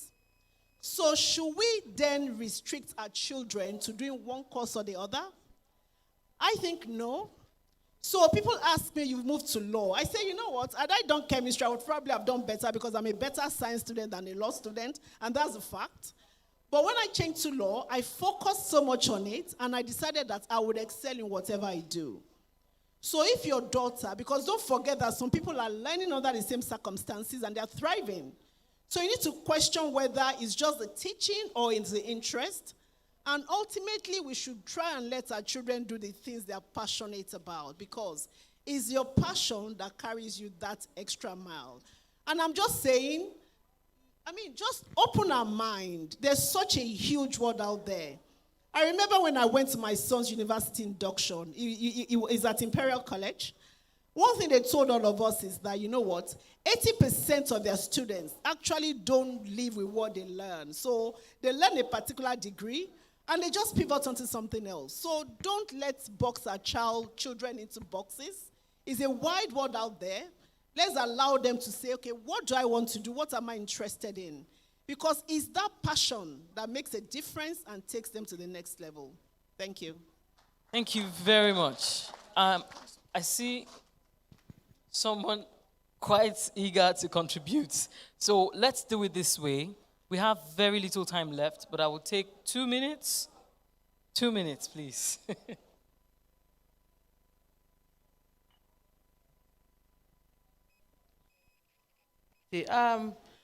I was just reflecting on a lot of things that have been said. I like the way our sister said, nobody will give you a seat at a table, take it. I've been in this field, in development sector, almost all my life. And I know of many women who have been struggling to take the seat at the table, right from the days of Fumilayo Ransom Kuti, right from the days of Margaret Ekpo, till today. With all the efforts that we have made in Nigeria, check how many women we have in the Senate and how many we have in the House of Representatives. So in the Senate, we have 109 seats. We have 8 women, over 101 men. In the House of Reps, we have 360 seats. I think we have some 12 women, despite how many years of struggle. I'm just trying to say, let's not trivialize the fact that women face barriers. There is no level playing field at this time. So when you say, take the seat, it's not as simple as ABC. It's not as simple as that. Men have more opportunities. On the platform that I coordinate, we always tell ourselves that for us as women, we focus very much on those things that count, but are not counted. The things that move the family forward, how the children get to school, how the husband eats when he gets back, and all of that. When your success is counted, those things are not counted. But those things count, for the family. A man can wake up in the morning and jet off to Japan tomorrow. As a woman, you are thinking, what about my children? How am I going to leave them and go to Japan? So I'm just saying, let's not trivialize the barriers. They are there, they are real. If you want to make a correction, take a cue from Rwanda, for example. A simple amendment to the Constitution of Nigeria would turn things around. And we have just been thrown out again. Is that not so? The move to have more women at the table has just been thrown out because politics is a game of numbers. How many women do we have to even contend? Even the women we have, how many of them believe in the issues? So I like the way my sister sitting next to me said there are many men who support women's issues, whether we like it or not. Even in the oil and gas sector, men still call the shots, largely. Until we get them to understand that when a woman has an opportunity, it benefits the entire organization, it benefits the entire family. And therefore, they are going to vote for women. It's not just women for women. Women for women is good, but the numbers are too little to make that big difference. We need more men to be on the side of women, to be on the side of their daughters, for us, to get to where we are going. Fantastic. Thank you. Thank you. Thought-provoking. Iro, let's end with you. Okay.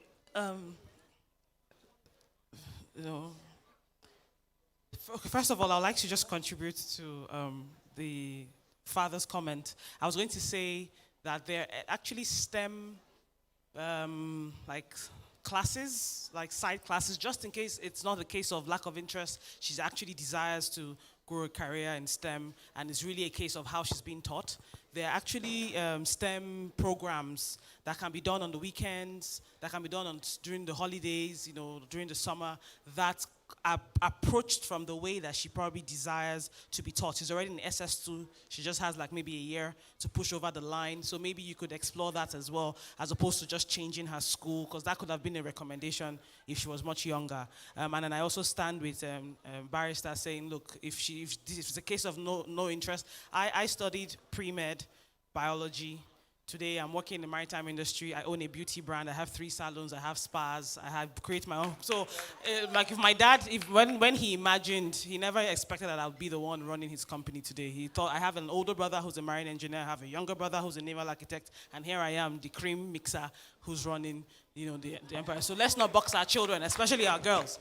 But let me just come back to this question, this thing. See, there are actually organizations that are dealing with the issue of election.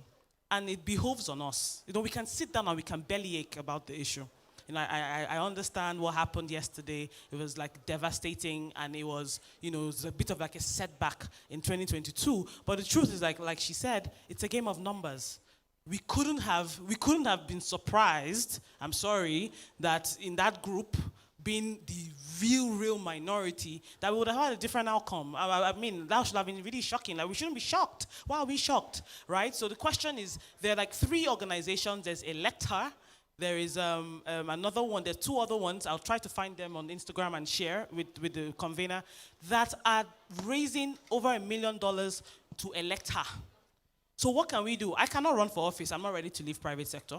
Many of us sitting here are not ready. If they call us, come and hit the streets, we'll not go hit. Do you understand? And some of the women who have also gone before have not run serious campaigns. I'm sorry. And that just brings me to some of my closing remarks before I hand over. Is that, look, this thing we're doing is so serious. When we talk about people like Ransom Kuti, these women were ready to die. Many of us, we're not ready to die. We want to continue to, live the soft life. If you talk about Margaret Ekpo, go and read the story. Queen Amina. Queen Amina used to kill her husbands after sleeping with them. Are you ready to kill a man? I'm not saying that we should kill anybody in 2022, but I'm trying to make a point. The point I'm saying is that this thing and change we want is going to require sacrifice. How many of us are really ready to do what it's going to take? Are we really ready to do it? Are we ready to put our money, our time, our resources, our connections where it counts? So I've just talked about those 3 organizations. They're trying to raise money. It is money that we put the women in the House of Assembly. It is money. It is the championing, the men that are going to put them there. They can be bought, because that's how they're also putting the other men there. It's money that those other men are using to stay in the House, to stay in the Senate. So if we do not fund the women, if we do not back them because we want that change, nothing's going to happen. We're going to come back next year and we'll still have 12 women out of 300 and how many seats, and 8 women out of 109 seats. So let's decide what we want to do and stand with it. And let's upskill. We get together, we want to do things as women. And that's why, so that we can be taken seriously. When you say you're doing it's a women's program, when you say it's a woman organization, it will start on time, it will be prim and proper, there'll be nothing out of place. Why? Because the standard and the stakes are too high. We cannot afford to be shoddy. We cannot afford to just, that's why I said we don't want to just say, oh, because I'm a woman. I don't want to be part of that, I'm sorry. I want to be standing here because you know that you picked me because I have sense and I have something to say. I have something to put on the table, not so you can tick a box. As long as we do not continue, we don't come correct every time, we will not be taken seriously. We will continue to be a box to be ticked, and we will continue to shout women equality, women equality, women equality, women equality. There are women that are doing groundbreaking things. That's the truth. They might not be making a lot of noise, but representation matters. And that's when you were speaking about the girls. Take them, let them see people like them. I run a vessel company. When I joined, it wasn't a priority to have female seafarers. Yeah, my dad tried the coach, it was like by luck if you happen to have a cadet that was a woman. Now, 50%, me, 35%, 50% affirmation. I don't care. Find me the 4, 5, 6 female cadets. That's my future captain. That's my future chief engineer. Now, I have my first female captain on board my vessel. I have my first second engineer who's on our way to being the chief engineer. Do you know why I'm pushing them and I support them? Because I'm going to use them. So when those young girls come for Catch Them Young initiative, I show them, I say, look, This is a woman. She sails. She goes offshore. She's married. She has kids. This is another woman. She's a chief engineer. She sails. She goes offshore 2 months. She comes back. She's married. She has kids. She has a family. When she's done, she come back. There's a short job waiting for her. So what's stopping you? Because most of them, representation, they couldn't see themselves. They couldn't see people that looked like them. So for them, there was no motivation for them to continue. They would drop out after year 1, year 2. They say, no, this is not for me. So representation counts, and that's why platforms like this, I must just commend the conveners of this program, where you can have young ladies in the audience who sit down, they hear from other experienced people who are doing things, and they're saying, even parents are here. You have kids at home, and you're saying to yourself, why can't that be my daughter? That's what I want. Who doesn't want to sit in the audience and listen to their child speak with so much confidence and talk about the things they've done?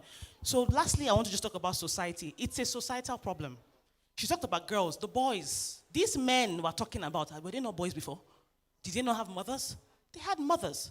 Those mothers suffered under the patriarchal system. How do they change it with the next generation? So I don't want to just focus on my girls. I want to focus on the men. I want to focus on the boys. I want to say, you will be a he for she. You must be. You will be praying. He for she. He for she. Make it a prayer point. I'm serious, because that is what will change the tide. Because in 20 years, 30 years, those boys are going to be in House of Rep. They're going to be presidents. They're going to be CEOs. They're going to be running fintech companies. And it's going to make the deciding factor whether they will be he's for she's and have opportunities for women, or they will continue to perpetrate the patriarchal issues that we've dealt with for generations past. Thank you. Wow. Powerful. Really, really powerful closing remarks from Iro there. I mean, representation absolutely counts. And she really posed some deep, deep reflective questions to all of us here. You have one question? So, we just take the last one from the audience, and then we'll call it an afternoon. All right. Afternoon, everyone, and I'll keep it really short and sharp. Just to say again, a big thank you. This is a great panel. We can hear the passion. My name is Dr. Sophia Horswell from Nigeria LNG, and I'm a real advocate for women empowerment. I think my question would be that of quotas. So it looks like it's been rather unevenly applied within the industry. And I think I'd like to hear the experience of any one of the women on the panel, what your views are about having quotas, and whether you've experienced, sometimes there's this stigma about having quotas. I think quotas are necessary in the interest of affirmative action. But what has been your experience about the stigma around quotas, and what can we do about it? But again, a big thank you to the organizers and to the wonderful women here who are really blazing trails. Thank you. Thank you, Dr. Sophia. Just wondering who would like to field this one. Okay, Olayemi, excellent. Okay, so thank you, Sophia. I think quotas are fine as long as it's filled with competence. What I don't believe in is quotas that are just given to you because you're a woman. Because I think that then defeats the hard work some women put into it. So if quotas are based on a certain criteria, yes. But I think it's just disrespectful to us to say, you know what, you don't have to be good at all, just take it because you're a woman. Because I think we have what it takes. And so if the quota is based on that, for me, I think yes, great. But don't just dash us favors. We can do better, we have what it takes. And I've also been in forums where women think that women empowerment means let women get away with murder, let women do what they like. So I once sent a girl somewhere one day, and I'm sorry, and she said, oh, I can't go, I'm on my period. I said, excuse me, so am I. I mean, and I was very upset. I said, you know what, women have been fighting against this kind of thing for centuries. And in one word, you just rubbished all our efforts. Because you're on your period, you can't go for a meeting. So, you know, sometimes when you say that we don't understand women, it's not someone that we don't understand them. It's just that some of them just assume that empowerment means, oh, you know what, make all the excuses in the world for us. The rules shouldn't have mattered to us. But the rules matter because I don't think men are just gifted these things either. So they've been lucky that, you know, their nature and a lot of things favor them. But there must be a minimum bar. Even women should be able to aspire to. And I'm very sorry. I think if women can't aspire to that bar, then we should just be fine staying at home, because I think people that stay at home too, I think they are doing a massive work, because you build the home, you build the nation. So it's not as bad as we think. But if you want to come out to the workspace, I think you should just roll up your sleeves and know that it's not easy. Life is tough. Life is tough, and everybody should just understand that life is not easy. I think that's it for me. Oh, thank you very much. Can I say something? Okay. So I want to disagree with her. I want to disagree with her because we are in a position where women are not given a chance at all. So we have to be given that chance, just like we set financial targets in our company. I think that quotas are necessary in this battle that we're fighting. Because when we set quotas, I tell you that there are still more than enough women to meet those quotas. Those quotas are not enough. But I think that we have to start in a world where we are now with quotas. So imagine where we give the National Assembly a quota of 30% of women in the next blah, blah, blah, blah. There's something to work towards. So we're not yet there, but I think that in a world, in a situation where women are fighting to get the minimum, we can accept quotas. Let's start with that. And then when we get there, we can push beyond that. So I'm an advocate for quotas. Thank you. Thank you, Chioma. I think it was rather complimentary. If I heard Olayemi right, she said quota is good for representation. So really, you were complimenting what she said. The extra mile she went was speaking about competent. So it's a meritocracy. So it is an and relationship. Quota and fill the slots with competent humans, competent women. So thank you, Chioma. Thank you, Olayemi, for the contributions. And I think that brings our wonderful panel conversation to an end. I must admit, when I came on this stage this afternoon, I was all nerves because those organizers, they know what they did to me. So they know how I got on this stage this afternoon. So very big thank you, Ogogo, Iro, Ejiro, Rifkatu, Olayemi, Chioma, and my co-moderator. Forgive me, Modukwe. Thank you very much for your time this afternoon. And thank you to a wonderful audience. The energy was high. We loved your questions, your contributions. And please, remember those deep, reflective questions we're taking away from here. It's not all talk. We've got to walk the walk. We must be ready for the discomfort and the pain that comes with doing this God's work, because it is indeed God's work. Thank you very much. Thank you, Madam Moderator. Thank you, panelists. Thank you, co-moderator over there. Please, we need you for a group photograph. A group photograph. Where are the photographers?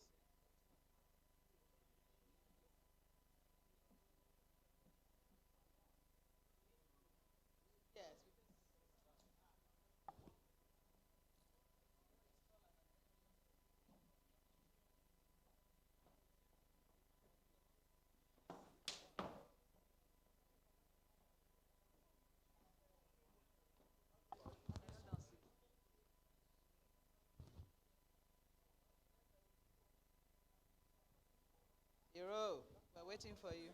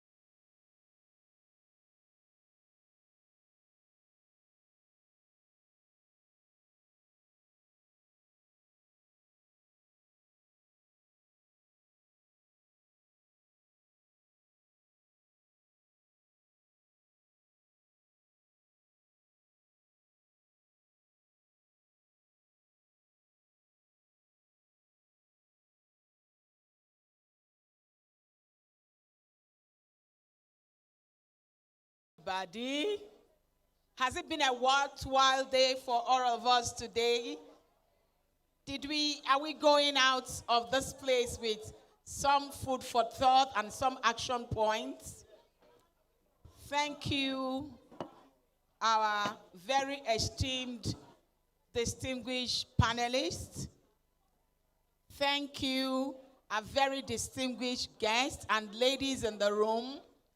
We cannot forget the gentlemen that we have to work with to move ahead in all the inclusiveness.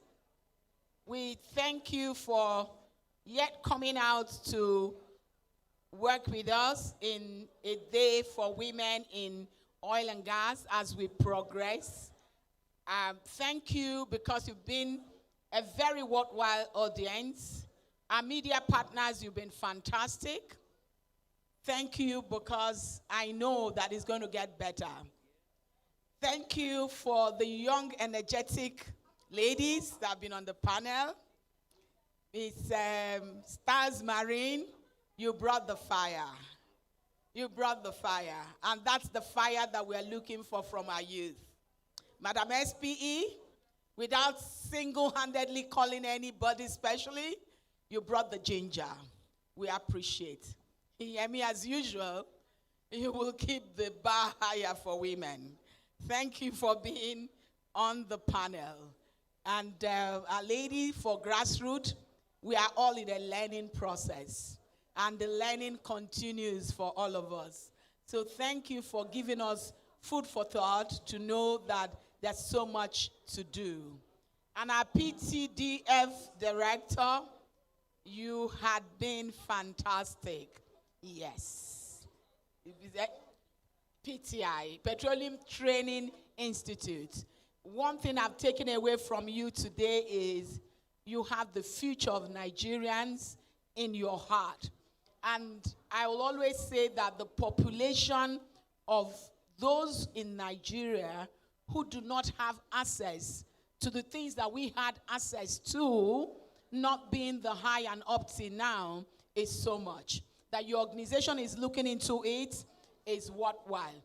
Let us go back into our closets and think about how much progress we can add to make this country better for all of us. The environment in oil and gas is open for all.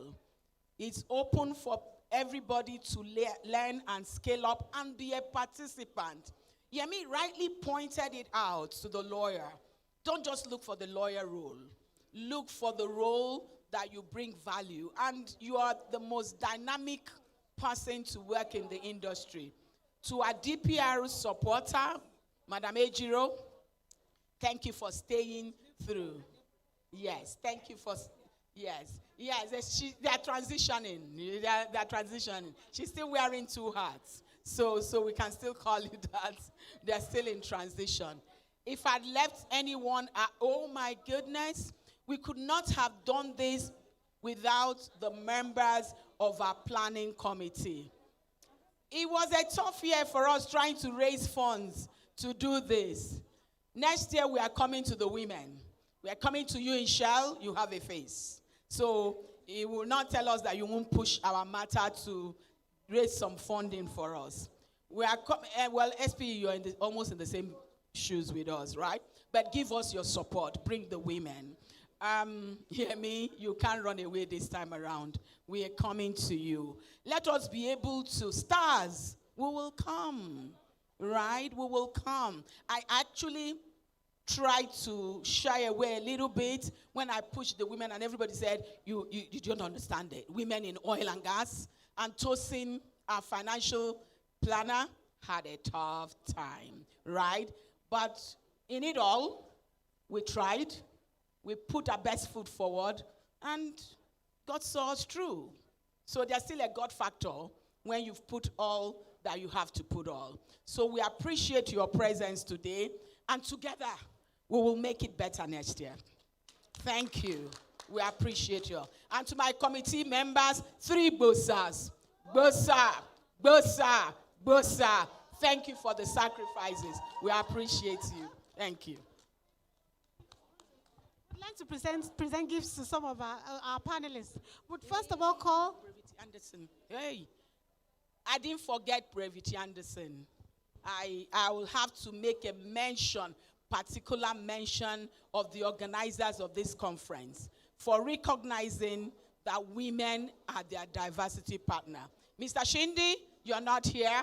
Our blessing, you're not here, but you will have us on record that we appreciate your giving the women the opportunity. But next year, we want to be inside the hall and have the day fully capitulated. Thank you very much. we would like to give. Please, no, we'll be calling you one by one after the other. Egogo, please come forward. You are the first. We'll give you the. Erelu. No, Egogo, please come forward.